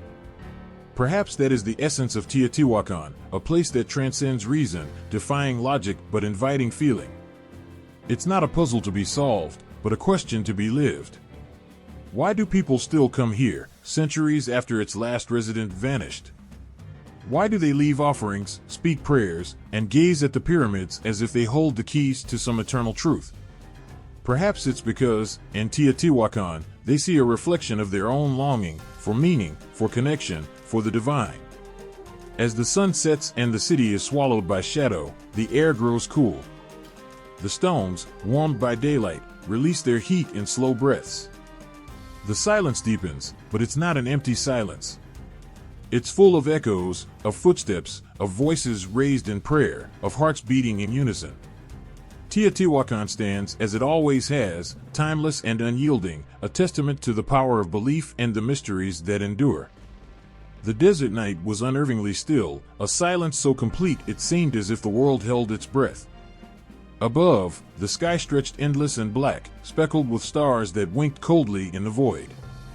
At the edge of the ancient city, a lone figure stood, his silhouette etched against the faint glow of the moon. His gaze lingered on the pyramid of the sun, its imposing form rising like a shadow against the heavens. His voice, barely above a whisper, carried a question that had haunted countless minds. Did they really build this alone? The enormity of Teotihuacan defied comprehension. Blocks of stone weighing tons each, intricately arranged pathways aligning perfectly with celestial patterns, and underground chambers whose purpose seemed to echo beyond human understanding. Could hands, no matter how skilled, have truly achieved such a feat in an age without modern technology? And if not human hands, then whose?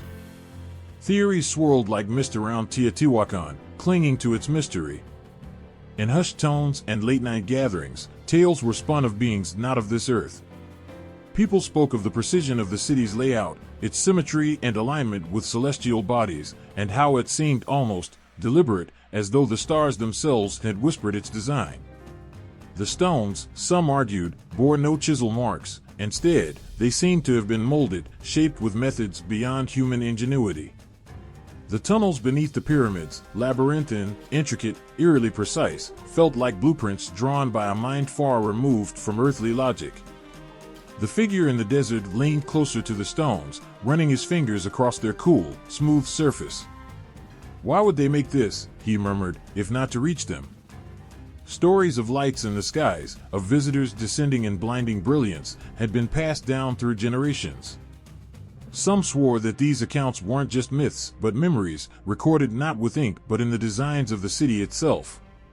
The murals, for instance, seemed to show beings of otherworldly appearance, creatures with elongated limbs, heads crowned with strange halos. Were they gods, or something more tangible? And the artifacts, those strange objects carved from obsidian, their edges too precise to have been made by crude tools, only deepened the suspicion. Decades ago, a researcher had ventured into the tunnels, his heart racing as he descended deeper into the dark. Armed with little more than a flashlight and his resolve, he had stumbled upon a chamber that seemed almost alive with a faint hum. In the center, resting on a smooth pedestal, was an object unlike anything he had ever seen, a sphere, flawless and shimmering faintly, as though holding the light of distant galaxies. Some dismissed his account as a fabrication, yet others could not help but wonder if he had glimpsed evidence of something extraordinary. Above the city, the stars twinkled, forming constellations that the ancient builders had painstakingly mirrored in their design. Some claimed that these alignments weren't merely for worship but for communication. They imagined beams of light shooting from the pyramids into the sky, signals sent to those who might be watching. Could the pyramids have been transmitters? And if so, what message did they send? The silence of the desert was interrupted by a faint sound, low, resonant, and vibrating through the air. It wasn't mechanical, nor was it natural. It seemed to come from everywhere and nowhere, as if the earth itself exhaled. The figure froze, his pulse quickening, the sound settling deep in his chest. Was this the echo of a forgotten ritual, or something more immediate, more sentient? A story surfaced among those who visited Teotihuacan under the cover of night. A man claimed to have seen lights dancing above the Pyramid of the Moon. At first, he thought it was an illusion, a trick of his tired eyes. But as he watched, the lights grew brighter, pulsating with a rhythm that felt intentional, almost alive. They moved in patterns, weaving across the sky, then vanished in an instant, leaving the air heavy with static. He left the city trembling, unsure whether he had witnessed the supernatural or something altogether extraterrestrial. Others pointed to the strange magnetism of the site. Compasses spun wildly near certain structures, and devices meant to measure electromagnetic fields registered inexplicable surges. Some speculated that the pyramids acted as energy hubs, harnessing forces beyond human comprehension. What if they weren't built for humans at all, but as waypoints for beings traveling from far-off worlds? The thought sent chills down spines, even as it sparked a thrill of wonder. Stories emerged from the region, accounts of farmers who, working late into the night, saw figures walking the ruins. These weren't tourists or archaeologists. They were taller, thinner, moving with an uncanny grace. When approached, they disappeared into the shadows, leaving no trace but an unsettling sense of being watched. "They've never left," one old man said, his voice trembling. "They just wait." Skeptics scoffed, calling the theories absurd, the accounts the product of overactive imaginations. Yet even they couldn't explain the evidence, the advanced acoustics of the temples, the strange artifacts found in buried chambers, the precision of the city's layout that aligned not only with the stars but with mathematical constants unknown to ancient civilizations. Some whispered that the answers lay in the skies, hidden in plain sight, waiting for those willing to look. The figure in the desert turned his eyes upward, scanning the constellations. A part of him hoped for proof, for something undeniable that would erase doubt. And yet, as he stood there, another part hesitated. If the builders of Teotihuacan truly had help from beyond this world, what did it mean for humanity?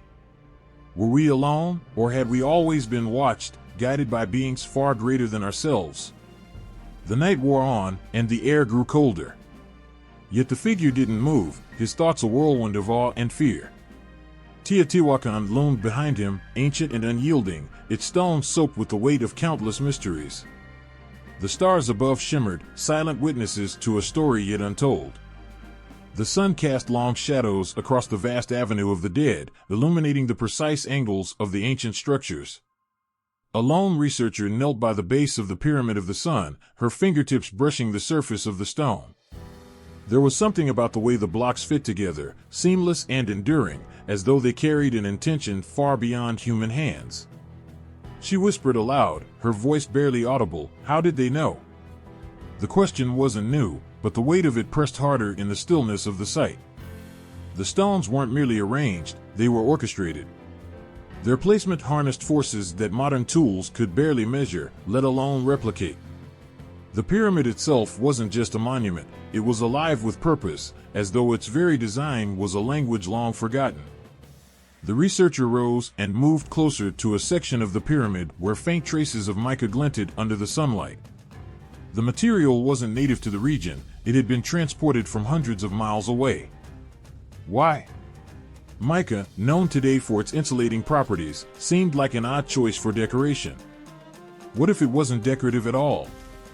What if the builders had known something modern science was only beginning to grasp? Beneath her feet, tunnels wove through the ground like veins, leading to chambers that defied easy explanation. Some were lined with liquid mercury, shimmering pools that reflected torchlight like a fragmented sky. Mercury, a substance toxic and treacherous, seemed an unlikely choice for ritual. Could it have been something else entirely? A conductor, perhaps? A component in a system too advanced to fathom? The thought sent shivers down her spine. Stories of Teotihuacan's construction carried an almost mythical quality. Stone blocks, weighing tens of tons, had been transported without the aid of wheels. The alignment of the city, so precise it mirrored the cosmos, suggested a knowledge that transcended the practical. Architects, engineers, astronomers, had they all been one and the same? Or was there another layer of understanding lost to time, a science erased by the march of history? She walked to the Pyramid of the Moon, smaller but no less enigmatic. Its layers revealed a sophistication that seemed impossible for its age. Materials varied with precision, each chosen for specific properties. Basalt to anchor, volcanic rock to insulate, and a mixture of unknown substances that defied identification. The layers weren't random, they interacted, amplifying energy in ways that modern equipment struggled to detect. What were these ancient builders trying to achieve? And how had they known the exact measurements to make it work? A breeze swept across the plaza, carrying with it a faint hum. The sound was soft, almost imperceptible, but it resonated deep within her chest. It wasn't the wind, nor was it an echo of footsteps. It felt alive. Many who had walked the grounds at night swore they had heard it too, a vibration, as though the city itself breathed. Some claimed it was the effect of the pyramid's acoustics, a masterful manipulation of sound waves. Others whispered that it was something more, a frequency embedded within the stone, waiting to be understood. The researcher paused by a section of the wall adorned with carvings. The intricate patterns seemed to ripple in the sunlight, their symmetry as mesmerizing as it was perplexing. Were they decorative, or did they hold information? Symbols repeated with mathematical precision, as though they encoded formulas or maps. She ran her hand along the grooves, her mind racing with possibilities.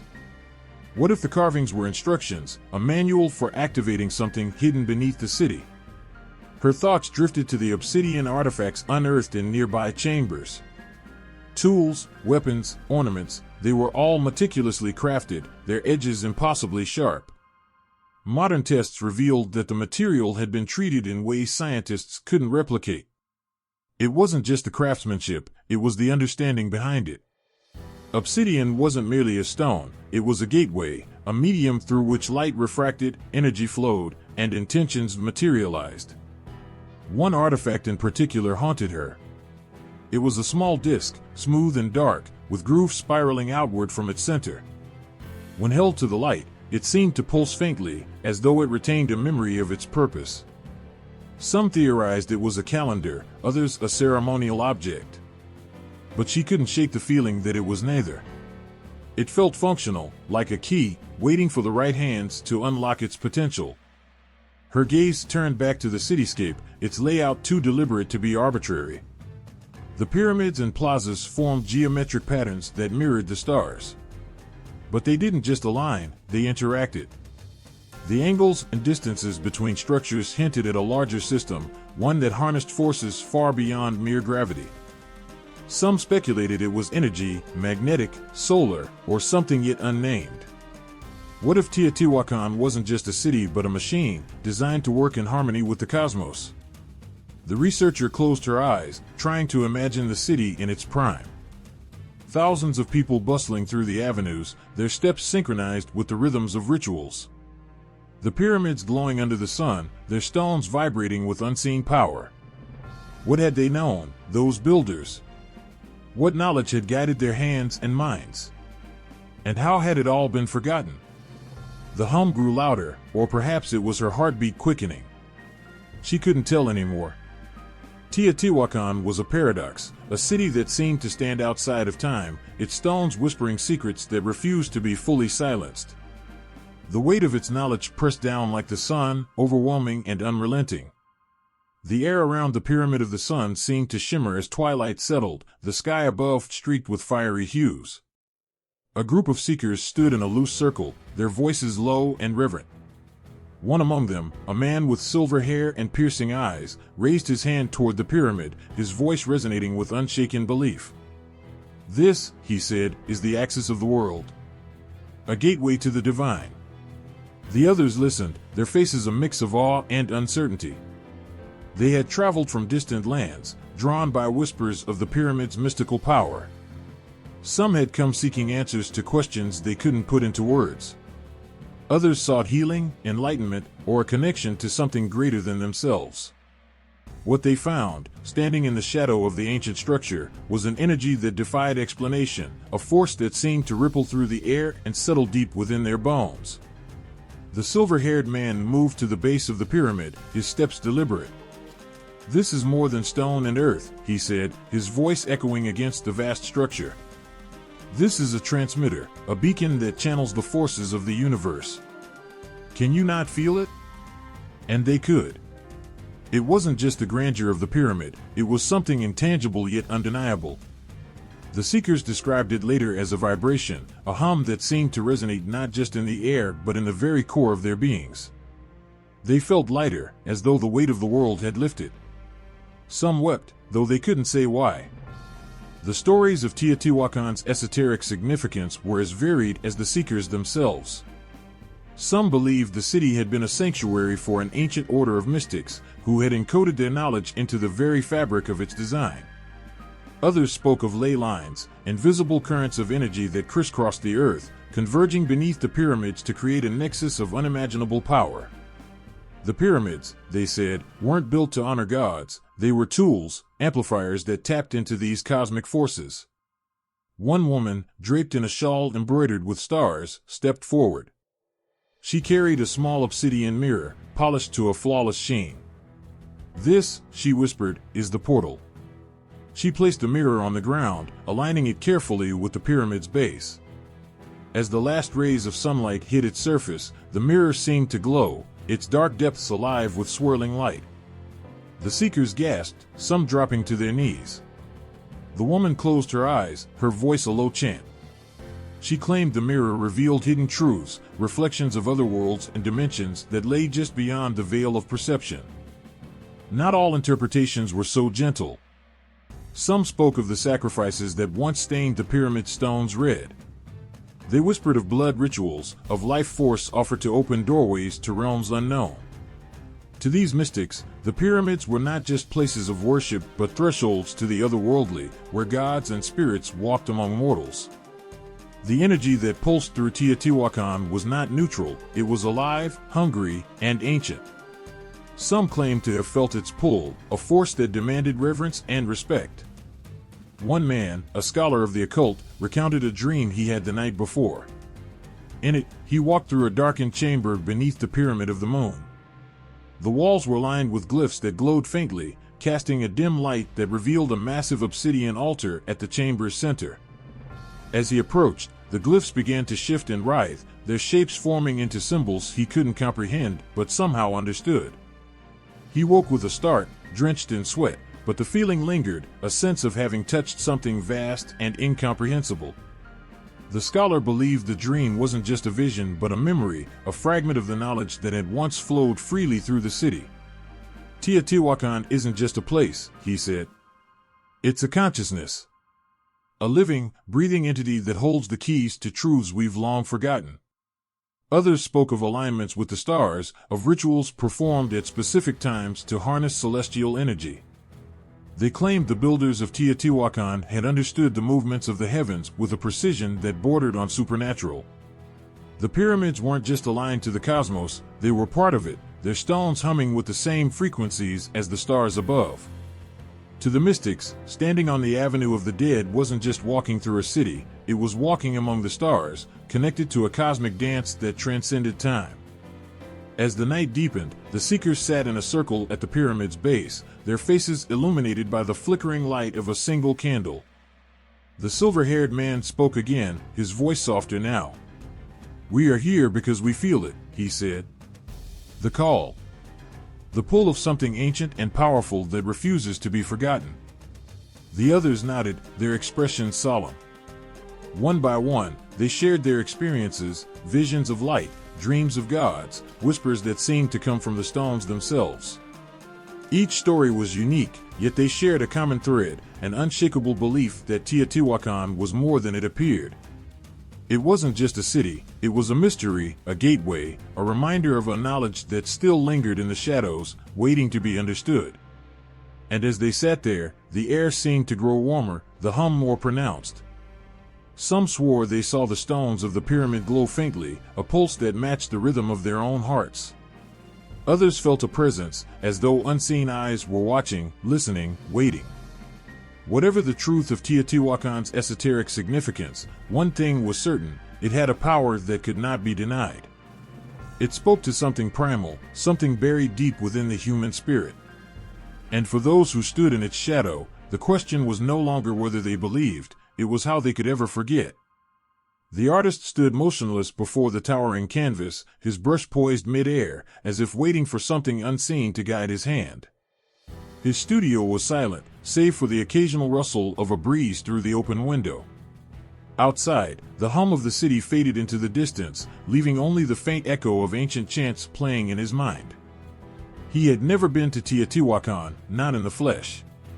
Yet, he could see it with startling clarity, the sprawling avenues, the pyramids that rose like guardians against the sky, the vibrant murals that whispered stories of gods and mortals.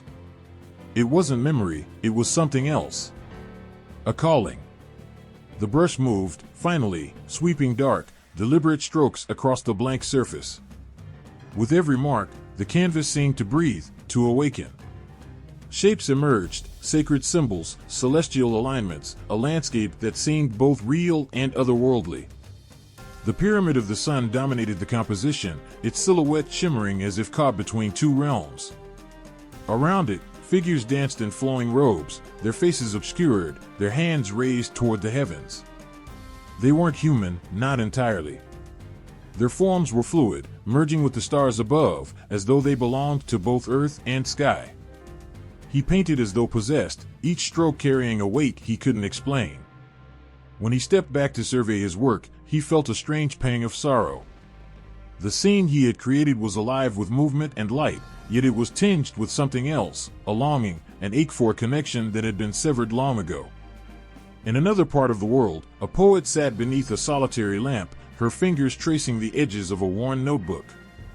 Her pen hovered above the page as she closed her eyes, letting the rhythm of her breath match the imagined heartbeat of the ancient city. She had read about Teotihuacan's vastness, its mysteries, its enduring presence. But it wasn't the city's grandeur that had captivated her, it was its silence. She began to write, her words weaving a tapestry of images and emotions.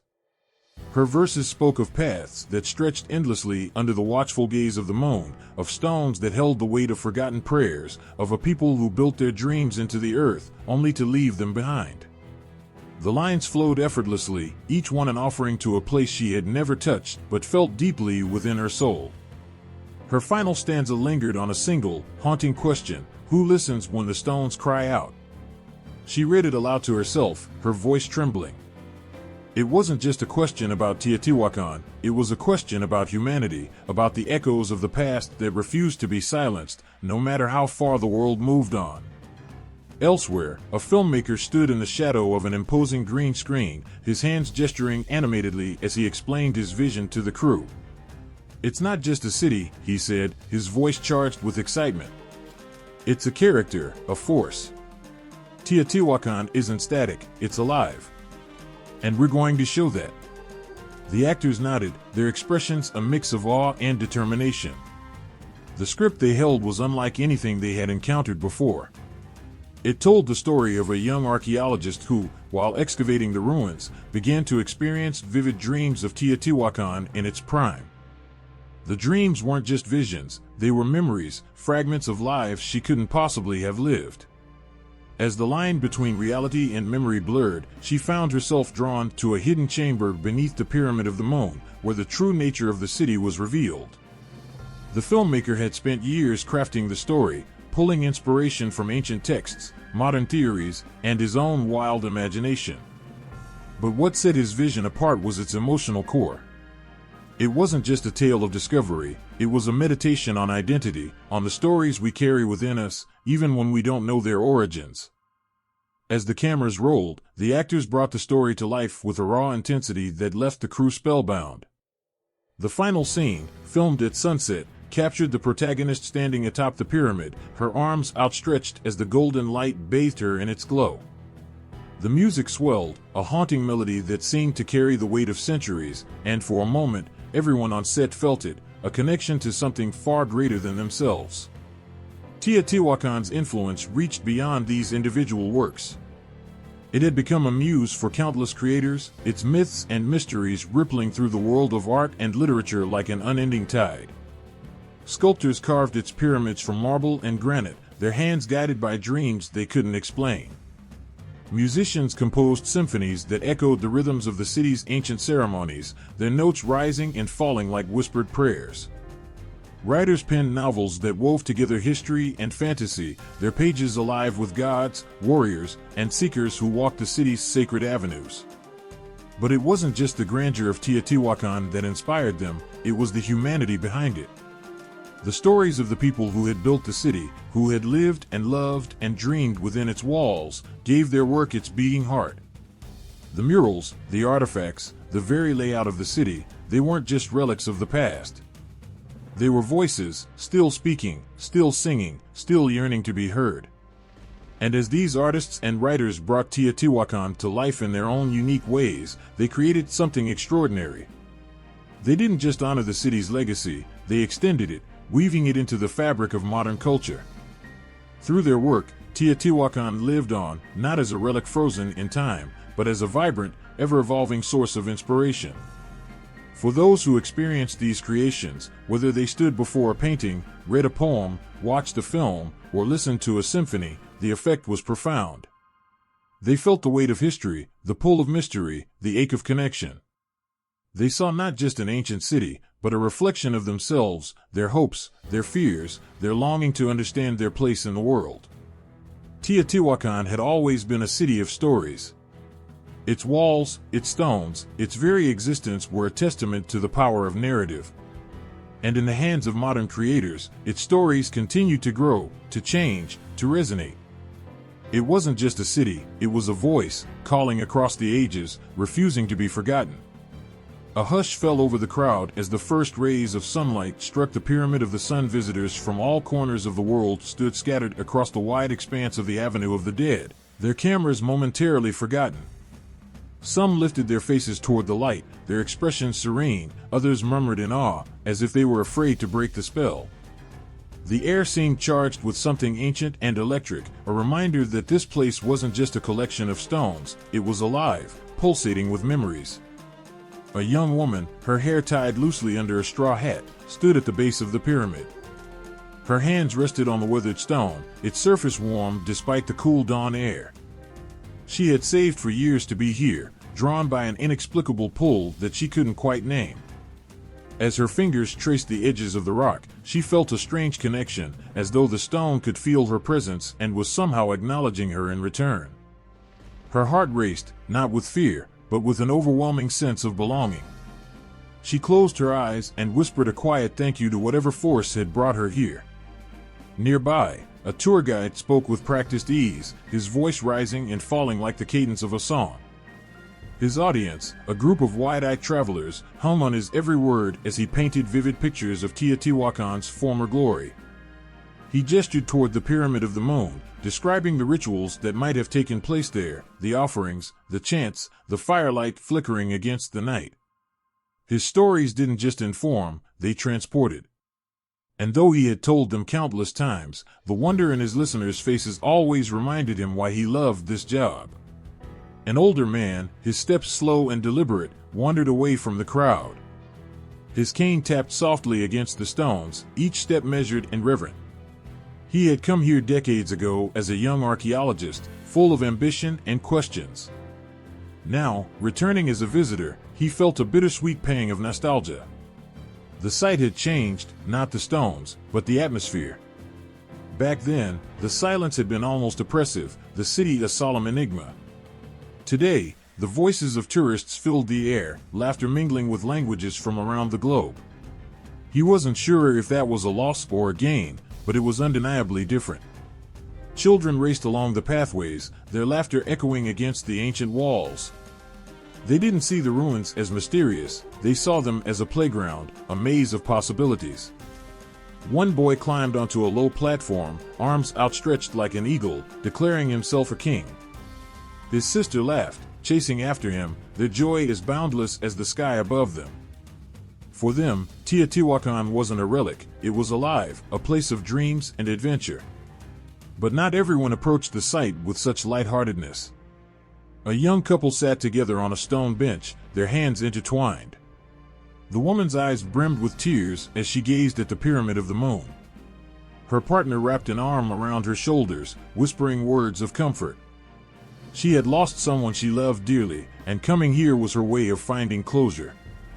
The pyramids, she said, felt like a bridge between the past and the present, between life and whatever lay beyond. She believed that standing here, where so many had come to honor their dead, might help her say goodbye. At a nearby stall, a vendor displayed handmade crafts, brightly painted masks, delicate jewelry, woven textiles. Each piece told a story, blending traditional designs with modern interpretations. A group of tourists gathered, their fingers brushing over the intricate patterns.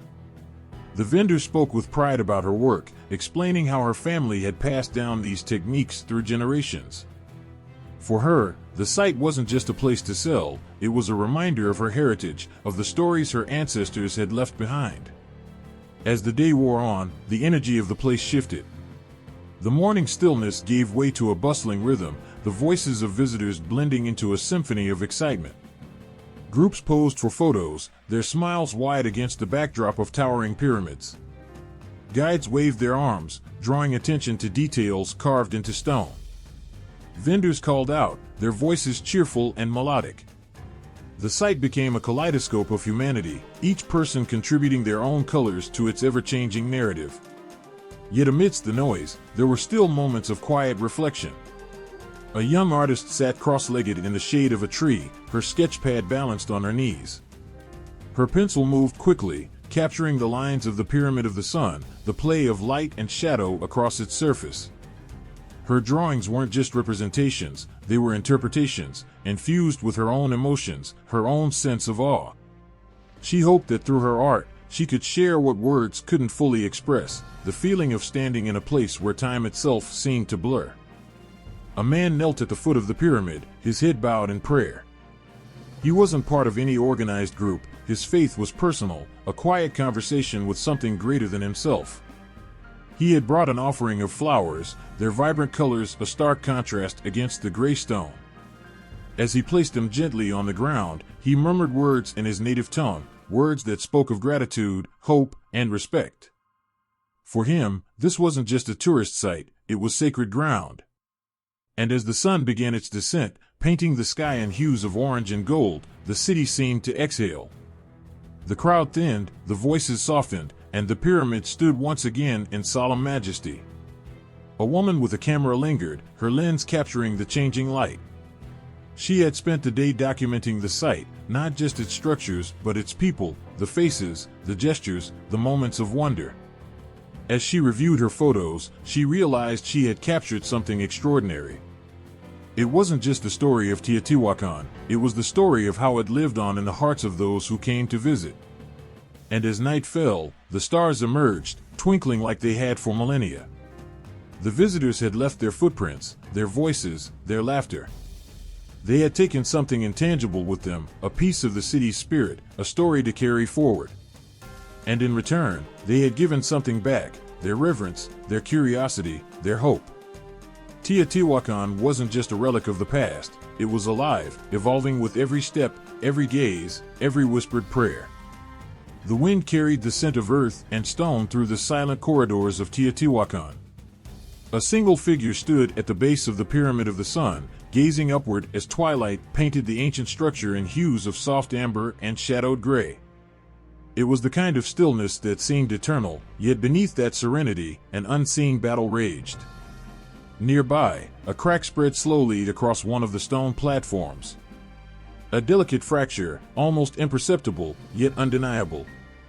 Over centuries, rain and sun had worn at the integrity of the ancient stones, each drop and beam chipping away at history. Preservationists called it the patient destruction of time, and it weighed heavy on their hearts. But time wasn't the only adversary here. In the distance, the sound of heavy machinery broke the quiet. Trucks and bulldozers moved earth for a planned development near the site.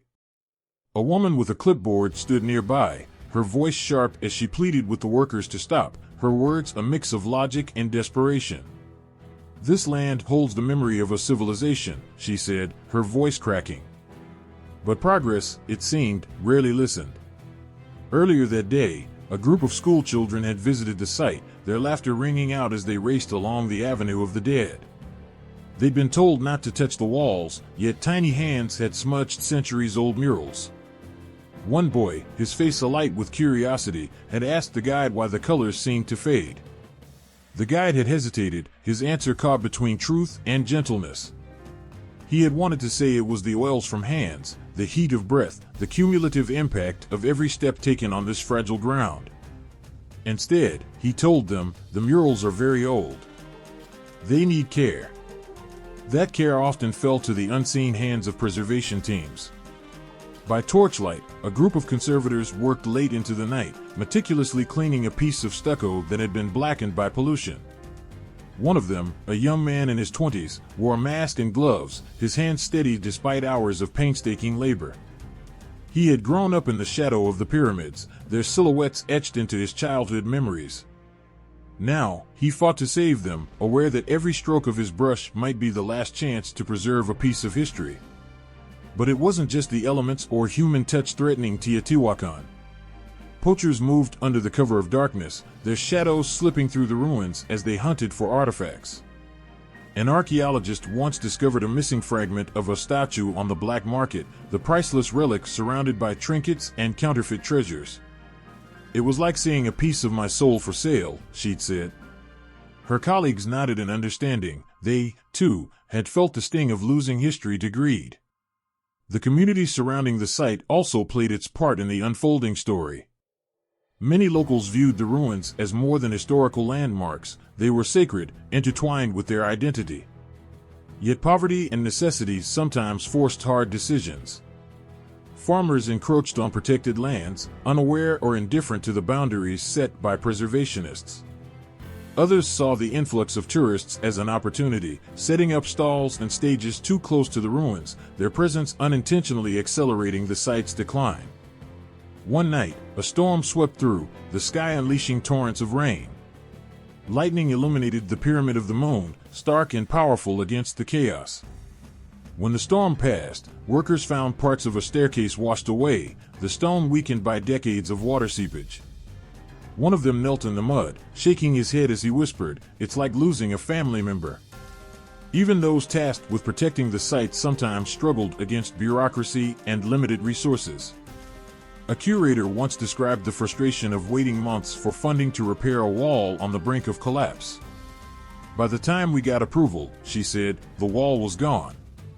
Her voice carried a mixture of anger and sorrow, a blend familiar to anyone who had ever tried to protect something precious from forces beyond their control. But amidst the challenges, there were moments of hope. A young activist organized a community cleanup day, rallying locals and tourists alike to remove litter and weeds from the area. She spoke of how her grandmother had told her stories about Teotihuacan as a child, how those tales had filled her with pride and responsibility. "This isn't just our past," she said, her voice steady and determined. "It's our gift to the future." Technology offered a lifeline as well. Engineers developed drones equipped with sensors to map areas too fragile for human exploration, while scientists used lasers to uncover hidden structures buried beneath centuries of soil. A researcher beamed with excitement as she pointed to a digital reconstruction of a temple, her finger tracing the lines of a long-lost carving. "It's like giving the city back its voice," she said. Local leaders began partnering with global organizations to create sustainable tourism initiatives, balancing the need for economic growth with the imperative to protect the site. A new visitor center featured interactive exhibits, allowing people to engage with Teotihuacan's history without touching the delicate ruins. Children laughed as they used virtual tools to paint replicas of ancient murals, their joy a testament to how the past could inspire the future. Late one evening, a grandmother and her granddaughter stood at the edge of the site. The girl clutched a small notebook, her pen moving furiously as she sketched the outlines of the pyramids. "Why are you drawing them?" the grandmother asked, her voice warm with curiosity. The girl paused, looking up with bright eyes. "So I can remember," she said simply. The older woman smiled, her heart swelling with pride. "Then don't forget to draw the stars," she said. "They belong here too." As the stars returned to the sky, the pyramids stood resilient, their presence a testament to the endurance of human ingenuity and spirit. But their survival wasn't guaranteed. It depended on every voice that spoke up, every hand that worked to preserve them, and every heart that chose to care. The air was heavy with anticipation, the kind that makes the hairs on the back of your neck stand on end. Beneath the vast shadow of Teotihuacan's pyramids, a group of archaeologists huddled around a narrow opening in the earth. A faint beam of light from a flashlight revealed the beginning of a tunnel, carved with precision centuries ago. The silence was palpable, broken only by the shuffle of boots on loose soil and the faint murmur of whispered theories. What could be waiting below?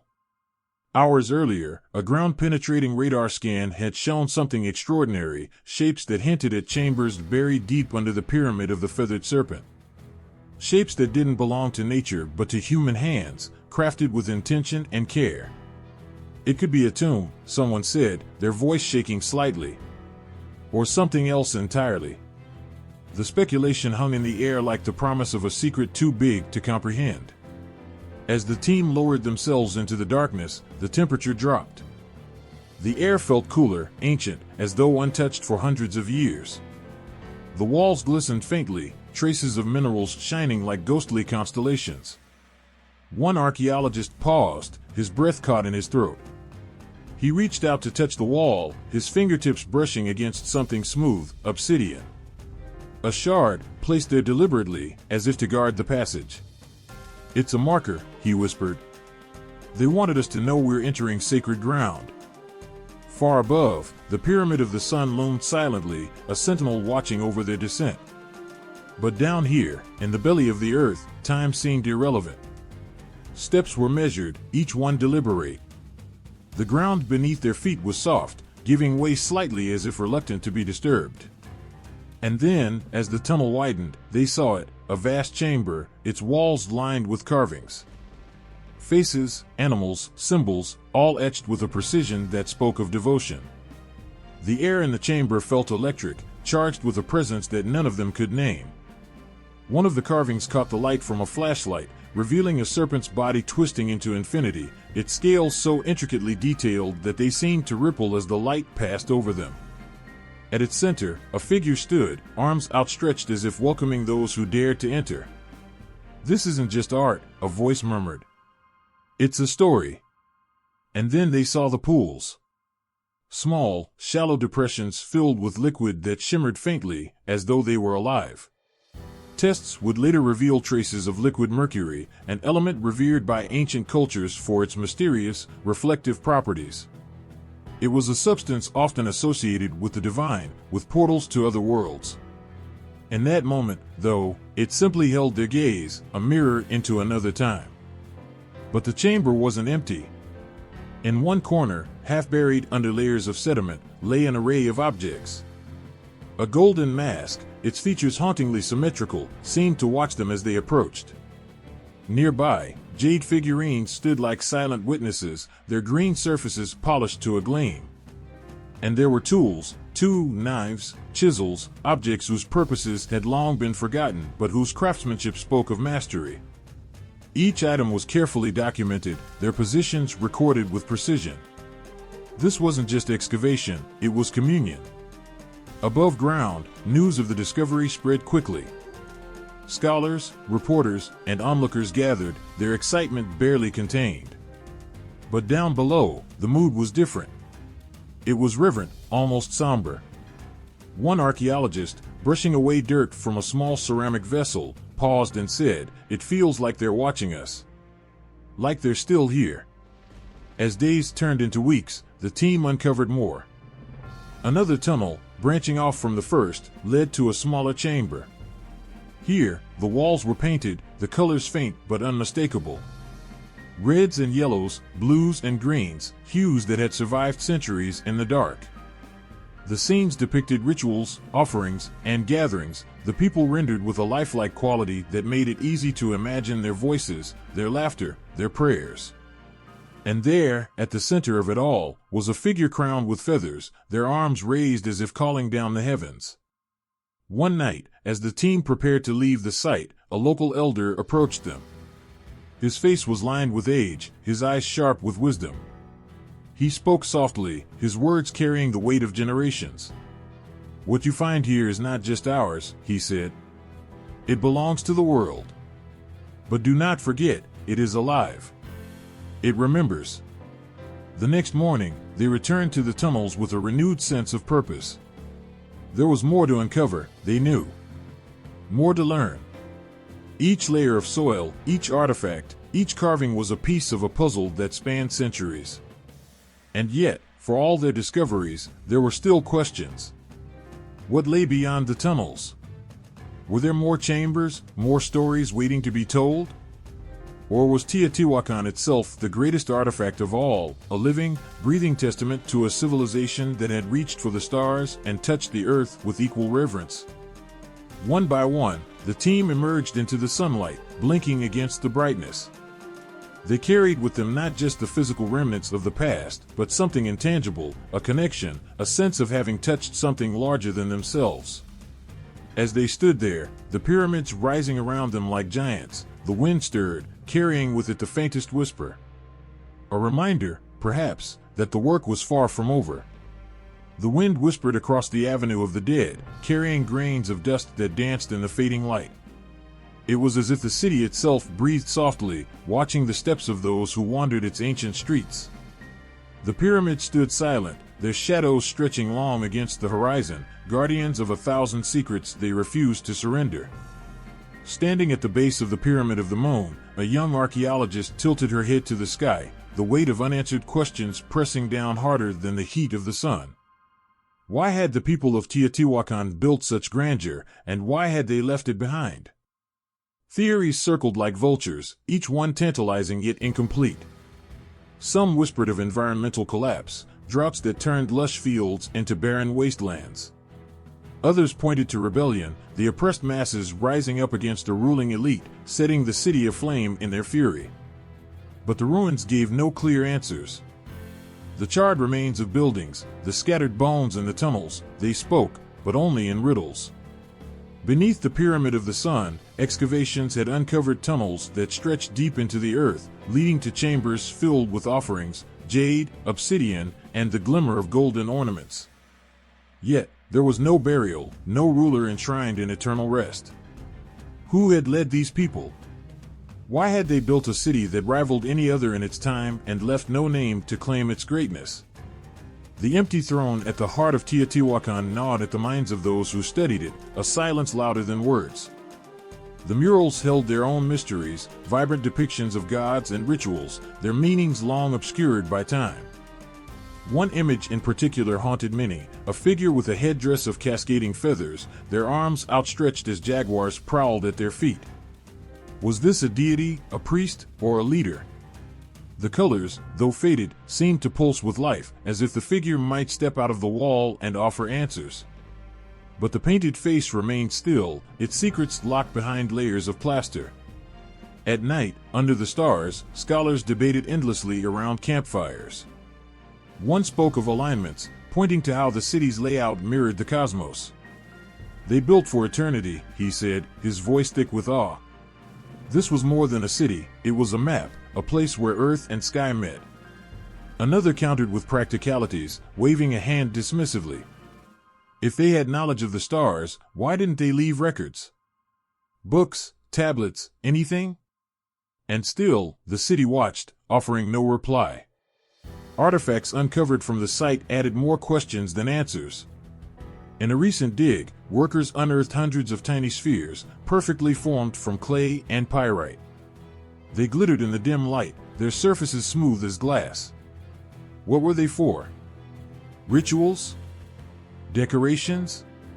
Some suggested they were ceremonial objects meant to reflect light in sacred spaces. Others speculated wildly about their connection to lost technologies. But as they sat in glass cases in museums, they mocked the certainty of those who claimed to know their purpose. Far below, in the depths of the Pyramid of the Feathered Serpent, the mercury pools seemed almost alive, shimmering with an unearthly glow. Why had the builders gone to such lengths to fill the tunnels with a substance so rare and dangerous? What did it symbolize? Even the bravest of scholars hesitated to touch the liquid, as if it carried a curse or a warning. The silence of the pools was eerie, a mirror reflecting humanity's inability to understand what had come before. Even the origins of the city itself remained shrouded in mystery. Some believed Teotihuacan had been founded by migrants fleeing disaster, its people a mosaic of cultures united under a shared vision. Others argued it was the heart of an empire, its influence stretching far beyond the Valley of Mexico. But the lack of written records left the story fragmented, like a puzzle missing half its pieces. Who had built the first temple? Who had decided to carve a city from the earth and point it toward the stars? And then there were the disappearances.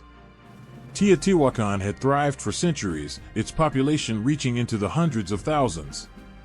But one day, the city began to empty, its people scattering to the winds. The great plazas became barren, the markets silent. What had driven them away?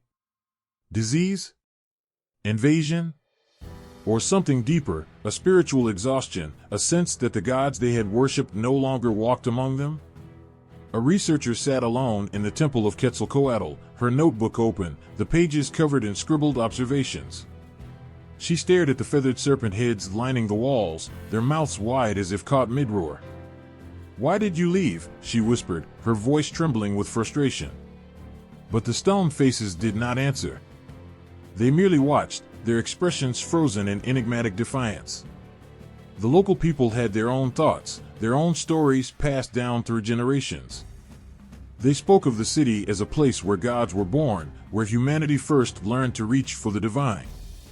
For them, Teotihuacan was not just a relic but a living presence, a spirit that breathed through the land. Yet even they admitted they didn't know everything. "The city belongs to the gods," an elder once said. "It reveals itself only when it wishes." Years passed, and still, the mysteries lingered. Scholars retired, their lives consumed by questions they could not answer. New generations arrived, eager to pick up the threads, but they too found themselves caught in the web of uncertainty. The pyramids stood unchanged, their steps worn smooth by centuries of feet, their summits kissed by countless sunsets. They were eternal, patient. Humanity's curiosity was fleeting in comparison. One evening, as the sun dipped below the horizon, a child stood at the edge of the city, her small hand clutching her father's. She looked up at the pyramids, her eyes wide with wonder. "Who made them?" she asked, her voice filled with innocent awe. Her father smiled, brushing a strand of hair from her face. "People like us," he said. "But maybe they knew something we don't." The child nodded, her gaze unwavering. "Do you think they'll tell us someday?" Her father didn't answer. Instead, he looked out over the city, the shadows deepening with every passing moment.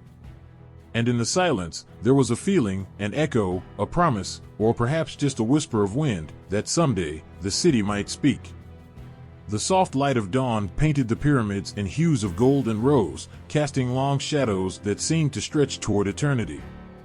It was quiet except for the rustling of leaves, and the air carried a strange weight, as if the city was holding its breath. A historian stood near the Pyramid of the Moon, staring at the ancient stones, her heart caught between awe and a restless yearning. "What were they trying to tell us?" she murmured, tracing the carvings with trembling fingers. The answers felt close, as though just out of reach, like the fleeting memory of a dream. Teotihuacan wasn't just a city, it was an expression.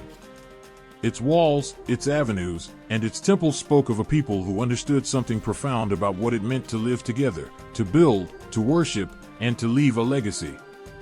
Yet, its voice wasn't loud. It whispered in fragments, urging anyone who cared to listen to look beyond the obvious, to see themselves reflected in its silent stones. The Avenue of the Dead stretched endlessly before her, its perfectly aligned path drawing her gaze toward the horizon. It was not merely a thoroughfare, it was a connection, a line binding humanity to the heavens. How had they envisioned such a place?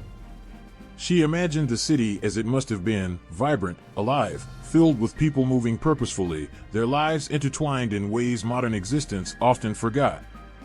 Every step along the avenue felt like stepping back into a version of humanity untouched by the fractures of the present. The pyramids themselves were more than architectural marvels, they were declarations of a shared dream. To raise such monuments required more than physical strength, it demanded unity. Thousands of people working together, guided by a vision that went beyond individual desires. The act of building must have been sacred, each stone laid with care, each angle aligned with the stars, as if the very act of construction was an offering to the gods. It was a reminder of what could be accomplished when humanity came together, not as individuals, but as parts of a greater whole. Near the base of the Pyramid of the Sun, she paused. The air felt heavier here, charged with an indescribable energy. She had read the accounts, how its design mirrored celestial cycles, how its shadow played games with light during solstices, how its sheer presence demanded reverence. But standing there, she felt something deeper, something primal. It was as though the builders had poured their hopes and fears into the structure, creating a bridge between the tangible and the eternal. A sudden breeze swept through, carrying the faint scent of earth and time. Her thoughts shifted to the murals, those vivid depictions of jaguars, eagles, and gods adorned with serpents. They weren't just art, they were teachings, encapsulating ideas too vast for words. The murals spoke of life and death, power and vulnerability, the human soul's connection to the cosmos. They told stories of rituals where people danced in honor of rain, fire, and the cycles of nature, reminding her of a time when humanity's rhythm was one with the earth's. She closed her eyes, and for a moment, she could hear it, the distant hum of drums, the calls of priests invoking blessings, the laughter of children chasing each other between market stalls. It wasn't just a city, it was a celebration, a place where every facet of life, from the mundane to the divine, found its space. She wondered what it felt like to live in a world where the sacred wasn't confined to temples, where every act, whether planting crops, weaving cloth, or raising a family, was imbued with meaning. But Teotihuacan's greatest lesson lay in what it had become after its fall. The people who had built it were long gone, yet their city endured. It stood not as a relic, but as a teacher, asking each new generation to reflect on its purpose. What had its creators understood about humanity that others had forgotten? Was it their sense of connection, to each other, to nature, to something greater? Or was it their ability to dream beyond the limits of their time, to imagine a future far beyond their own lives? Walking toward the temple of Quetzalcoatl, she thought of the serpents carved into its facade. They seemed to writhe and twist as sunlight played across their surfaces. Quetzalcoatl, the feathered serpent, symbolized duality, the union of earth and sky, body and spirit. It was a powerful metaphor, reminding her that balance was not just a goal but a way of being. The builders of Teotihuacan had lived in that balance, creating a world where the sacred and the everyday coexisted in harmony. She stopped and gazed out over the city, her chest tight with emotion. Teotihuacan wasn't asking for admiration, it was asking for understanding. It whispered of unity in a fragmented world, of shared purpose in a time of division, of reverence for the earth when humanity seemed determined to exploit it. The lessons were there, inscribed in stone, painted on walls, carried by the wind. But it was up to those who visited to hear them, to let the city's quiet wisdom seep into their hearts. As the sun set, casting its fiery glow over the pyramids, the historian stood in silence, her thoughts swirling with the echoes of an ancient civilization. The city seemed to pulse with life once more, as if aware of her presence, as if waiting for her to truly see. She reached out and touched the stone wall beside her, its surface cool beneath her fingertips. In that moment, she felt it, the connection between herself and those who had walked this ground centuries before. Between the ancient world and the modern. Between humanity and something vast, unknowable, and eternal. Teotihuacan wasn't a monument to the past, it was a mirror, reflecting the best and worst of what humanity could be. And in its silence, it spoke louder than words ever could. The night sky stretched vast and silent above Teotihuacan, each star a pinprick of light in the boundless dark. A young storyteller sat cross-legged on the stone steps of the Pyramid of the Sun, a small group of listeners gathered around her. The city's silhouette loomed in the shadows, its ancient majesty palpable even under the moon's cool glow.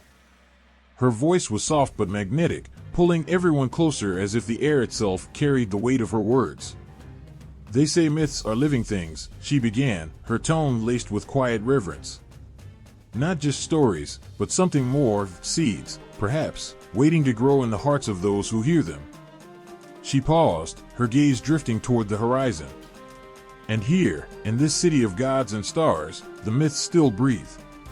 There was a hush among the group. The stones beneath them seemed to hum faintly, as if echoing her sentiment.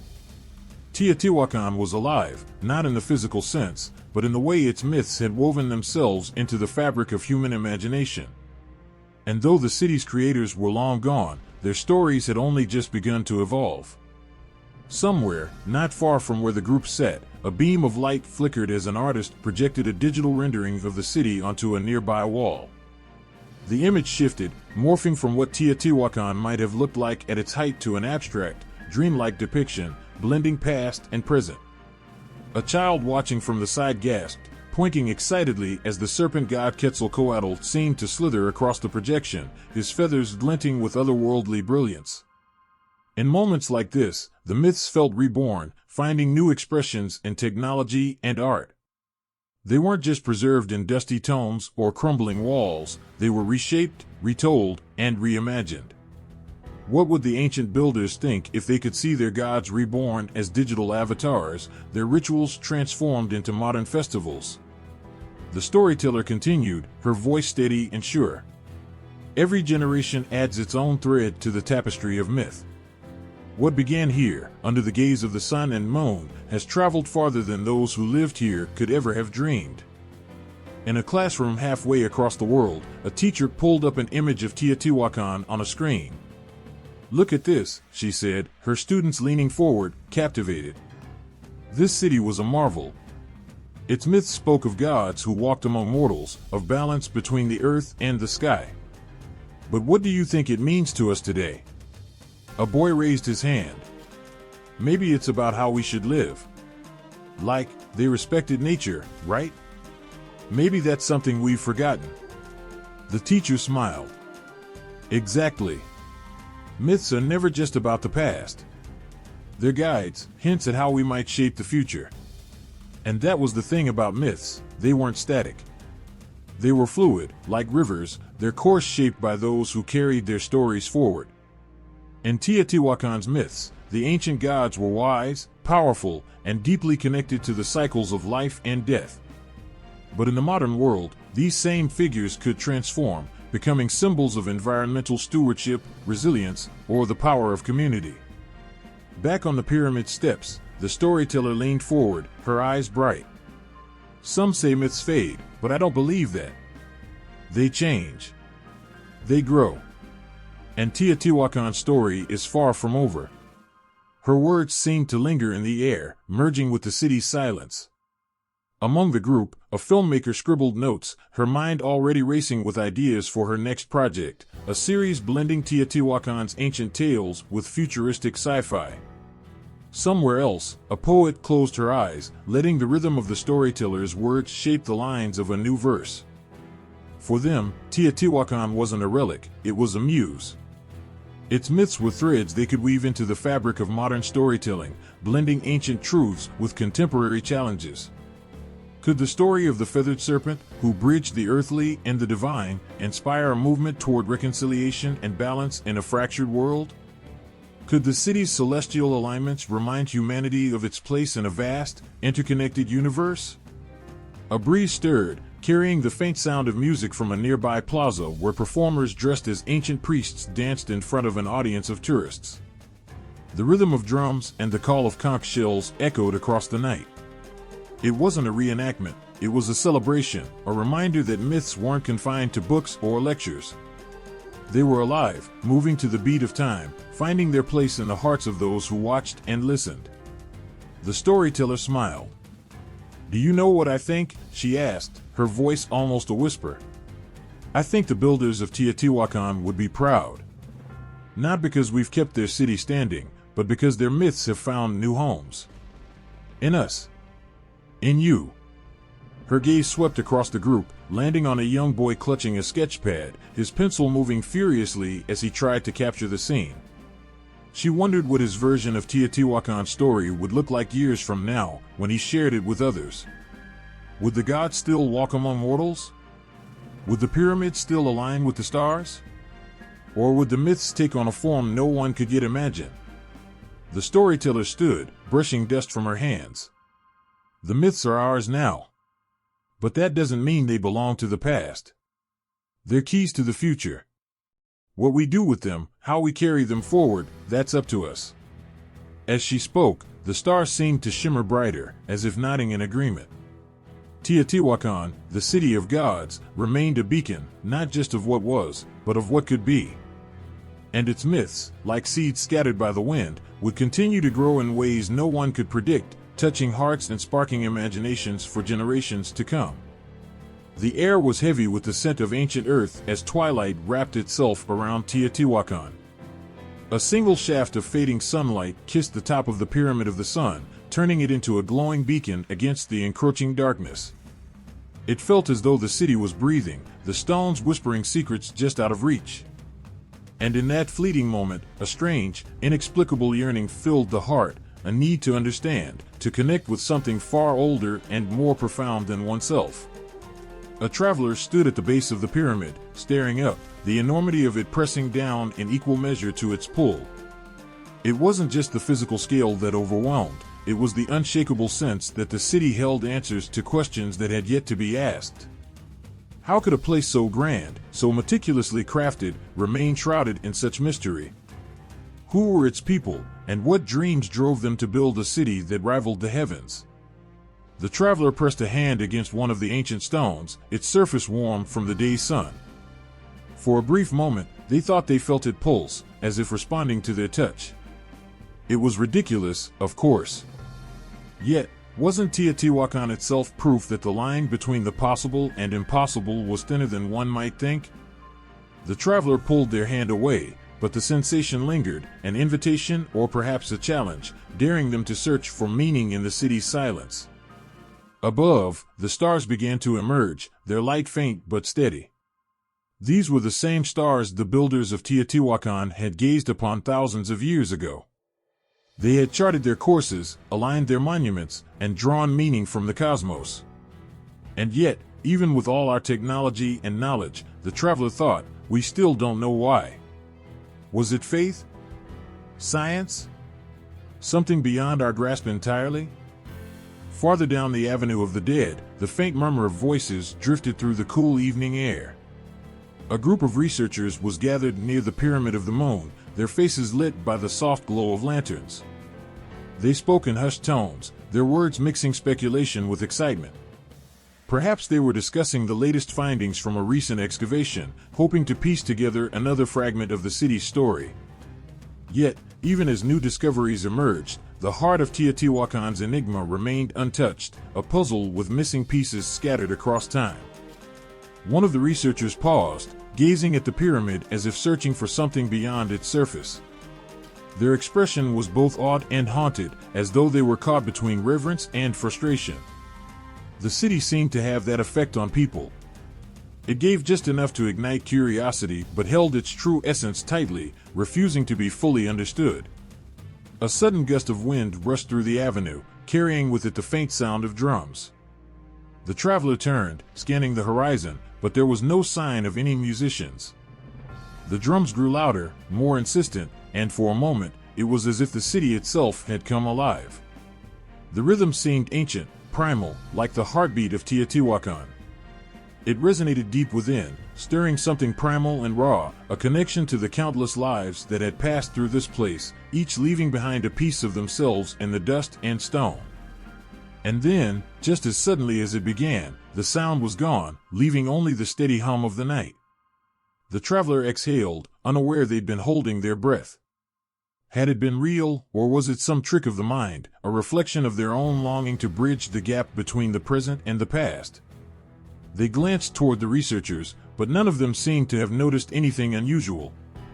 It was as though the moment had been meant for the traveler alone. The traveler began walking, their steps slow and deliberate. The city stretched out before them, a labyrinth of questions and half-answers. Each stone seemed to bear the weight of countless stories, stories of triumph and tragedy, faith and fear, creation and destruction. Teotihuacan was both a marvel and a riddle, its silence speaking volumes even as it withheld its truths. What was it that made this place so enduring, so magnetic? Was it the sheer scale of its achievement, a testament to human ingenuity? Or was it something less tangible, a sense that the city itself was more than the sum of its parts? It was impossible to say. Yet, standing in its shadow, the traveler felt small in the best possible way, connected to something far greater than themselves, a thread in the vast tapestry of time. A faint glow appeared on the horizon, signaling the moon's rise. Its light bathed the pyramid of the moon in silver, casting long shadows that seemed to dance across the plaza. The traveler paused, watching as the city transformed under the moon's gaze. It was beautiful, almost otherworldly, and for a moment, the traveler felt as though they were standing in the presence of the divine. And perhaps they were. After all, Teotihuacan was a city of gods, a place where the mortal and the celestial intertwined. Its mysteries weren't meant to be solved, the traveler realized, but experienced. It wasn't about finding answers, it was about asking the right questions, about letting the city challenge and inspire in equal measure. As the moon climbed higher, the traveler found themselves drawn back to the pyramid of the sun. They climbed its steep steps, their breath coming in short bursts, their muscles burning with effort. When they reached the top, they stood still, the vast expanse of the city stretching out below them. It was a sight both humbling and exhilarating, a reminder of humanity's capacity for greatness and its unyielding pursuit of meaning. The wind picked up again, cool and sharp against the traveler's skin. They closed their eyes, letting the moment wash over them. In the stillness, they thought they could hear the echoes of the past, the voices of those who had built this city, who had walked its streets, who had gazed up at the same stars and wondered about their place in the universe. And in that moment, the traveler understood. Teotihuacan wasn't just a city, it was a question that each person who visited it had to answer for themselves.